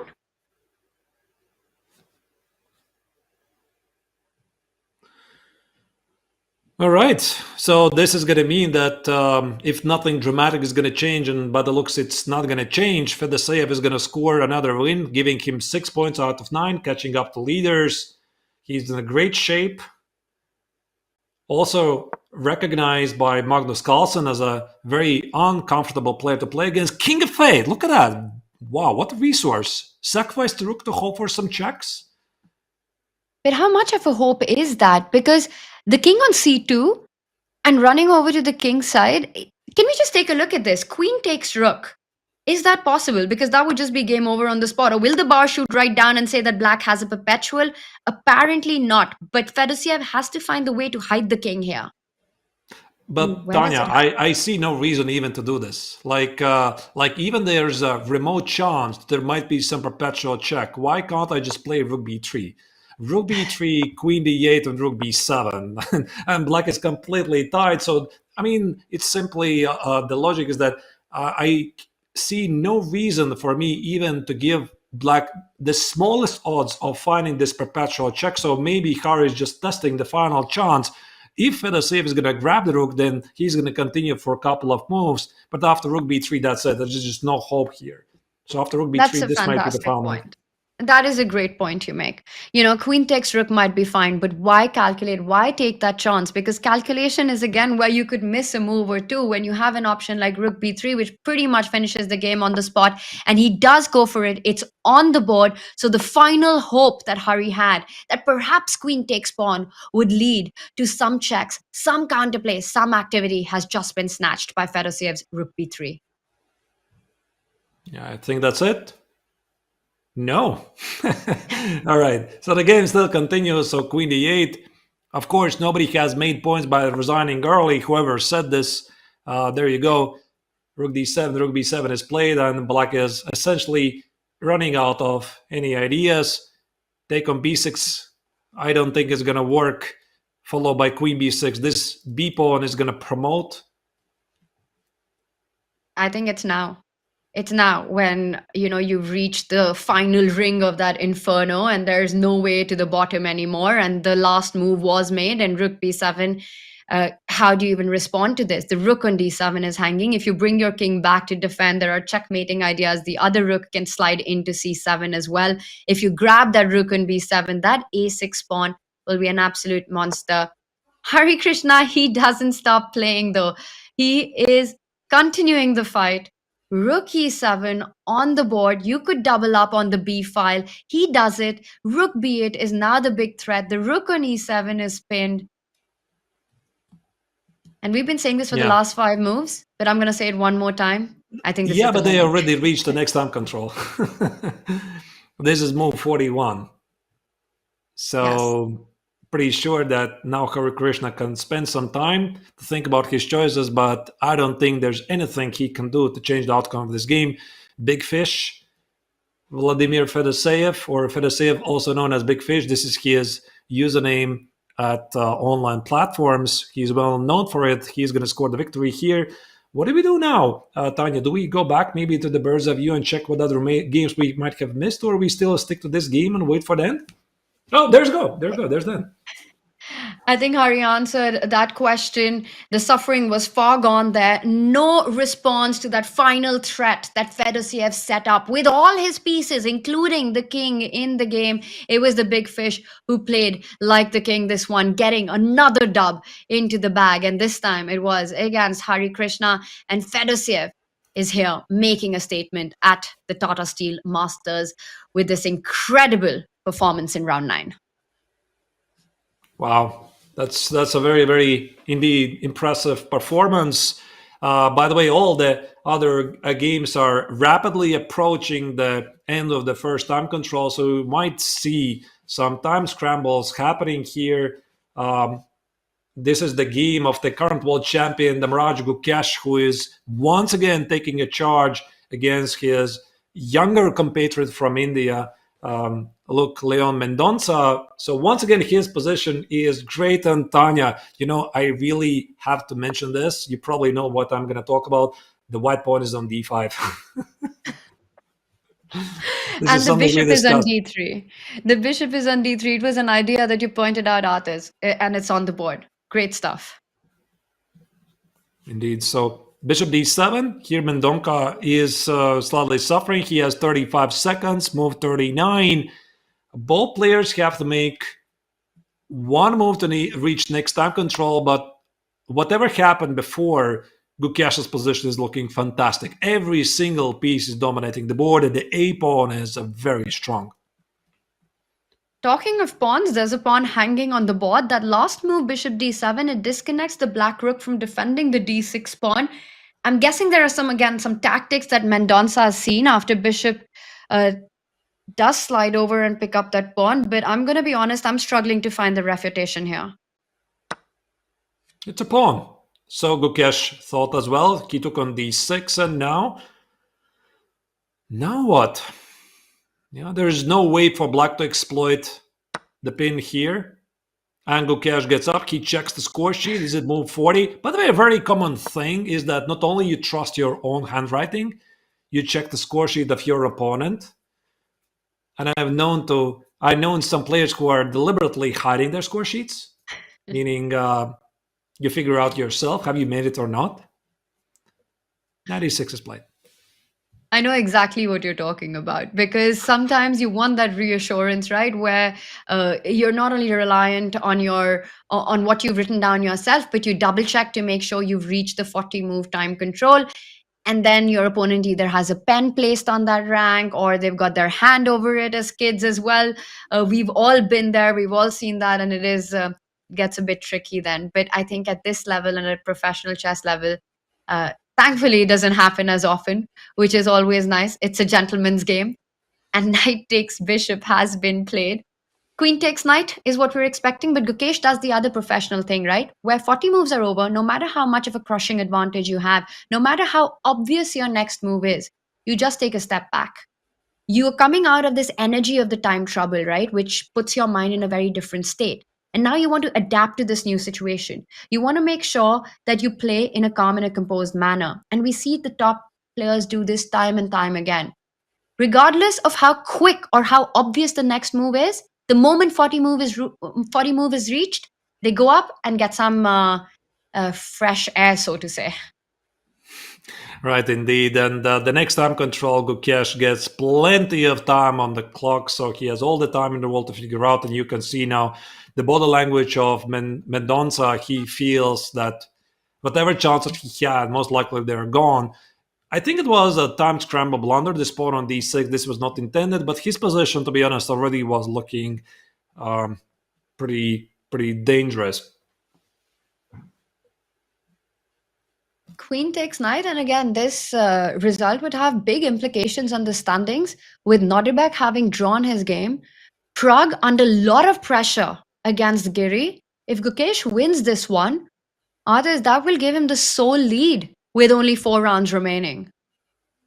Yeah, which is absolutely fascinating stuff, right? Because he was essentially flying into the Netherlands at the last moment, had a pretty tough start. He could have lost the first round game.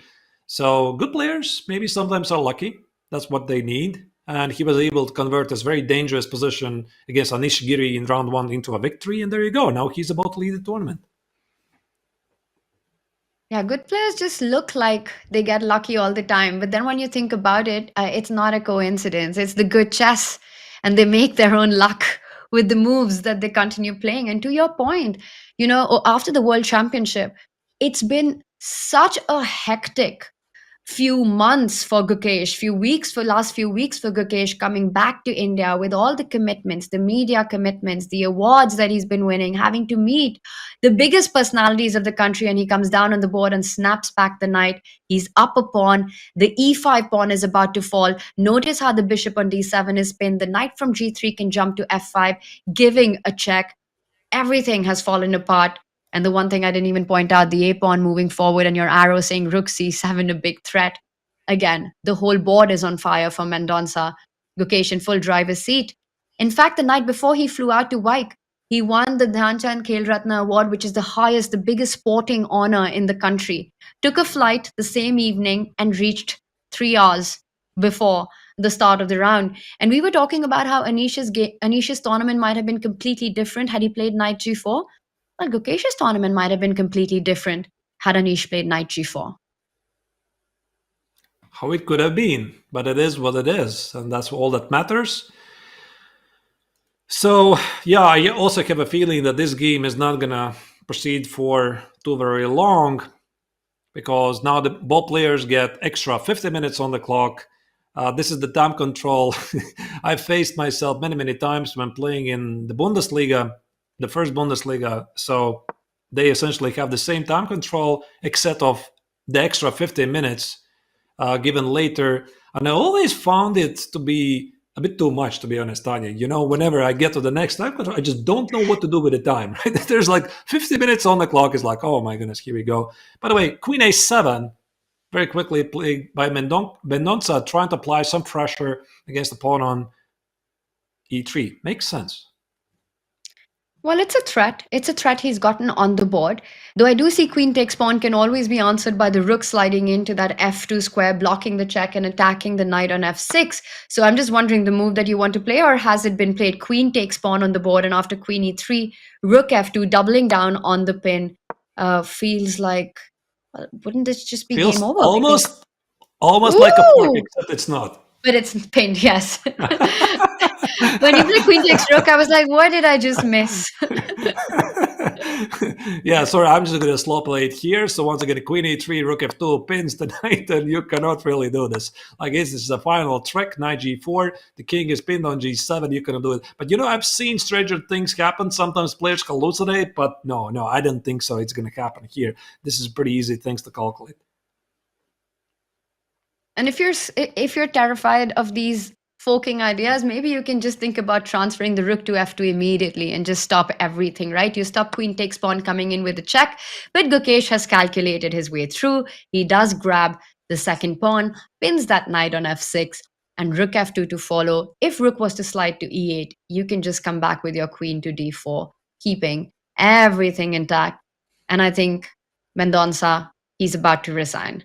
Gukesh about to win a game, a very critical one. Gets up and leaves the board. This is the other thing. I don't know how you feel about this, Arthas. Sometimes you're playing, you want to resign, but your opponent just makes a move and gets up.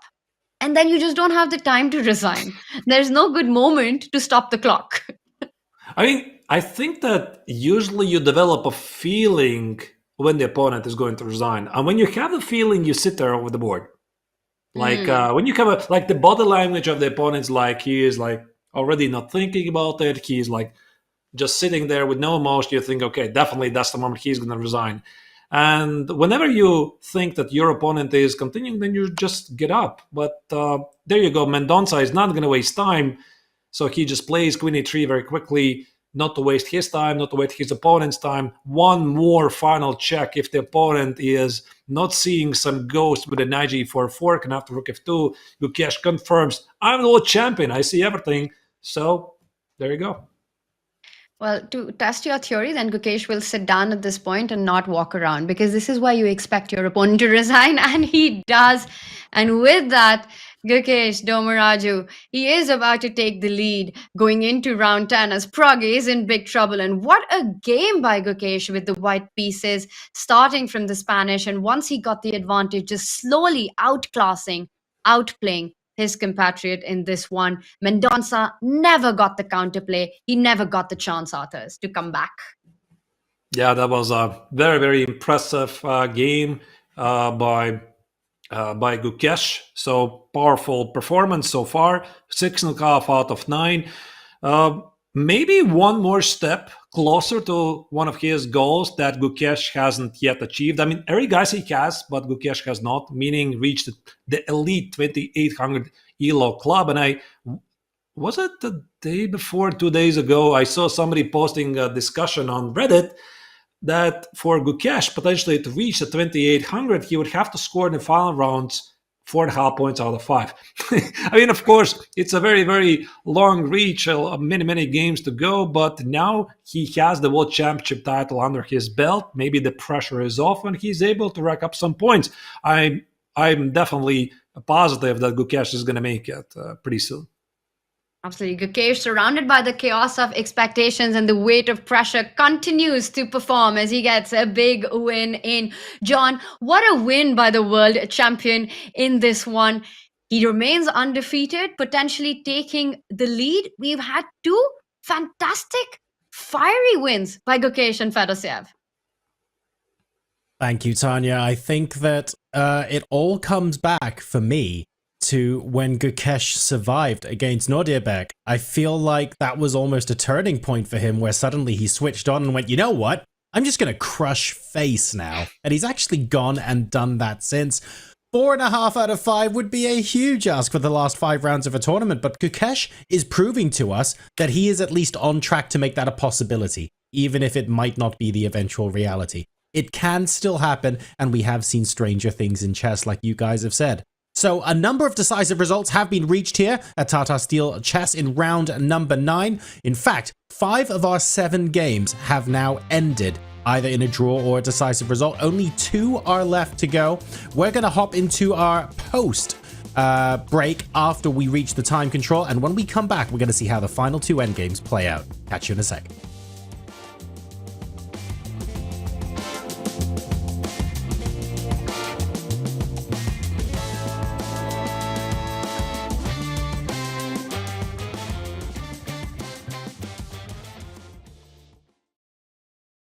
Want more chess on the go? Check out all of our essential chess apps.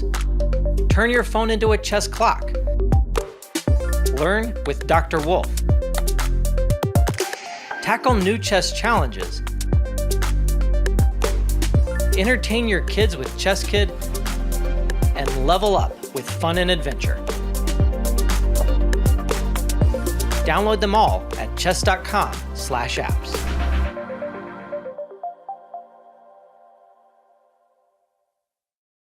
Do you think that you're a better player than I am?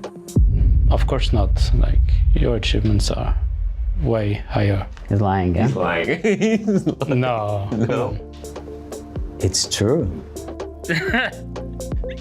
Especially after this move. I got him. Okay, Yes. wow. Do you care about your legacy? Yes. True. A lot. Once again, we're getting somewhere, Danny. Exposing the guy. Exposing the lies. Once you told me that your peak lasted 10 minutes. And you told me it happened during your game against Tomaszewski, in a game that you managed to draw. Absolutely. Do you think that a chess player like yourself, a genius, can have many peaks?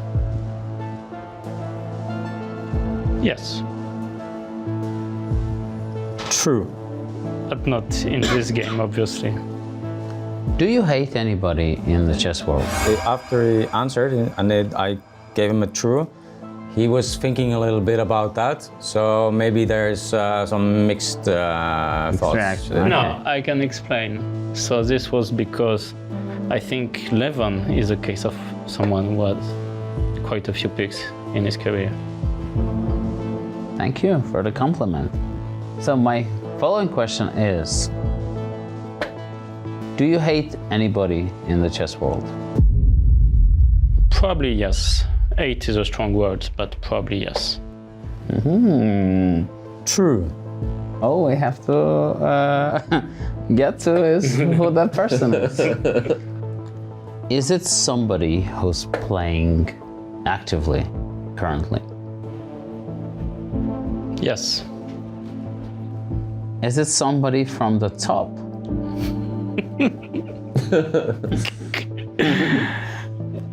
Yes, why do you need all these questions?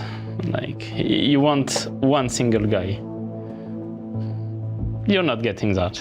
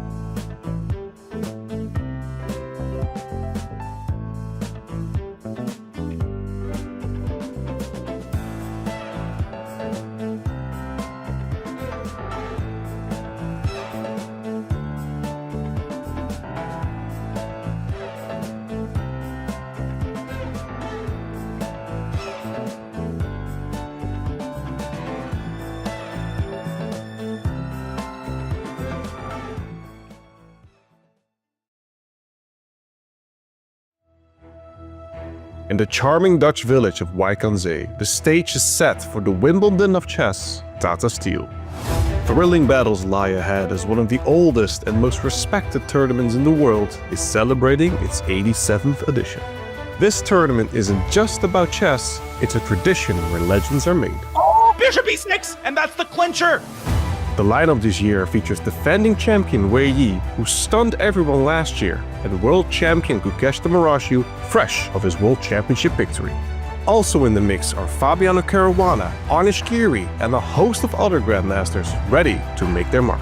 Anish smells blood. Double exclam, what a blow! Under the watchful eye of thousands of chess fans that visit the venue daily, who will be able to withstand the pressure? Let the games begin, as 14 chess maestros vie for supremacy, glory, and the coveted Tata Steel Chess Championship title.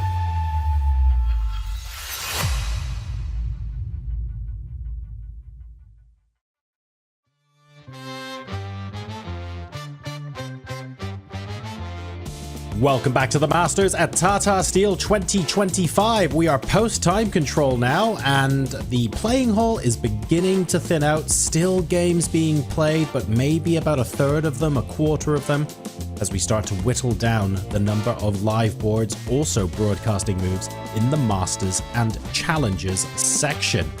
Let's go ahead and take a look at what those have been like so far. We've had 5 results in the Masters. And Jordan von Foreest drawing against Max Warmerdam. We saw that earlier on, but Gukesh taking the full point against Leon Mendonça. We also had Vladimir Fedoseev capturing another scalp against Pentala Harikrishna to cement himself as the dark horse of the tournament this year. Arturos, I'd like to go to you first. Your thoughts on how the games that have concluded met your expectations today? Are you surprised? Are these in line with your expectations? What do you reckon?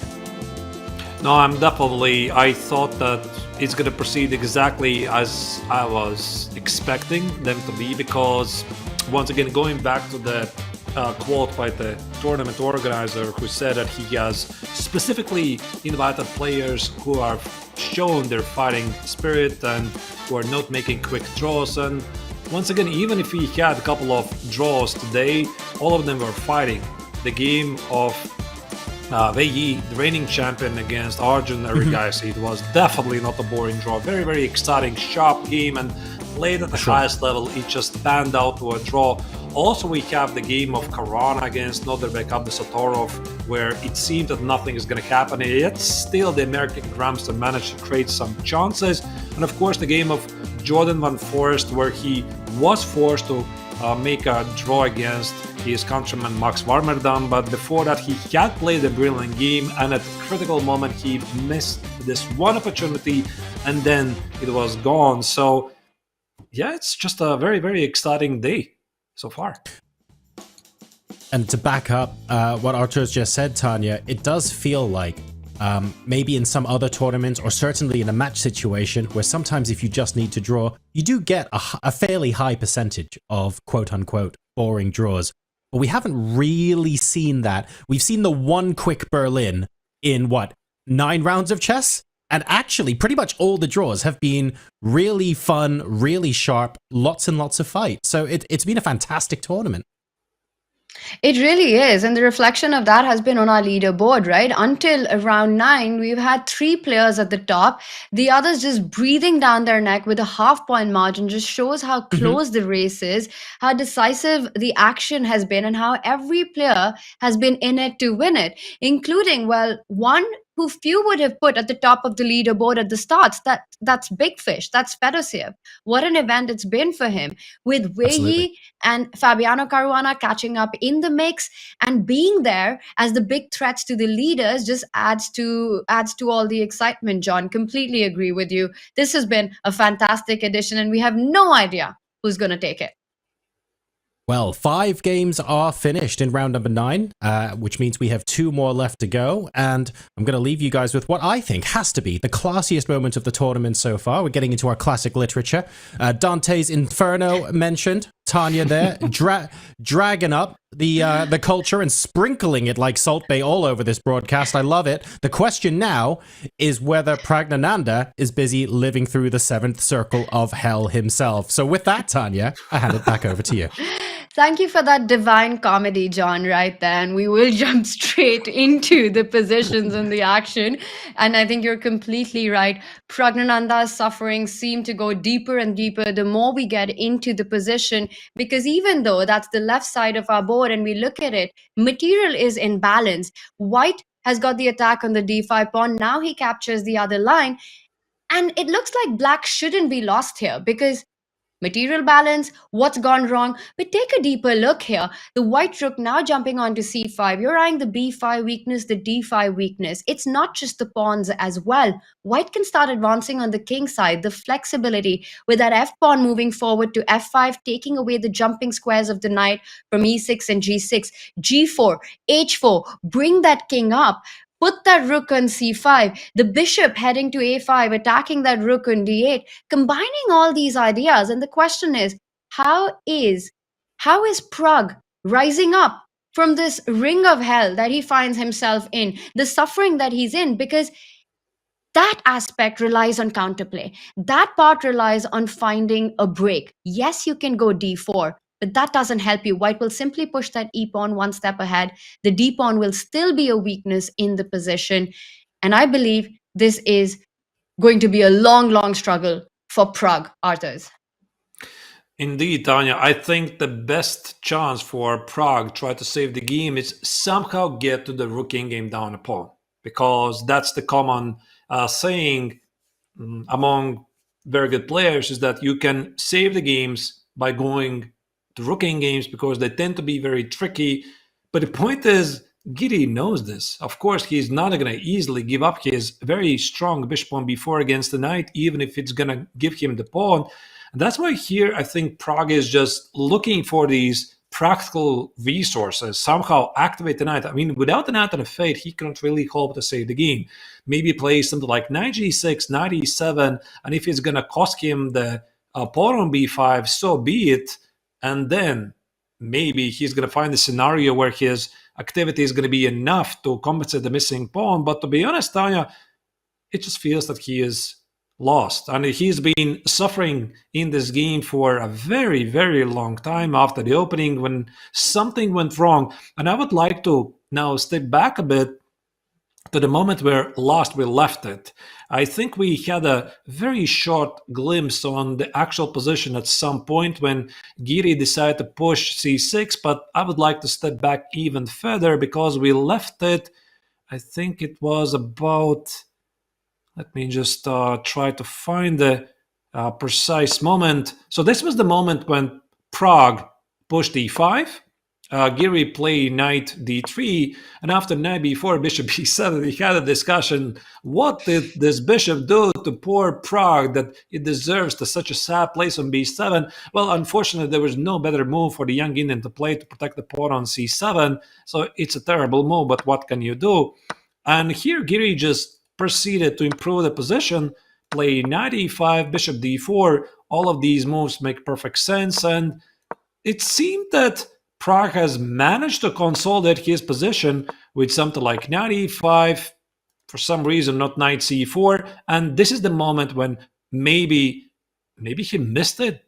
I don't know, but knight e5 was a very, very powerful move, apparently, by the Dutchman. The point is now after c6, Giri just transposes the position into something we just saw in the final position. So a couple of moves later, there you go. This is how they got there. Praggnanandhaa had multiple weaknesses in his position, and now Giri is trying to collect at least one of the pawns. And a couple of moves later, there we are.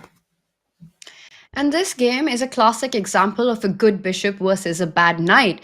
Despite not having, targets for that dark squared bishop, all of Pragg's pawns, the weak ones are on the light squares, but the bishop is dominating the board on the dark squares. It's really tying down the black knight as well from taking control. It has this a5 square to dislodge that rook on d8. I also want to point out that for Pragg, it's so hard to find counterplay for that knight.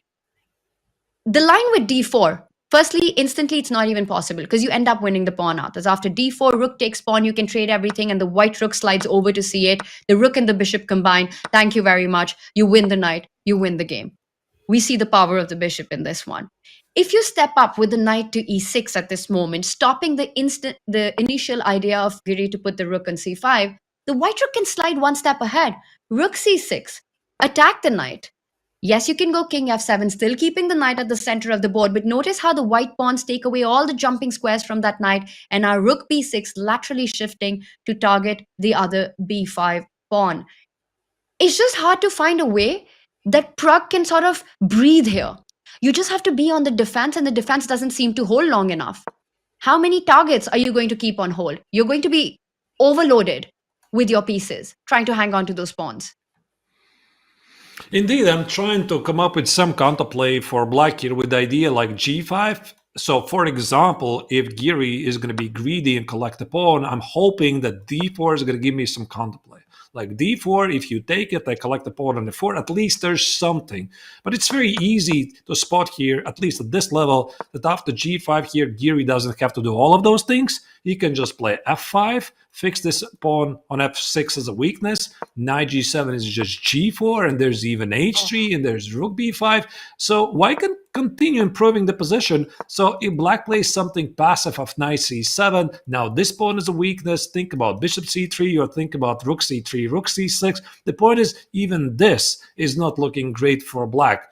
What do? I guess you have to start with something, play knight e6, king f7, and just essentially pray. I'm not even sure if that's going to help in an endgame like this.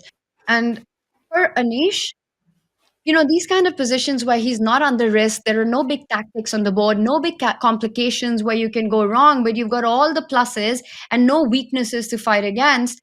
He's a monster in converting this one.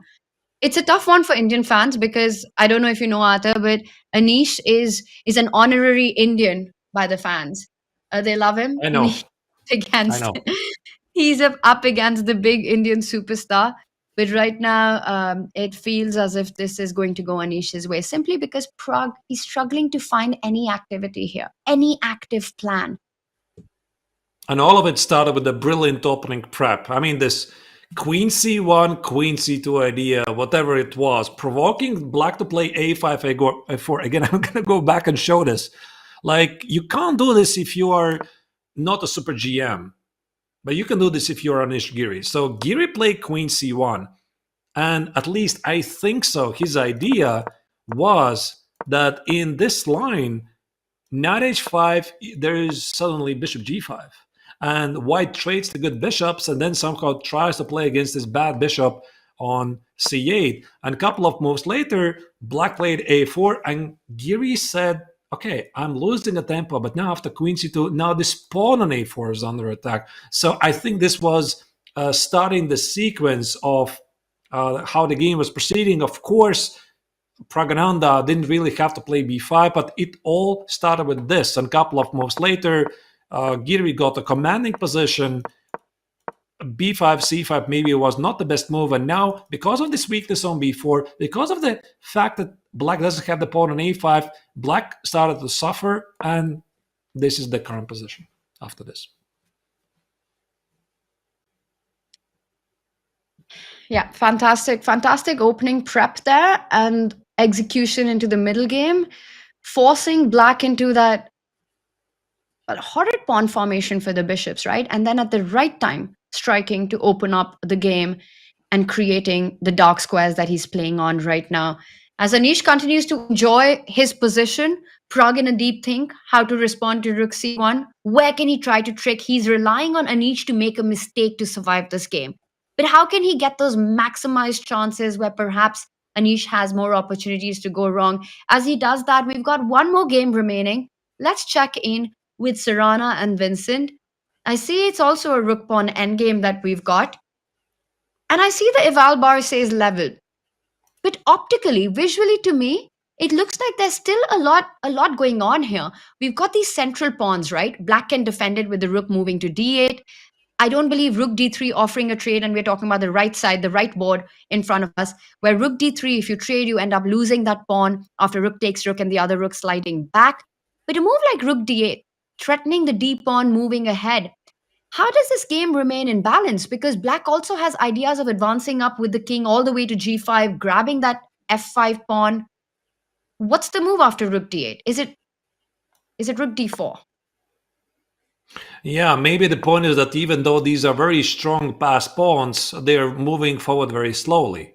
So white wants to play perhaps rook g4 or rook h4. This rook is also pretty menacing on the 7th rank. And let's say black tries to push these pawns forward. For example, yeah, I'm not really sure. Do I need to give this check or no? Let's say I do this. You go here. I'll put the rook on c7. And now the point is, I mean, these pawns are like turtles. They're just very, very slow. And I can just take on h4 here and play rook h7. You can't play c2. You have to play something like d4. And okay, I just blundered the rook here on h8, which was probably not very smart of me. But the point is, I'm threatening rook h7, I'm threatening rook h8. I can also do this from the other side. And even though optically, indeed, these look very strong passed pawns, but the point is, white has a very active rook on the 7th rank. And probably this is what allows the position to stay balanced. So you're saying that white has a way to actually stop the pawns from moving forward or create enough activity against the black king that the pawns are not in time to queen. Is it as trivial as it might appear, or do you think we're in for more twists and turns in this one? Yeah, I don't know, but if black gives up the pawn on d5, it's just probably leading to a peaceful outcome. Can I still try this rook d3 idea? I'm really curious. Yeah. So can I do this? Like rook? I thought just trade and rook e3. Yeah, but I wanted somehow to use the activity of my pieces like king h6, king g5, rook d8, collect a pawn on f5. Let's say I've got the a pawn as well, right? So let's see what happens. So you start with king h6 or you start with rook d8? I'm not, to be honest, even sure I need to put the rook on d8. I'm also thinking about rook a8, rook a5, and then try to activate the king, but it's going to be a very concrete move per move. Like, my idea was, one idea, to put the rook on a5 and then be in time to play king h6, king g5 to get the pawn, but it really matters who is going to be faster. Like, if white's going to be faster to put the king on f4, probably it's safe to assume that white is not in trouble. So probably this is the case. So I'm thinking maybe in this line, can I do this, and now play king h6, and now I'm one move faster, but most likely because of the a pawn, white is just fine. Like here, takes, here, a7, king e6. I mean, white is never going to lose this. No. This is pretty sure. Yeah, you could just get your king. Do you start with actually, is it that easy? You take the pawn and then you go king e5. Yeah, let's go g3. Let's just see what happens if you make the most human approach here. King e5. No, but I'm already playing this for the win with white. Yeah, because the black rook on a8 is pretty weak. I mean, it's not doing anything. I have h pawn is rolling forward. These pawns mean nothing. Yeah, and the bar basically confirms that you can't do this. And one thing I know about endgames is that there's a couple of principles you have to follow at all costs. You have to activate your king and the rook. So the rook at a8, it's not very active. So pretty sure that Vincent has received the best possible education from his coach Petr Leko, so he knows all about it. So he doesn't really want to put the rook on such a passive square. But what else do you do? I mean, you need to activate your rooks. All right, I have a suggestion for a plan. And again, not sure about it, but let's try it. So rook d8, trying to hang on to those central pawns because I feel like that's the one thing that would give black chances here. Rook d4 makes a lot of sense because you don't want to allow the pawn from moving ahead one step. And now can black think about getting ambitious with getting the king the other way? King on f8 we saw doesn't get you anywhere after the rook move, rook takes pawn. Yes, you're highlighting it. King h6. And my idea is after rook h4 to go king to g5. I'm hitting your rook and I'm hitting the f5 pawn. I like it. That's a nice idea. So again, it shows this moment that the activity of the pieces is more important than the pawn. And because of that, perhaps you have to stop king g5. So start with rook g4. And what I was scared about was suddenly rook takes pawn, rook g6, rook h7 checkmating ideas. Ooh. Can I play rook g3 here?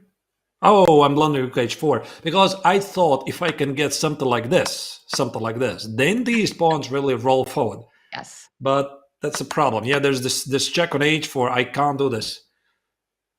But why is the bar still balanced? Because rook takes pawn, maybe you have to defend that, because rook takes pawn looks completely lost for black. For example, d4, rook f7, and I don't see a way for black to survive checkmate. Indeed, maybe it's not d4. Yeah, but we can agree that if black already has to find some saving resources here, it just makes no sense for him to play king h6. Yeah. So we're trying to find some ideas how black can make it work, and now it just doesn't work. So maybe you're right. Maybe it's rook d8, rook d4, and now something. But maybe I can win a tempi like this. Can I do this? And now I have sort of one tempi for rook d4, rook d3, and you trade it.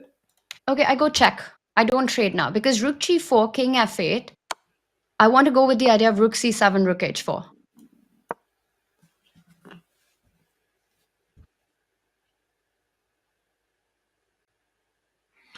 I think it's probably gonna end in a draw, Tanya. Yeah. So let's say I go here. Yeah, it's always a draw, something like this. Chess is a draw unless you're Fedoseev or Gukesh.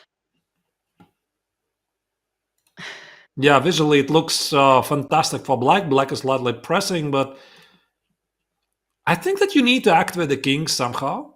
Yeah, that's the feeling I had as well. I wanted to try king h6, but it just doesn't work. Why not? Because you take on directly. Yeah, immediately king h6. Maybe not rook d8. Like I give you the pawn on d5, and this allows me to activate a king or something. Because without the king, I think f7 takes f7. I play king g5. I take on d5 as well. It looks like a lot of pawns. I can't possibly counter this argument. I don't know. I'm running out of ideas, really. But at least I have an active king, yeah? Yeah, king f4, rook c2, you're coming in with attacks on g2, and the fact that it is a lot of pawns and the bar is level means that black definitely has the counterplay in this position. Yeah, I'm gonna collect even more pawns. No, I mean, it just maybe that's how it should be. Maybe it should be just a draw. And that's why of course Vincent here is spending his time. I mean, he has all the time in the world. He got extra 15 minutes after move 40. And he's trying to figure out. But maybe there's nothing to be figured out. It's been also awesome to watch how these two players, Caruana and Fedoseev, right? For the world, these two names have been so big in online chess with speed chess. We've seen their incredible performances, across speed chess formats in tournaments, and the chess.com community knows them so well. Big fans there. But somehow when it comes to over the board, they're overshadowed by the bigger names. They somehow tend to go under the radars. They're not as big as household names as some of the other players. But look at the performance authors we've been seeing by both these grandmasters at Tata Steel Masters. And it goes on to show that given the platform, given the opportunity, for these players who are extra hungry because they don't get as much of them, you can expect the unexpected. Such decisive games, being up in the mix for the championship, and who would have thought? Yeah, I mean, that's why I think that the tournament organizer made a great choice by selecting the players. So not only based on the rating, also based on their playing style, how they're playing, their fighting spirit. So fantastic choice so far. Yeah, because I remember like many years ago, the dreaded super tournament sometimes would end up with some quick draws. The infamous Berlin, queen e4 against queen e6, queen e6. Oh, God. Whenever I see that, it just feels terrible, even for me. But we are not seeing it here.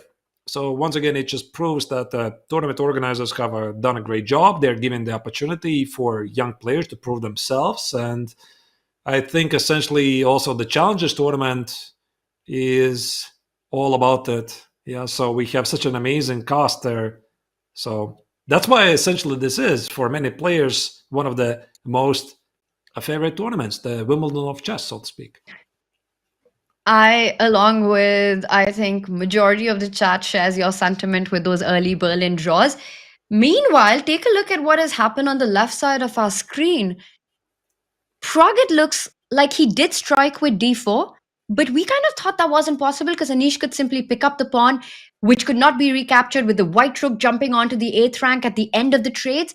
But instead, Anish played with the idea of e4, something we had mentioned earlier as a potential response. But others, what did we make of this? Was this a missed opportunity? Because Anish could have just been a pawn up in the position. And I see e4 has been given a cross. Oh, yeah, I'm surprised. So what could it be? Like rook takes, looks like a healthy pawn. Black cannot take on d4 because, I mean, this is a pretty basic idea of rook c8, pinning the knight. Maybe Anish saw something here. How about knight a6 here? Can I do this? Well, let's bring on the analysis board. Let's bring up our board and go through this line because it could have been a big miss by Anish, this last moment. Artis, if you could take us through that one more time. Right, I'm thinking here, indeed. So let's say d4, rook takes on d4, exactly with the rook, because the rook trade forces black to do something. So I suppose rook takes, and now knight e6. Maybe this is something that Anish did not like, because he can't play rook c6, rook c5, rook c6, because black can play knight e4. Suddenly black gets a lot of activity. And I'm not really sure you want to play bishop c3 to protect the pawn, because this would mean that, well, okay. I think we just jumped to the final position where g5 was played. Again, let me just put it on the board here. Pardon.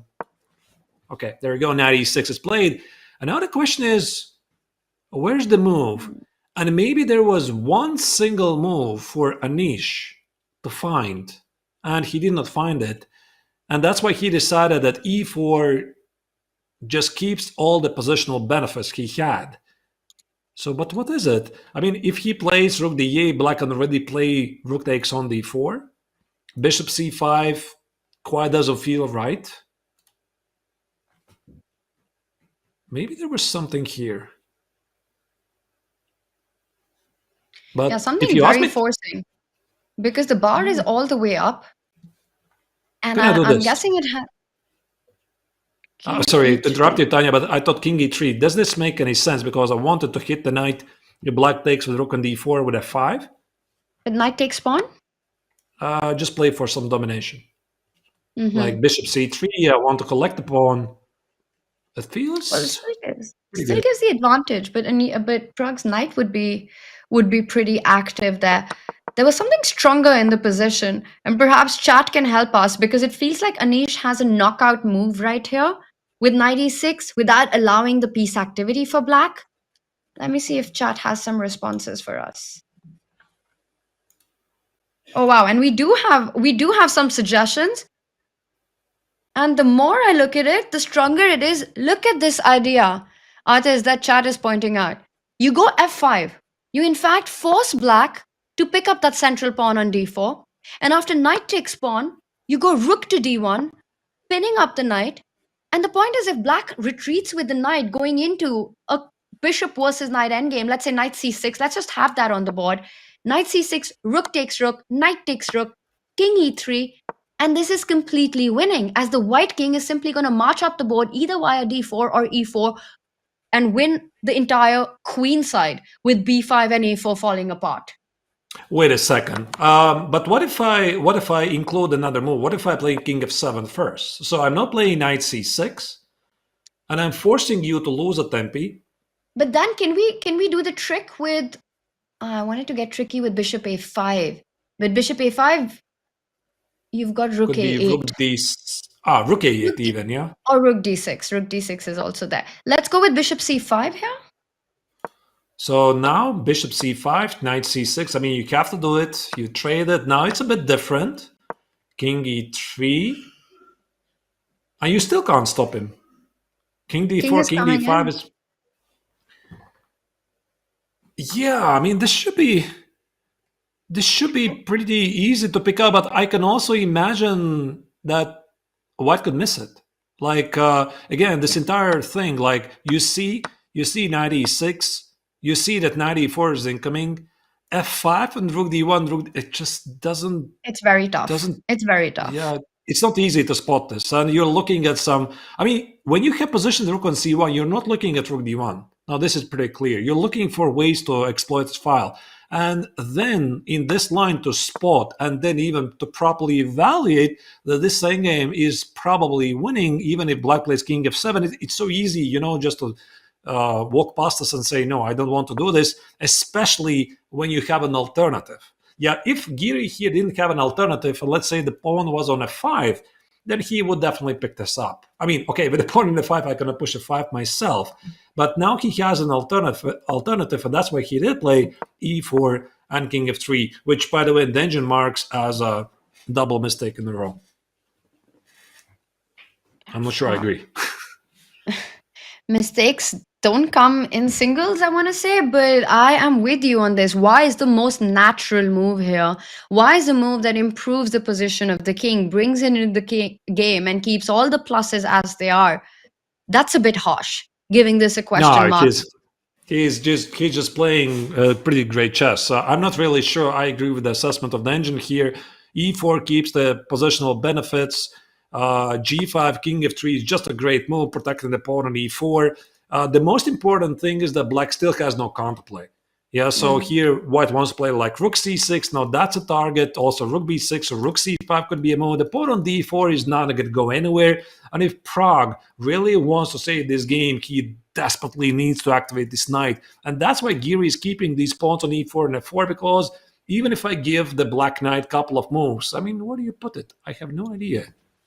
And to add all the problems you just mentioned, white also has a path with the king coming in on the light squares, right? From king g4 to f5, king g4 to h5, attacking not only the queen side pawns. Yes, they can be targeted with the rook, but the white king can play a big role in picking up the king side pawns as well. I'm with you that yes, Anish missed an opportunity to pick up the d4 pawn, but it's understandable because that idea of f5 and going that deep into the line, how does a human brain think? You spot knight e6 there. You realize you're losing the d4 pawn, black's getting super active, the knight is jumping around, and you try to look for another way there.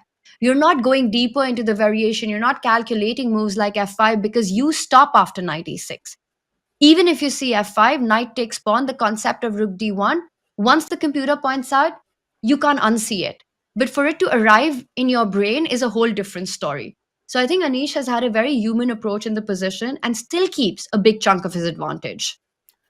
I love how you put it. I indeed think this is the case. Also, maybe Anish just was following an advice. I very clearly remember this advice by one of the great coaches, one of the best coaches in the world, Jakob Agard.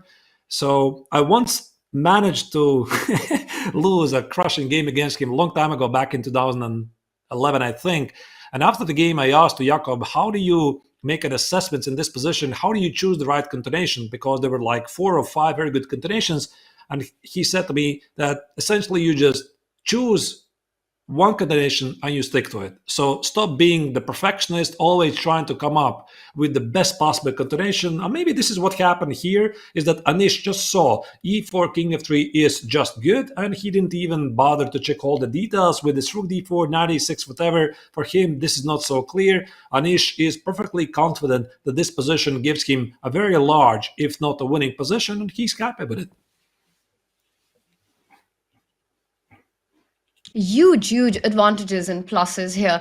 And to your point, it also helps you save time to have that strategy. When you see I think this is Lasker's quote, right? You see, when you see a good move, look for a better one. But in modern chess, in practical play, if you find a good move, which keeps the chunk of your advantage, which gives you something to play for, you can't indefinitely go on looking for perfection. Because often that backfires, more often than not. If you go into that long road, the rabbit hole of trying to find the best move at every point. But also, Arthurs, Anish needs to be careful because at times, and I think this is something that some of the top guys have also mentioned about Anish's style of play. He plays a lot of correct chess, right? Till he gets an advantage, till he gets a position where he's pushing. And then for every chess player, there comes a moment where you have to strike, where you maximized improving everything, and then you have to take a concrete call. And at moments like that, sometimes Anish becomes a bit cautious. He wants to control too much without giving away anything to your opponent. And that's tough in chess. To actually convert from those better positions, sometimes you have to give a little. So at some moment in this game, Anish will have to take a concrete decision. He will have to break through. And also maybe the longer the game proceeds, the more nervous he could get, because he had this dominating position for the better part of the game. I mean, right after the opening, he was completely dominating, very nice position. It's always been like this, a very large advantage, very large advantage, very large advantage.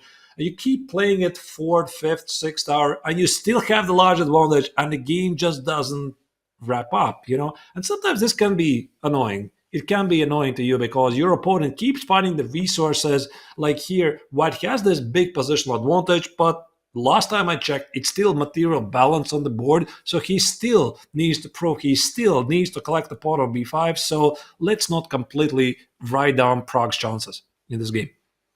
And Pragg's a fighter. He's going to look for tricky options. He's still got the knight on the board. The problem I see for that black knight is finding an inroad, finding a path, which is why I give more points to what Anish has chosen as a continuation than our Silicon friend has, because he keeps Pragg's knight out of the game.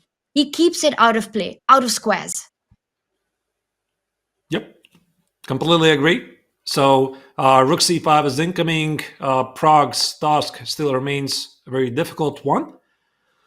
Now what? Now what? So it seems that we have, I'm sorry? Yeah, we have two games that are proceeding in the master section. So Giri is still pushing and having a large advantage in the his game against Pragg. Alexei Caruana against Vincent Kammer, the game is pretty level. Your call. Well, my call here is to ask you to make a prediction on this spot. Are we going to get two decisive games or not? I think that Anish is going to win this. I mean, I'm heavily influenced by the quality of his position. Caruana against Vincent, I'm not really sure. I think that the same game we are having, it's still very complex, and even though the bar says it's equalish, it might still go either way, but probably the logical outcome is a draw, so I'm not going to be very original here. It's a tough one. I completely agree with you here, because despite it showing in the balance, and we've looked at some variations, we've gone down some paths, there's still some poison. It's not a toothless position. Kaimer does respond with bringing the rook to d8. Rook d4 will be a tricky move by Caruana at this moment, targeting the 4th rank, stopping the d pawn from moving one step ahead. Ideas of the check on g4, picking up h4. So still some questions to be answered. And speaking of predictions, I know, Arthurs, I've been putting you on a spot the entire day today, but the biggest prediction that I think chat wants from you, and I have to bring that up, is Levy making GM? That's what everyone wants to know. You put me on spot right there. Yeah, I think he's going to make it. Yeah, I think he is going to make it. I mean, it's a very tough road for him, but probably it's ultimately going to become one of the most fascinating stories in the modern chess. So I'm hoping that he's going to do it, and I do think that he has all the required qualities to do it. And but it's going to be a long one. It's definitely a very tough task ahead. I admire his hard work so much, and having this ambition, and the discipline that's required for it as well. You know, you worked with him, Arthurs. I want to ask you, what is that one standout quality that Levy has that you feel will go a long way in his road to GM? Definitely the very good opening prep. So he has a vast range of openings he can play, and I do believe that his prep is up to 2600 level. He has to improve on many things. I think these are nice, quiet, positional decisions, like small maneuverings here and there. Also, the calculation at the critical moments. Sometimes his bad habits come back, like he had, unfortunately, this terrible tournament right now in New York City, the IM Norm tournament, where he was missing the opponent's moves from time to time. But it's a lot of work. Yeah, it's a lot of work. But again, I mean, he's still very young, only 29 years old, having reached the IM title at 22 or so. So the talent definitely is there. The motivation definitely is there. So I'm hoping he's going to succeed. I think we're all rooting for him. And Levi, in case you ever come across this segment of the broadcast, we're all here cheering for that GM and waiting for it to happen. And there are players at the Tata Steel Challengers wanting to get to that Grandmaster norm and title as well. A big opportunity for them. Let's take this moment, Arthurs, to check in on their progress. All right, so what do we have here? This is the bird's eye view of the Challengers tournament. We have left them for a while. We see one decisive result. Irina Bomaga has lost against Benjamin Bock, who was ELO favorite before the game. Good victory for Benjamin. He is climbing closer to the leaders. He was having a pretty good run so far. 3 draws have been played, and we have 3 remaining games left. So what do we see? Nodirbek Abdusattorov is on the lower left corner, having probably balanced rooking game, I suppose, because the pawn on b4 is gonna be lost. So for the tournament leader, Van Ven, this could be a good way to keep his lead against a dangerous opponent. Then we have the youngest participant of the Challengers tournament, Faustino Oro, the wunderkind from Argentina, only 11 years old. He's having on the lower middle board, it seems a slightly worse position, but all I'm seeing is material balance on the board, except that black's pieces are far more active. So Edis Gurel is amazing player from Turkey. I'm pretty sure that he is going to make to the elite level in the coming years. He is, how old is he? I think he is 16 years old. So a very, very pleasant player. I had a chance to play against him in the Olympiad and also exchange some words after the game where he crushed me mercilessly. And then we have Frederick Swane playing with white against Arthur Papers. And it's sort of balanced, but visually I like black's position a bit more because of the piece activity, but I'm not going to argue with Engine. Yes, and coming to just Edis Gurel versus Faustino Oro, the battle of the younger generation here. You're right, Gurel is 16, Faustino Oro at 11. And right now for Oro, the big problem, despite the material balance, is that king on h3. Very often there can be tactical checkmating ideas as the white king is in a kill zone. You can imagine the queen and the rook doubling up on the second rank, and that second to left the board in the bottom row that we're looking at. Also a check on the H line will be a complete disaster. So Oro needs to be a little careful. While that king on H3 looks safe, but any check on it will be game over, which is also why Faustino's queen on E1 has been sort of made a defender. And the last thing you want is for the strongest piece on the chessboard be given the biggest role of being a defender to stop the black queen from jumping onto F1 or E2. Indeed. So I think what is trying to achieve is trying to trade off some pieces. I mean, if the queens are traded, that's definitely a dead draw. Rooks are traded, black cannot make a progress. But again, it's wishful thinking, and it's not really so simple to do. So from a practical point of view, Faustino's position is quite unpleasant. So black can keep playing this position forever. There's this idea of h5 at some point. The king on h3 is in the mating net, potentially like h5, queen g5, queen h6, etc. So if I was white, I would be trying to somehow cover the second rank with the rook maybe. But how do you do it? Like, again, it's going to be a very concrete move. Maybe, yeah, but I cannot play queen a1, Tanya, can I? Queen a1, queen e2? Yeah, that's what I spotted. Queen a1, queen e2, and I see all kinds of problems here. I Maybe agree there with was you. something better. There is something better because our bar doesn't give it completely winning for black, but just to demonstrate the human problems that exist from the perspective of white's king safety. Speaking of all of that being caused by the black queen in this position, Faustino Oro is under pressure. Sorry, I had to do that. Under pressure. He is under pressure. Yeah.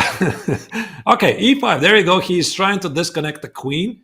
Probably also the idea is to be active. Rook a8 and queen e4 check makes perfect sense. That's a good defense. But the question is he not dropping now the pawn on e5, Tanya? What about rook e2 and queen e5? Can I do this? Maybe he has to. Well, I'm trying to look for activities because we're talking about the white king. Rook e2 hits the queen but gives white one move to try to put pressure against the black king as well. And let's say you place it on d1 because I want to eye three squares, d8, d3, and c2. And it's not the most accurate, but just to demonstrate my point, it was to try to jump in with... You have this king g6, even lining up the rook and the queen on the 8th rank, black's king is feeling safe after king h7, king g6. So you can just snap up the e5 pawn. Oh, you're looking at this, yeah. So check here and rook a8, trying to go on the offensive. And queen f1, and it's just checkmate. Yeah. That's the way it ends. So white gonna do this. And I mean, even this idea of queen h8 probably leads nowhere. There's always king g6, as you correctly said.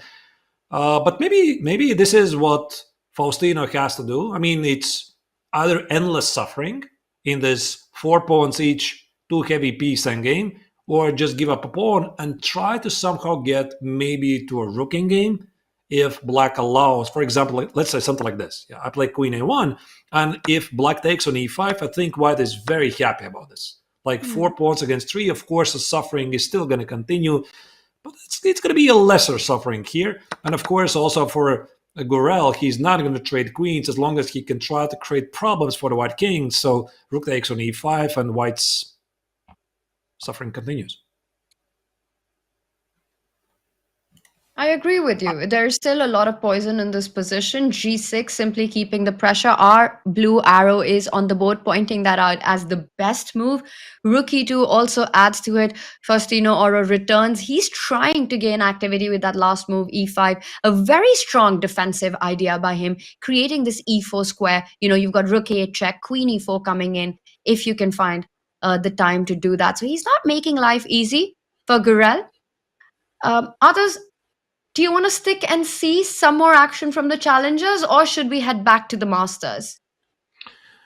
Yeah, I would like to first very quickly assess, maybe going board by board, what is happening there, just to have a full screen of both of the games, and then we can make our predictions, what's happening, then we go back.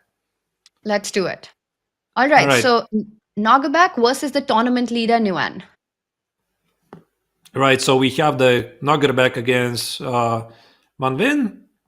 The position looks pretty balanced, so white has the outside pass pawn on a5, but I don't think it's going to make any progress, and black is very active. The king on e5 is centralized, rook on b2 is very active. Black also has a chance to organize an outside his own pass pawn at the king side. So I would say that the tournament leader is at least safe, and Nodirbek is not going to win this. Also, Frederick Swann against Arthur Papers. Yeah, that's a tough one. I visually, again, I stand to what I said. I sort of like black's position, but then again, I can easily see white protecting the pawn on g3, so black is going to put the knight on f5, and then what?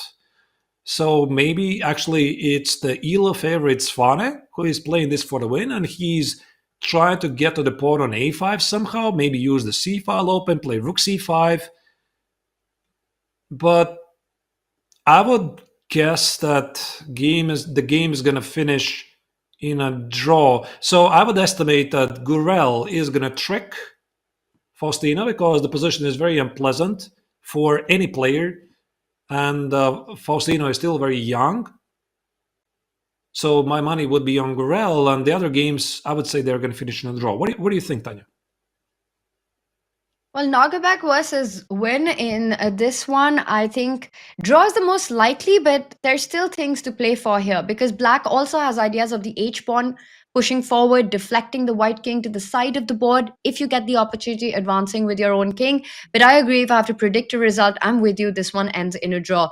Oro versus Gurel, again, I have to go with your prediction. The white king just looks too precarious, too many things to hold on to. And from a human perspective, with 12 minutes on the clock, mistakes are very likely to happen and very costly ones at that. Swane's board, it feels as if black has maximized everything, placed the rooks on the best square, placed the knight on the best square, is attacking and hitting the weaknesses, but the breakthrough is not clear. Yes, black has the better piece to every single of its counterpart that Swane has, but still, I don't find a way to improve what's been made. I don't find a way to cash into it. I will say, if I have to make a prediction, I'll say that black grinds that one down. So on that, I'll take you on. All right, so we are back to the master section. We have these two games ongoing where Giri is still having a major lead, at least position-wise, against Praggnanandhaa. That's the position on the left. On the right, we have Vincent Cameron with black color. He has those two connected pass pawns in the center against Alexei Caruana. But we kind of looked at this, and we could not figure out how black is planning to make a progress. I mean, rook takes on h4, rook h7, or even rook h8 check, Tanya, is possibly a threat. So I would expect that Cameron against Caruana is going to finish in a draw. And yeah, I think that Giri is still pushing here. Yeah, very interesting. We actually had this positional analysis, right? The line that we're seeing being played out, where black has the option to push the d pawn and in a sense force white to find a way to force the perpetual without allowing the queens to go further down the board. For Vincent, he's trying to think, how can he keep the game going with those healthy central pawns? But there's really no way with the rook activity that Caruana has. Grabbing the h4 pawn next, coming up, draw is very likely. And looking at Kaima, he's not pleased with it. Yeah, maybe he just realized that there's not much really to do because we are not really following this game so much. We looked at it, I believe, right after the opening when the players had double pawns. Can we check maybe? Can we use this moment? We have, I believe, plenty of time. And we could go back a bit and without very heavy analysis, try to have a feeling how the game progressed. And I believe we left it about here. Yeah, after 92, after the opening where Caruana had created some double pawns for black at the king side. He was trying to keep the queens on the board. Yeah, sorry? We've got to move. So, and I think we've got some eye contact there. Did Vincent just offer Caruana a draw after playing d4? I think he might just have, because we've got handshakes. d4 was on the board, and others, a draw agreed there. It would have been played out, but definitely take us through, especially that last moment, and why draw was agreed when Caruana was about to win that pawn, as we see this game come to its conclusion. The fourth draw of the Scratch my analysis. Yeah, I mean, I was about to show what happened before. Yeah, very, very nicely you caught there at this moment. The game is indeed heading to a draw, a bit unusual, but both players figured out it's a draw. So, yeah, what a game. But please, artists, feel free. Let's go back because we've still got time and we'll jump into the Anish game. That's the only one game remaining of the Masters. So back up and take us through any of the missed chances that you might have spotted in that one. All right. Let's go. So we're gonna maybe keep the camera on the only ongoing live game and go back to the moments that were maybe missed by Vincent Cameron, Alexei Caruana. Let me again try to select this moment. There you go, 92. So I'll get to explain at least this position. So here Caruana was trying to organize some sort of a kingside attack. Rook f3, queen h7, queen e3, rook g8. But it seems that White was getting nowhere because Kammer had positioned his king on h8 and rook on g8, so Black feels pretty solid, while White's weaknesses at the queen side remain. This is what all of this we did not really see. B takes on c5. Oh, look at that. So actually it was Caruana who decided to sacrifice a pawn with c5 because the pawn on c4 seemingly is gone. And at least for some time it was Kammer who had an extra pawn. So he played e5 because the knight was getting to the d6 square. The queens were traded. Knight e6, rook c6. Oh, that's a lovely move, rook e3. Not taking the pawn at f7, but going for the activity. The knight would have been trapped on f7. Just want to quickly point that out. Knight takes pawn would have led to, I think, king g7 and no place home. No way home. Yep. So it seems, yeah, indeed, White cannot take it. And now White just played very active moves. Rook a7, material balance restored. Rook a5, rook b2, rook d3, rook g3. And maybe the final moment here where White decided to give up the pawn, which was, I think, about... Yeah, there's a couple of moves made. Both players were trying to be very active. There we go. Wow, that's actually a big move. Wow, look at this, Tanya. I mean, here, it's a material balance on the board. Black is very active, so the pawn on c3 is under attack. The pawn on g2 is under attack. And here, Caruana gave up the pawn on c3 just to activate his pieces. Look at this. So rook e2, rook c3, and rook d2. Wow, this is amazing skill. What a fantastic maneuver. Looking for that activity and perhaps having calculated his path through, because it all worked out to perfection. It stops all counterplay that Black had, and I think he had to do it because otherwise Vincent's rook combined the g8 rook with the c2 rook would have just been too much for White, and you just have to constantly be on the defense once the king sidesteps over to h6. That's why he is the world-class player, because any club-level player would probably try to hang on to the pawns. Yeah, somehow. I mean, keep this pawn alive. But that's why Caruana is almost 2,700. He's an amazing player. And yeah, visually it feels very dangerous to give Black the two connected pass pawn just like that. But again, it's activity above everything else. And just a couple of moves later, he convinced Vincent that he is going to make a draw, because here what we did not see... Rook takes on h4, White is threatening rook h7 or rook h8, Black plays king g7, and White just repeats the position. So you cannot ever go forward like king h6, as Tanya, you mentioned yourself, rook f7, rook d6. Actually, it's White who is delivering the mate. So Black's pass pawns in the center, they don't matter. You could also just go rook g6 and rook h7. The pawn on f5 also does the job of just defending that square. Several ways to checkmate, Arthurs. You know, pick your poison, as they say. But this would have been disaster. And instead, we did see the repetition. Both players up to defense. Great maneuver there by Vincent. Rook e2, rook d2, which means, Arthurs, we are left with one game. And very likely, that's going to be a decisive one. Let's bring in John at this moment as we head into the final moments of the day. John, still excitement remains for this big clash. Exactly right. So for those of us who may be listening to the analysis for the last 20 minutes, we, in a roundabout way, reproved the theory that all rook and pawn endgames are drawn. I kid. What an incredible end to that game. And what I love, actually, from the analysis from you guys is that there were still so many ways for one side to go wrong, almost all the way up until the conclusion of that game. You can have complete dynamic equality, and then one inaccuracy just gives you something to latch onto.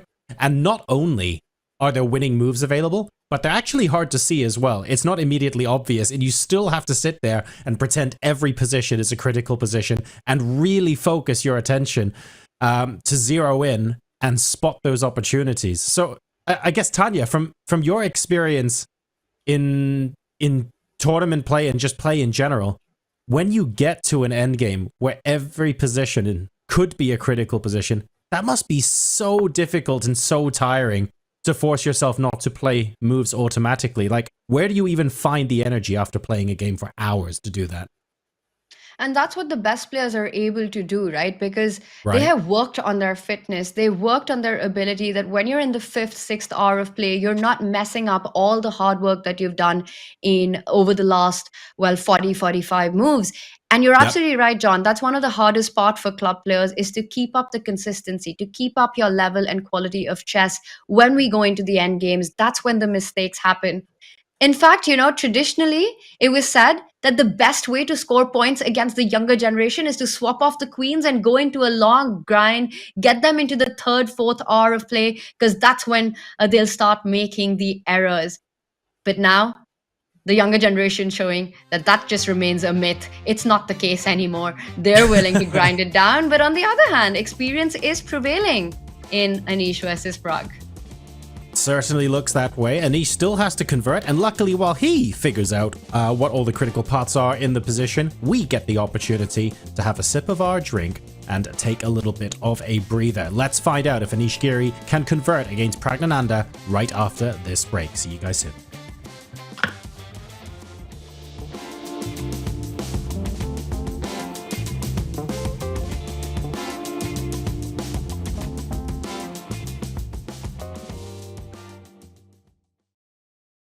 Well, it is my honor to be here with the 18th World Chess Champion, Grandmaster Gukesh Damaraju. Thanks for joining. Thank you. We know both players, their relationship with their parents has been one of the central themes to this match. Can you name one trait that you've inherited from your mom and one from your dad that has helped you get to where you are today? I think the one thing my mom has, been particular about is positive thinking and being a good person. Like she always, from the start, she says she would be very happy to hear people saying, her son is a great chess player, but it would be even more joyful for her to hear that her son is an even greater person. So that is something that has stuck with me forever. And every day I try not only to be a better chess player, but also a better person. And my mom has mostly, guided me in a spiritual way, and who I am as a person mostly, it depends on, most credit goes to my mom. And my dad, he takes care of all the things revolving around chess, and he knows exactly what I need at tournaments and training camps and all the stuff. And one quality I inherited from him, I would say, is when he's playing sports, he's extremely competitive. And I think I'm not as competitive as him, but yeah, I inherited some of it. So.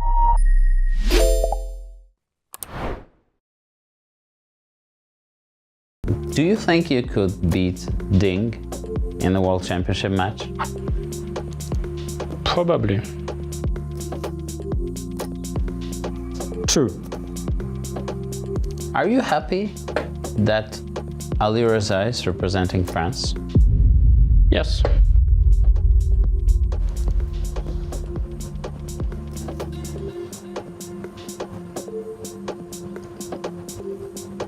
Lie.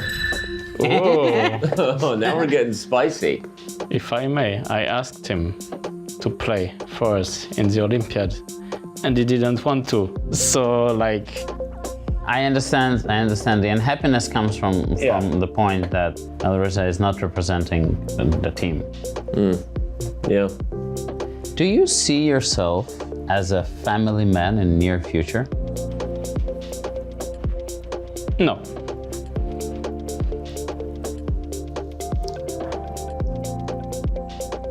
True, but you had to think a little bit about that question. I mean, we wouldn't have to think about that. Let me elaborate on this. Are you afraid of commitments? Yes. True. This is where Maxime lays down on the couch and we do therapy. I don't need therapy over this. I've fully embraced this fact. I think I can resign now. Yes. And so our session Healing session is complete. Maxim, do you think you will be a world champion someday?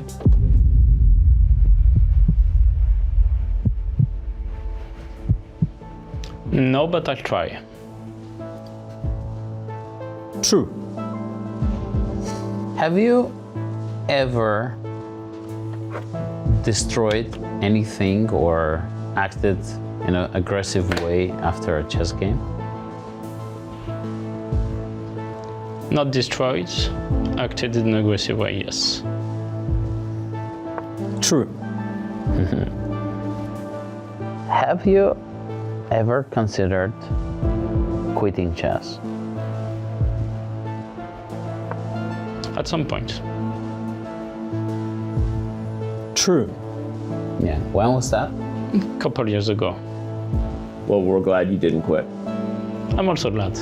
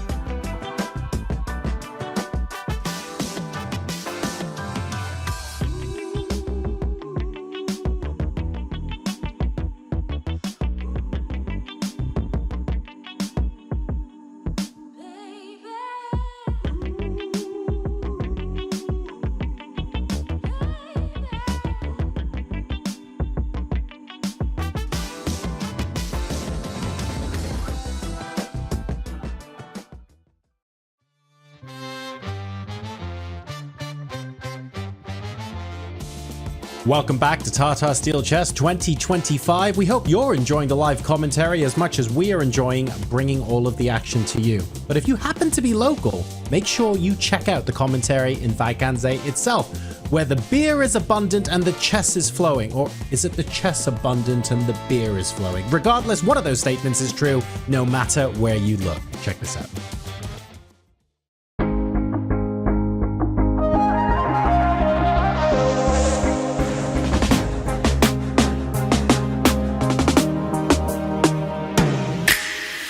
We zitten hier in Café de Zon. Het is een blendend aan de toernooizaal. En hier worden de partijen uitgelegd voor de mensen.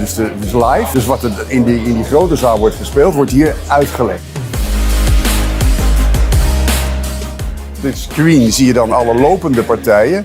En dan kunnen de mensen vragen stellen. En ik leg uit waar de spelers over denken of waar ze niet over denken. Of de fouten die ze maken, als ze fouten maken. Enzovoort. Je probeert het een beetje leuk te maken. En de mensen, er zitten goede schakers bij. Dus die doen actief mee.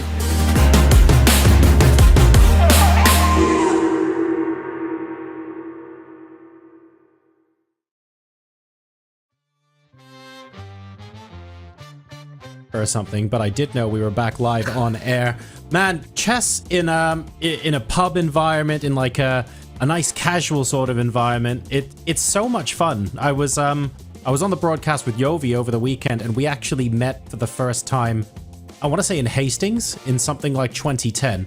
And I'm pretty sure we never met in the playing hall. We met after a couple of drinks in one of the very well-known pubs that the players frequent after the end of each day's play. Artur, do you have any particularly fond pub chess memories that you'd like to share? Well, I definitely believe one thing, John, is that all the best discussions, they are always solved in pubs. Yeah, at least from my experience, at least so far with the tournament organizers and players, whenever there's a banquet or informal atmosphere, that's Absolutely. usually the place where you have the most serious discussions. So yeah, I do have some very good memories that I'm not going to share with.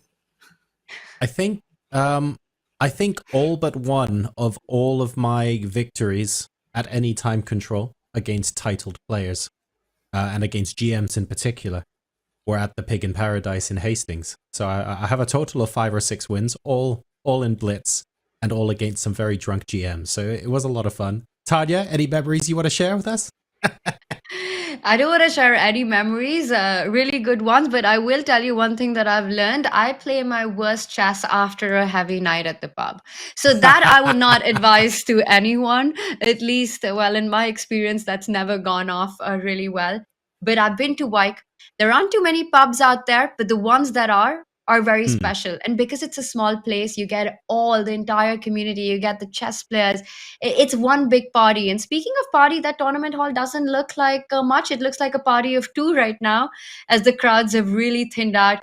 But it's such a great, sort of a great experience to be there, enjoy the chess action that's been played in the De Morion, but also in these restaurants and the pubs where the live commentary is happening. Everyone gets together. Like you said, the chess is flowing, the beer is flowing, the love is flowing. It's fantastic. Sounds like we should really be getting out there for a live studio broadcast next time around, Tanya. I'll make some inquiries and see what I can do about making that happen. But Arturs, I'm going to throw it back to you guys now. We have found Rook C8. It's on the board. There were multiple ways for Anish to win this. We were talking about the different possible routes. The computer was maybe giving a couple of moves, question marks, but at the end of the day, in terms of thematic ideas, he's threading the needle rather precisely. Yeah, indeed. So here Anish has found a couple of critical moves, but I think also Pragg was doing a very good job by forcing White to come up with these only moves. And that was essentially the thing that Tanya mentioned, is that Anish sometimes tries to play it too safe and he might walk past a critical continuation, but here he played fantastically. And if he may go back a couple of moves here where Pragg's idea was, it was actually a very good choice. So I think it was after Rook E8 here, Pragg had just played G5 and he still kept the pawn on D4. And now there was this critical moment when White played H4 and Pragg played Knight E6. So his idea was to seek some activity in the king side, and apparently here F5 is the only move. It is the only move that allows White to keep the advantage, because any other move, Black plays something like King G7 and is thinking about maybe at the right moment to trade the pawns and is still very much in the game. So this idea of F5, Knight E8, now you can see Black wants to play Knight F7 and Knight E5, and suddenly you have a very, very active Knight on E5. So Giri's move, Rook C8, is the only one, but it's good enough.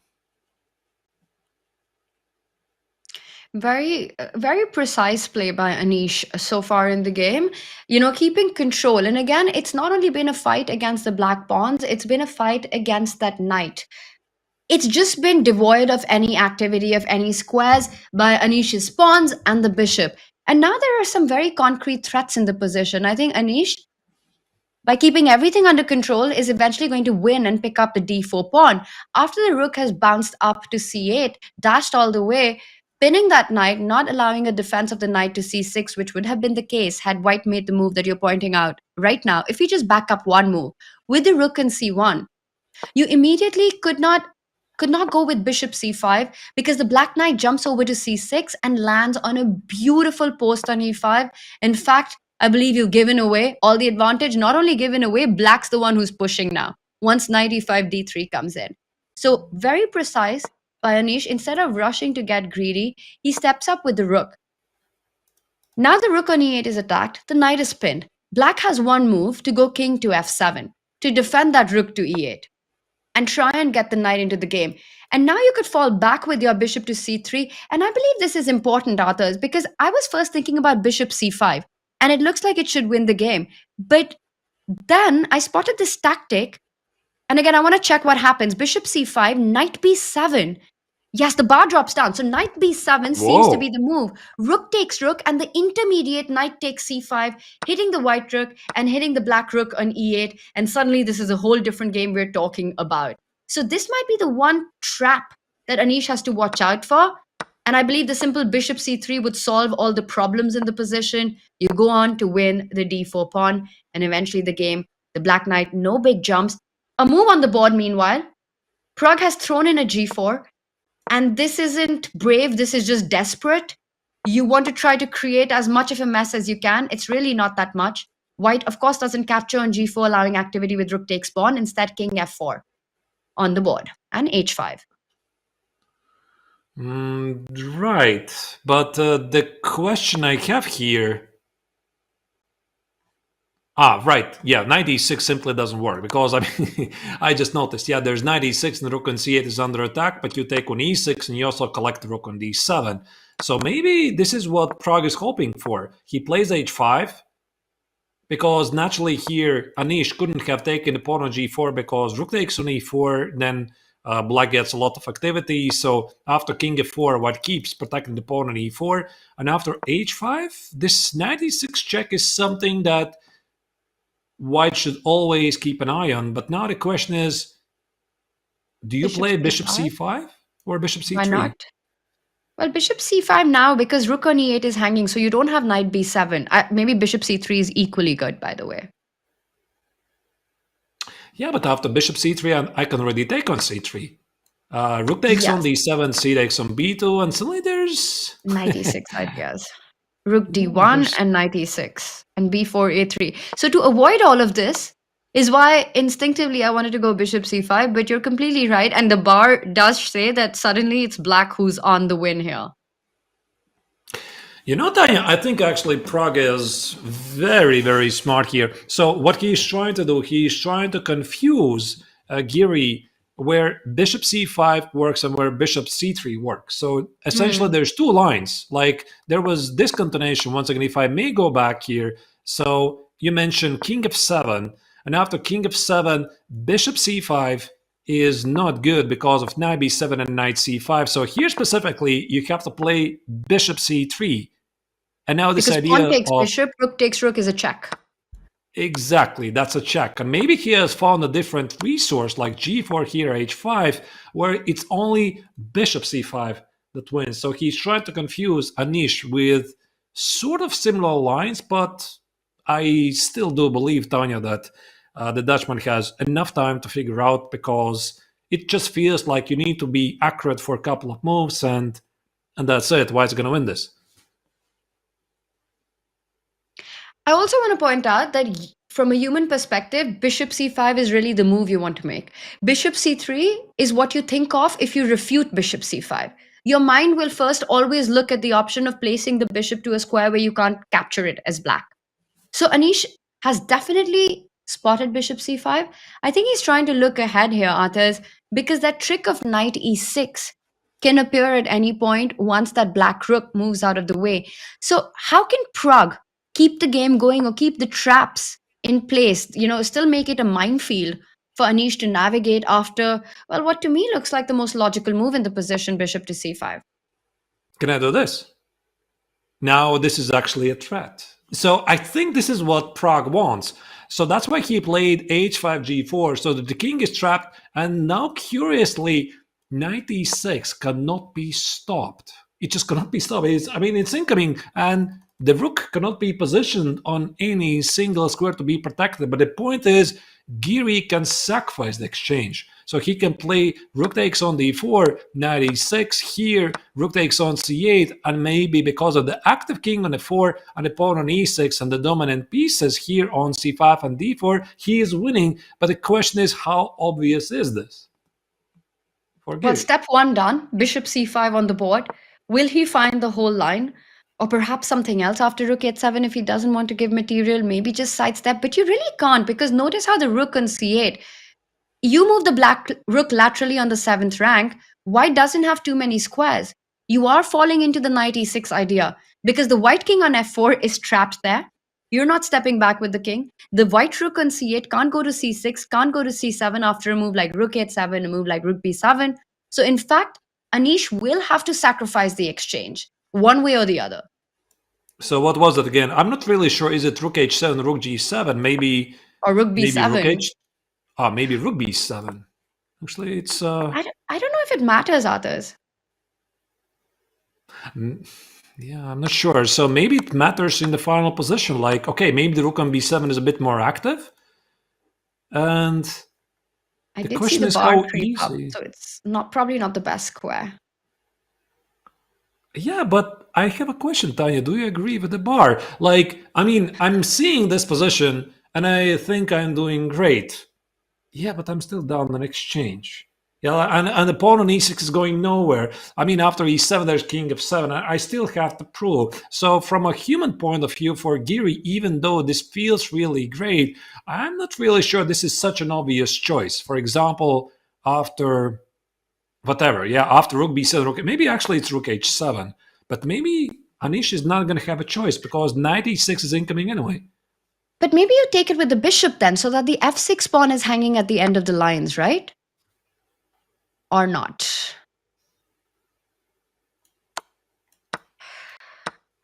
And just to take on f6. Yeah, this feels very good. This feels very good, but probably also black doesn't have to do all of those things. So he can play rook d7 back. Or rook d7 even.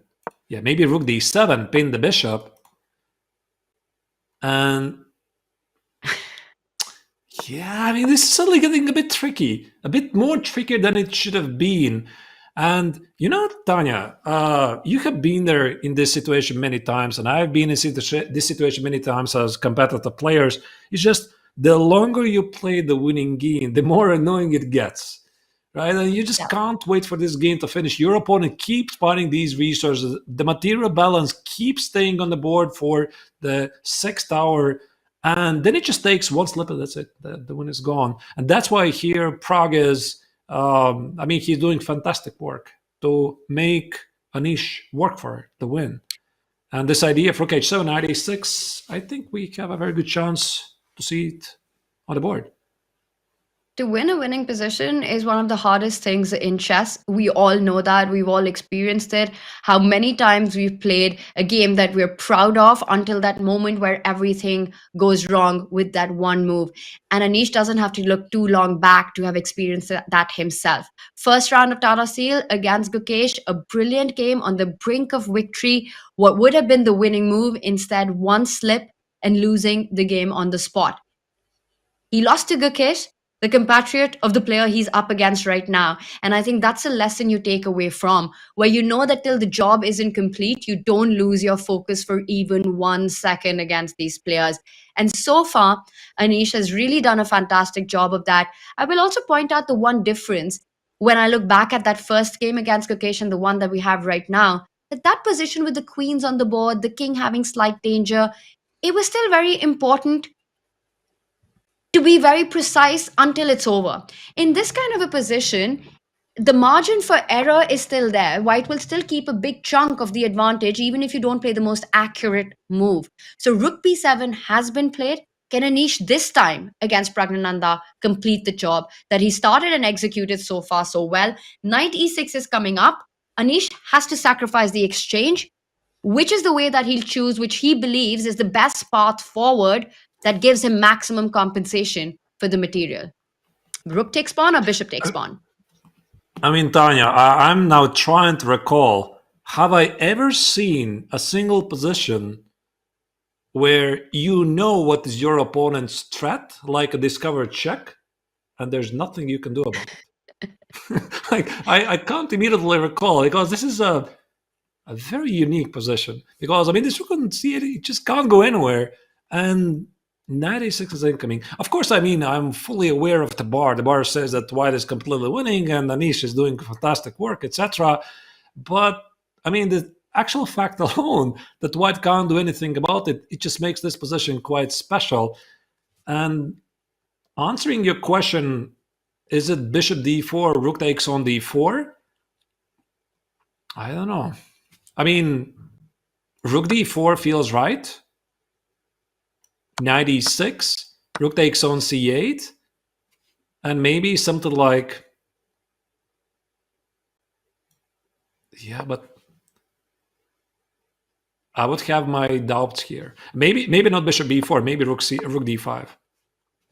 try to collect the pawn on h5. And that's why, Tanya, I was wondering, maybe the rook was better standing on h7, not on b7. But okay, maybe it doesn't really matter. I mean, black is probably lost, but how much lost is black actually? I'm going to be honest, it looks really bad because the white king coming up to f5, weaknesses on f6, that e-pawn moving forward.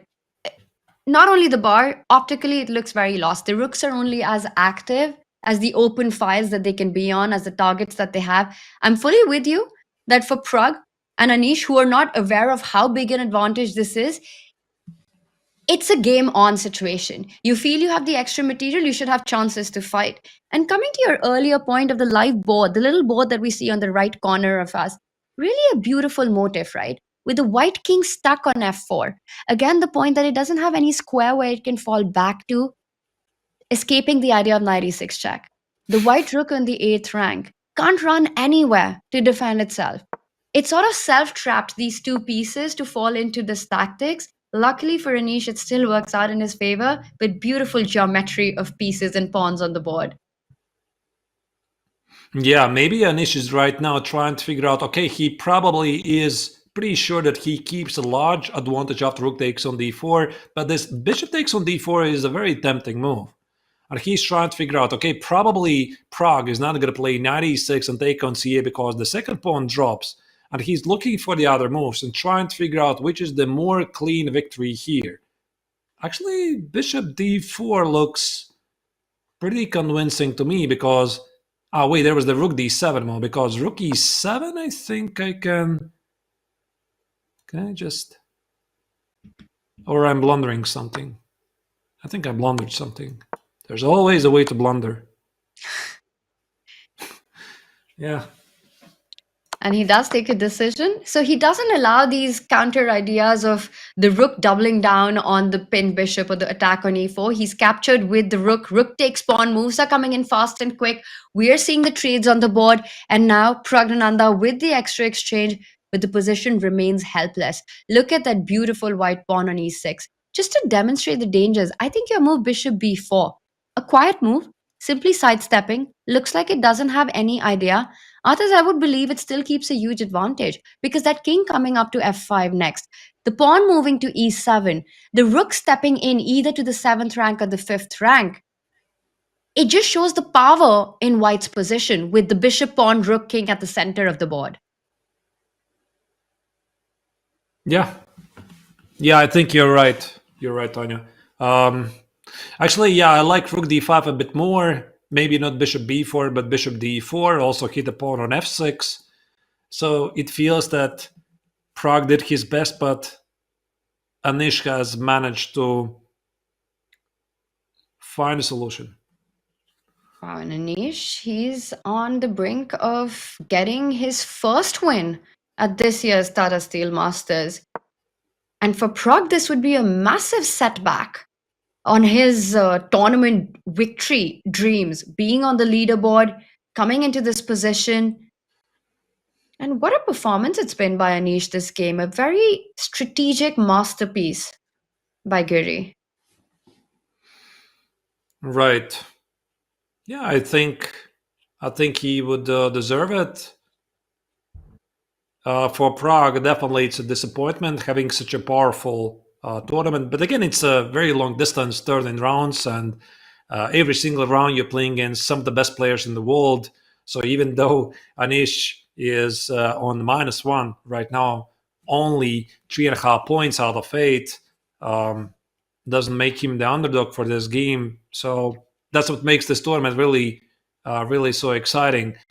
And now Anish is trying to figure out what to do, and there's one tiny problem. I mean, he's getting pretty low on the clock, Tanya. He has 4 minutes, and the position is still not really as simple as it is, meaning you can't really play it out by hand. You have to watch out for some counterplay, for some activity from the opponent. Like, you probably don't want the black rook to be activated, like rook c2, rook f2, or rook g2 is something you start to see ghosts. So probably Anish is trying to contain any black's counterplay as much as he can. So rook d5 is got to be the move, because after rook c7, let me just put it on the board, he gets to play bishop d4, and just in case, he's ready to eliminate these pawns as well. Well, I have one more direct idea in this position, right? That we've got rook d5 looks good. I think bishop b4 keeps advantage. The move e7 comes to mind as well, because it stops black from picking up the rook and the bishop on c5. And yes, the bar doesn't love it. And I saw your reaction as well. You might not be a fan, Arthurs, because it allows the black king a nice square on f7. And wait, what did he play? He played rook d5. Yeah, rook d5 is played, but can we go back to this? I mean, e7. Actually, I was thinking about this, but I thought that black can play rook e8, and after rook d8, I'm playing king f7. I was not sure if this is really so clear. And maybe now rook d5, rook h5, you still have a big advantage, but I agree with you that why give black king the opportunity to come to the center of the board when the white pawn and bishop where they are? Just stop that from happening. No, but I think you're right, Tanya. This also feels winning. At least you're containing the rook on e8. And it cannot be activated. You can always retreat with the bishop, and if black gives up the rook on e7, even though originally, at least I thought so, this is one of black's dreams to get some sort of an endgame down a pawn, but now it's actually going to be more than just a pawn. It's going to be down 2 pawns. So this probably also was working, but rook d5, which, by the way, Tanya, doesn't really rule out the move e7. It can still happen. Rook d5, and well, e7 always in the air, h5 pawn hanging. Anish keeps everything under control, and I don't see him messing this one up. Arthurs, with the nature of this position, black completely tied down, devoid of any activity, and also they say lightning doesn't strike twice at the same place. So for Anish to mess this up from such a winning advantage, I don't believe that will happen. Once again, simply the nature of what we have in front of us, complete domination on the board by white. Except maybe the clock. Yeah, I totally, I'm with Maybe you. the lightning will strike twice.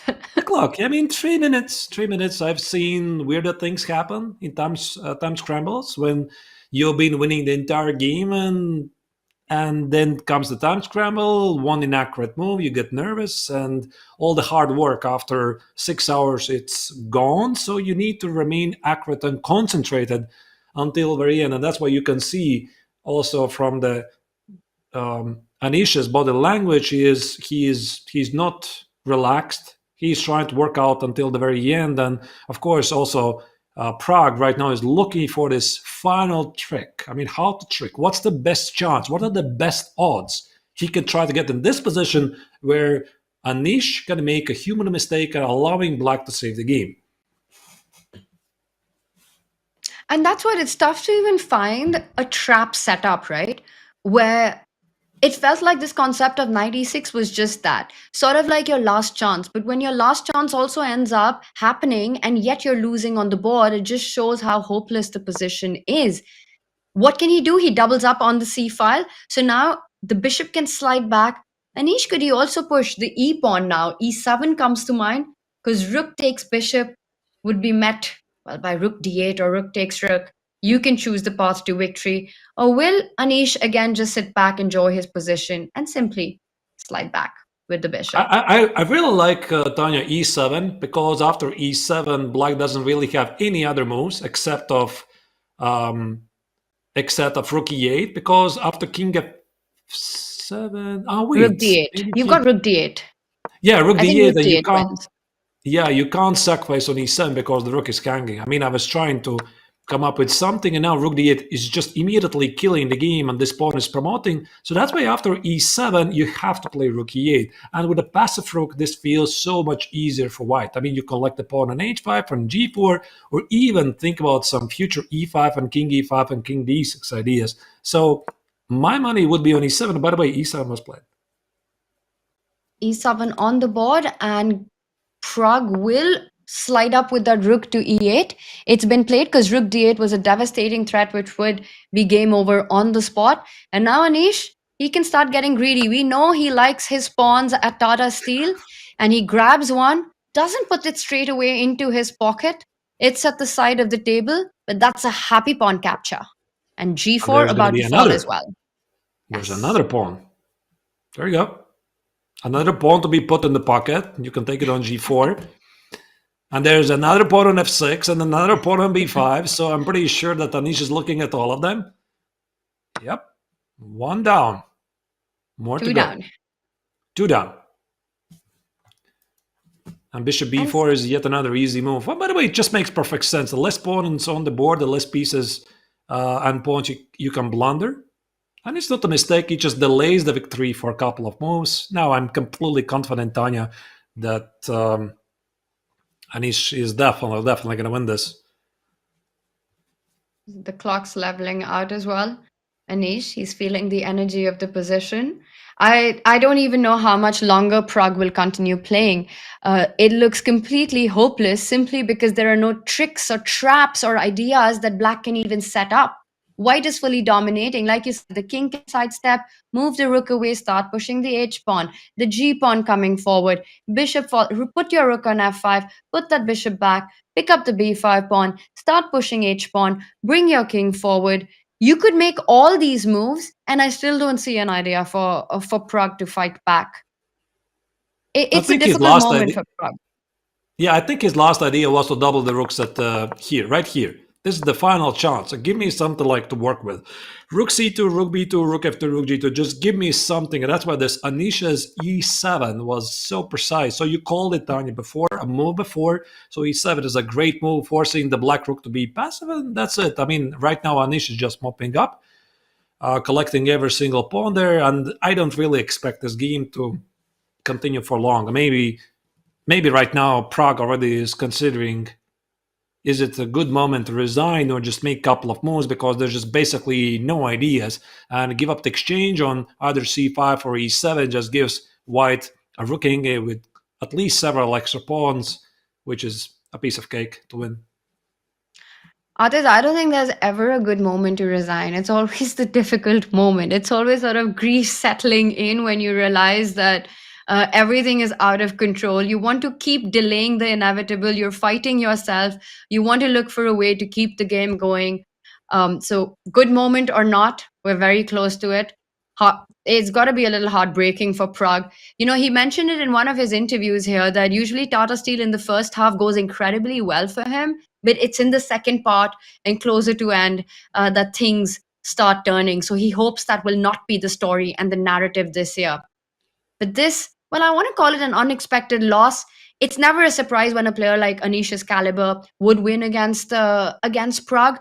He does have a plus score in classical against him already, but simply the form that these two players have brought onto this tournament, it felt as if Pragg would have this game under control.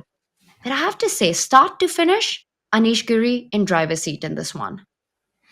Yeah, I mean, fantastic game, fantastic opening concept in the middle of the game, some human mistakes, and yeah, and here you can see Pragg is thinking about the final trick. I think rook d7, rook d5 could be the final moves to be played in this game, not giving black any sort of counterplay.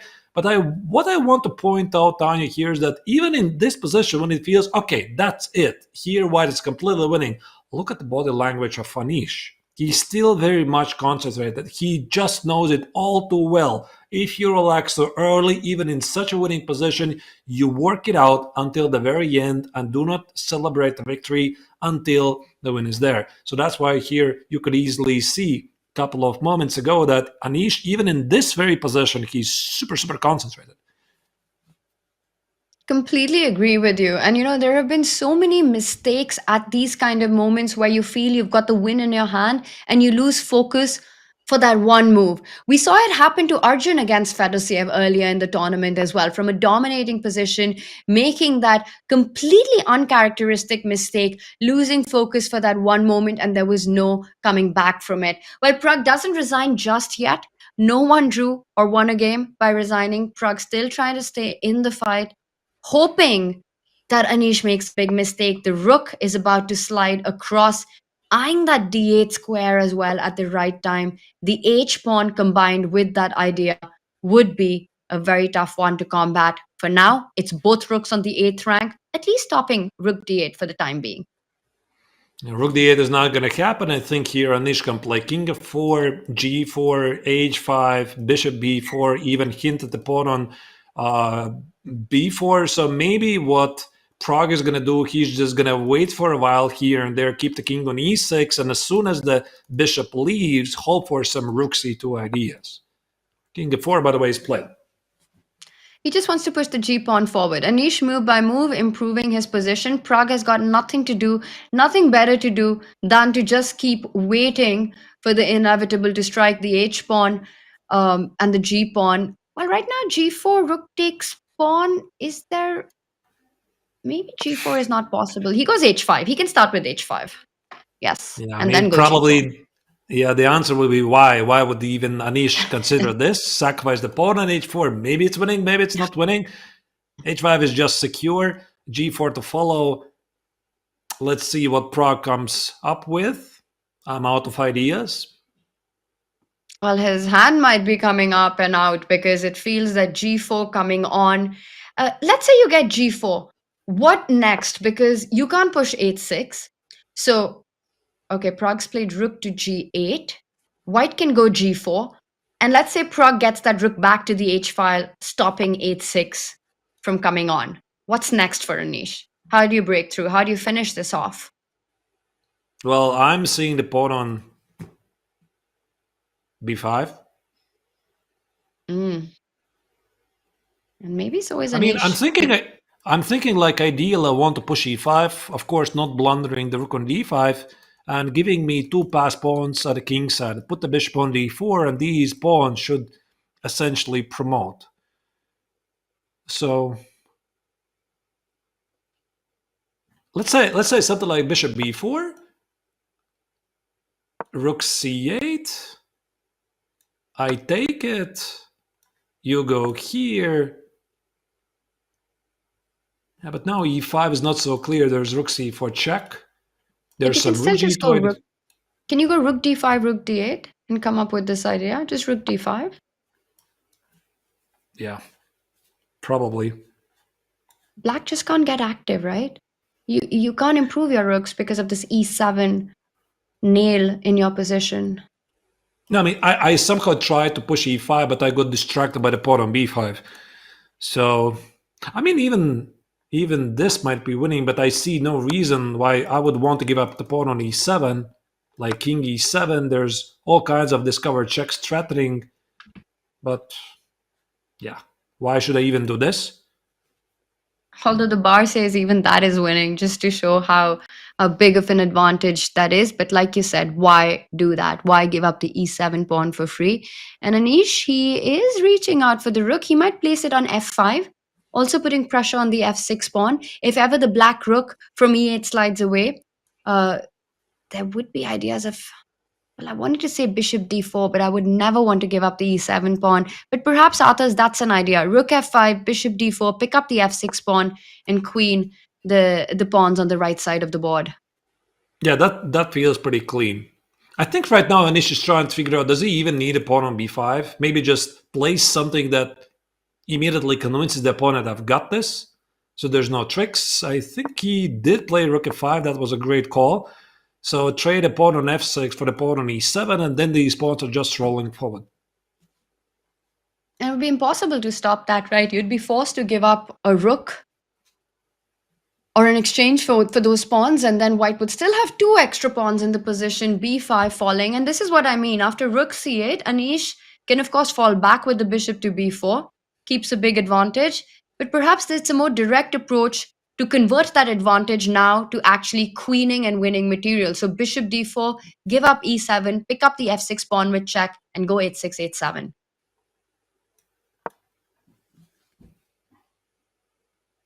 And what if I don't take on e7? I try to somehow confuse you. I have no idea how, really. like here, something like this. I don't know, but it's never gonna work. Like this and this. Oh! But there's rook I found the f2. blunder. You did. It works. Rook f2 and rook takes f5, and you win the bishop. I mean, I'm amazed. How is this even a draw? But okay, let's even not We're Look at getting this. A bit carried away closer. here. Yeah, this is just ridiculous. By the way, Bishop bishop d4 d4. on the board. Anish Giri showing excellent technique in this endgame. He's converting this flawlessly. The bar approves, says that's the best continuation. Pragg, the way he's blitzing out moves, I think he knows that this one is very close to the end. Bishop c3. I think that's it. Maybe bishop c3, b4, but he had to play a3. So why not bishop h6? c3. Why not go with the plan? The clincher. Right here. h6, h7. I thought that was our plan all along. Oh, I don't know. I just try to limit any type of counterplay that black might have. Even there's no counterplay. Of course, Tanya, you're completely right. h6 just does the job, and of course Anish also played it. And I think I had a feeling that Pragg is about to resign. No? There's also the bishop g7 and h7 idea at some point, so... That's beautiful. Rook c7, you just go bishop g7 and then push the h-pawn. Yeah, allow black to sacrifice the exchange for a pawn, but then you get a third pawn and a fourth pawn. So let's just wait until the end of the game, and there it is. Praggnanandhaa resigns, and Anish Giri scores his very first victory in the Tata Steel Chess Tournament 2025, getting back to the 50% score for Praggnanandhaa, one of the previous co-leaders. Unfortunate loss in this game, but a very, very nice game by Giri overall. Start to finish. Absolute domination in this one by Anish. I think he just never let go of the advantage he had. He converted it beautifully, made it look clinical. This is Anish Giri's class. This game, it is. And for Pragg, it's heartbreak. After the tournament he's had so far, now he's got to catch up to the leaders, John. An absolutely fantastic result there for Giri. But like you said, Tanya, Pragg now has all of the work left to do once again. So one of our co-tournament leaders falling there to a previous tournament winner. And that was the last game to finish in the Masters section today. Let's go ahead and remind ourselves of all of the results. We have had a delicious day of games, lots of fighting draws, and 3 decisive results as well. World champion Gukesh defeats countryman Leon Mendonça. We then had Anish Giri, we saw just now, beating Pragg, and they are still analyzing their game over the board. And Vladimir Fedoseev, proving to us that he has really solid dark horse credentials going into the closing rounds, takes a bite out of Pentala Harikrishna's tournament. And what does that do now to the overall standings after the end of round number 9? Let's go ahead and take a peek. At the sharp end of the tournament then, Gukesh is sole leader after round 9 on 6.5 points, 4 wins and 5 draws. The world champion, as it currently stands, looks to be a bit unstoppable. His form over the board has been great, but unstoppable would be way, way too premature for us to say, because Nodirbek Abdusattorov, half a point behind. Vladimir Fedoseev, only half a point behind. And don't forget, Pragg has dropped a point today, but Artur's 1 point behind with 4 rounds left to play. It's still all to play for. Yeah, absolutely. So this tournament has proved one thing. It's really unpredictable. I mean, in total, 13 rounds, and the early leaders have difficulties keep up the pace, and every single game that is proceeding, we can see that the world champion Gukesh once again is proving the status that this was no coincidence. He is the world champion. He is becoming a clear favorite, if he already was not becoming a clear favorite to win this tournament before. So he's in a great shape. I'm happy for him. I'm happy for all the Indian fans. And I think we're in for a treat. I mean, definitely more exciting games are about to come. 4 more rounds to go. So this is going to be fun. Tanya, maybe one more word on the excitement levels of the games today, even the ones that ended in draws. To what extent is that a function of us having a rest day yesterday? Do we think tomorrow's going to be calmer as a result? Well, we had fascinating fights across the board, and I think that's what we're expecting. We saw the neck-to-neck battle that this tournament has shaped up to be in our standings, right? Every single game, every single victory at this point is so important. And I think going into the last 4 rounds, we can expect some big decisive action coming through. Playing it safe, playing for the draws is not going to get some of the players far. With Gukesh at the top of the leaderboard, he is the sole leader for the first time in this tournament, and the final rounds will determine whether the world champion can carve his name in history on this grand stage right now. So that concludes the Masters. The Challengers actually still have a game ongoing. Let's take a look at the results from the Challengers section from round number 9 today. We have also had, well, just the one actually decisive game, and I have to say Benjamin Bok is on an absolute tear. He's now up to 4 wins, 4 draws, and a loss, defeating Bulmaga today with the black pieces as well. All other games have ended in draws except for Faustino Oro, who is currently still playing against Gurel, and those players are probably going to be grinding for a little while yet. And that means, of course, that the current standings, please bear in mind that there are still games going, which means that this is going to change, puts Win on top with 6.5, and then Lamy and Bok both half a point behind. So Tanya, going to you first here. The challenge is actually pretty exciting as well. It's actually a very simple, it's a very similar, sorry, it's late in the night here in India. It's a very similar leaderboard to what we have in the Masters. If we look at the points that the players are on, we've got Van Wyn, who's at the top, half a point ahead, just like Gukesh is. But right behind him, we've got 2 players, Erwin Lamy, Benjamin Bok, breathing down Van Wyn's neck, and then 5.5 points. There is no margin. There is no big gap here in both the Challengers and the Masters. You know, you don't have a 3-horse or a 2-horse race where suddenly, after a certain point on the leaderboard, there's a 1 point or a 1.5 point gap. And we've seen that so many times in super tournaments. Arthur's John, I think this one is headed into a very exciting race to the finish line. I love as well. Probably to the final lap, right? Yeah, exactly. Yeah. And you have Lamy and Wyn both still undefeated, and their names are at the top of the standings there. So it's going to be a very exciting end to the race. You're absolutely spot on. And on that, Gukesh undefeated as well. The world champion comes in to play his first classical tournament after being world champion, and not a single loss so far. World champion for a reason. So plenty of exciting action today. Summing up everything we've seen from start to finish, we're thinking from opening choices all the way to Anish's final moves in his game, and all of our dips in and out of the challenger section in between. Artur's, maybe summing up your thoughts on what we've seen today in round number 9 of Tata Steel 2025.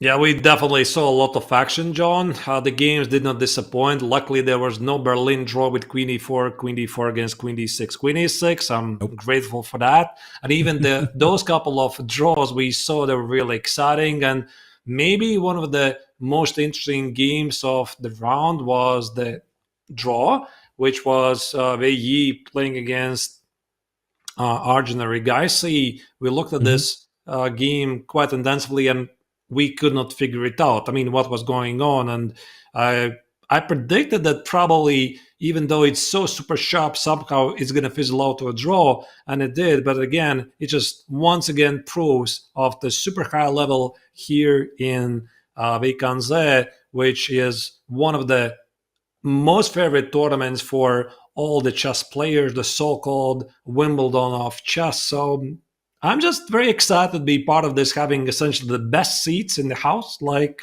following this live from the commentator studio. I'm also a chess fan myself. I like to see players playing good chess, including Damaraj Gukesh, so it's going to be fun. Absolutely. Thank you very much for that, Artur. I couldn't have summed it up better myself. And Tanya, picking back off the what Artur just said, okay, I get that it's an invitational and we're tactically picking people who are who really do have that hunger. They're not looking for the quick draws. But if anything, this is evidence that that approach is paying off. Even the draws are incredibly exciting, and we've been treated to another day of fantastic chess over the board. Couldn't agree more with that. And it comes to this fresh mix of players that Tata Steel Masters has, right? You've got the stalwarts of chess, you've got the likes of Caruana and Fedosiev, for whom playing on this stage is such a maxed out opportunity that they want to play their hearts out in every single game. You've got the youngest players, the biggest prodigies of the chess world fighting it out. And John, to your point, we had 4 draws, 3 wins. By the way, all 3 wins but were with the white pieces for Anish Giri, for Fedosiev, for Gukesh. And I have to say, the one that stood out to me was Fedosiev's victory against Hari. What a performance he's bringing on in the Tata Steel Masters. You know, he's right up there. He's in second position, half a point behind the leader, behind Gukesh right now. He's in the mix of things. And he said he's here to survive. He's not surviving. He's fighting for the big finish in this one. This is truly a spectacular event, and completely agree. It comes down to this roster, this star cast that we have. I mean, he's surviving by winning, right? Good way to survive. The best way. Exactly right. So that wraps up our coverage for round number 9 of the Tata Steel Masters and Challenges here in Wijk Aan Zee. We hope you folks have enjoyed the broadcast at home just as much as we have enjoyed bringing this to you. From myself, from Tanya, from Arturas, and everyone behind the scenes who was able to contribute to making this event the best possible stream you could possibly get in the chess world to start off your 2025. Stay safe wherever you are, and we look forward to welcoming you back tomorrow for round number 10. Things are only going to get spicier. Have a good night.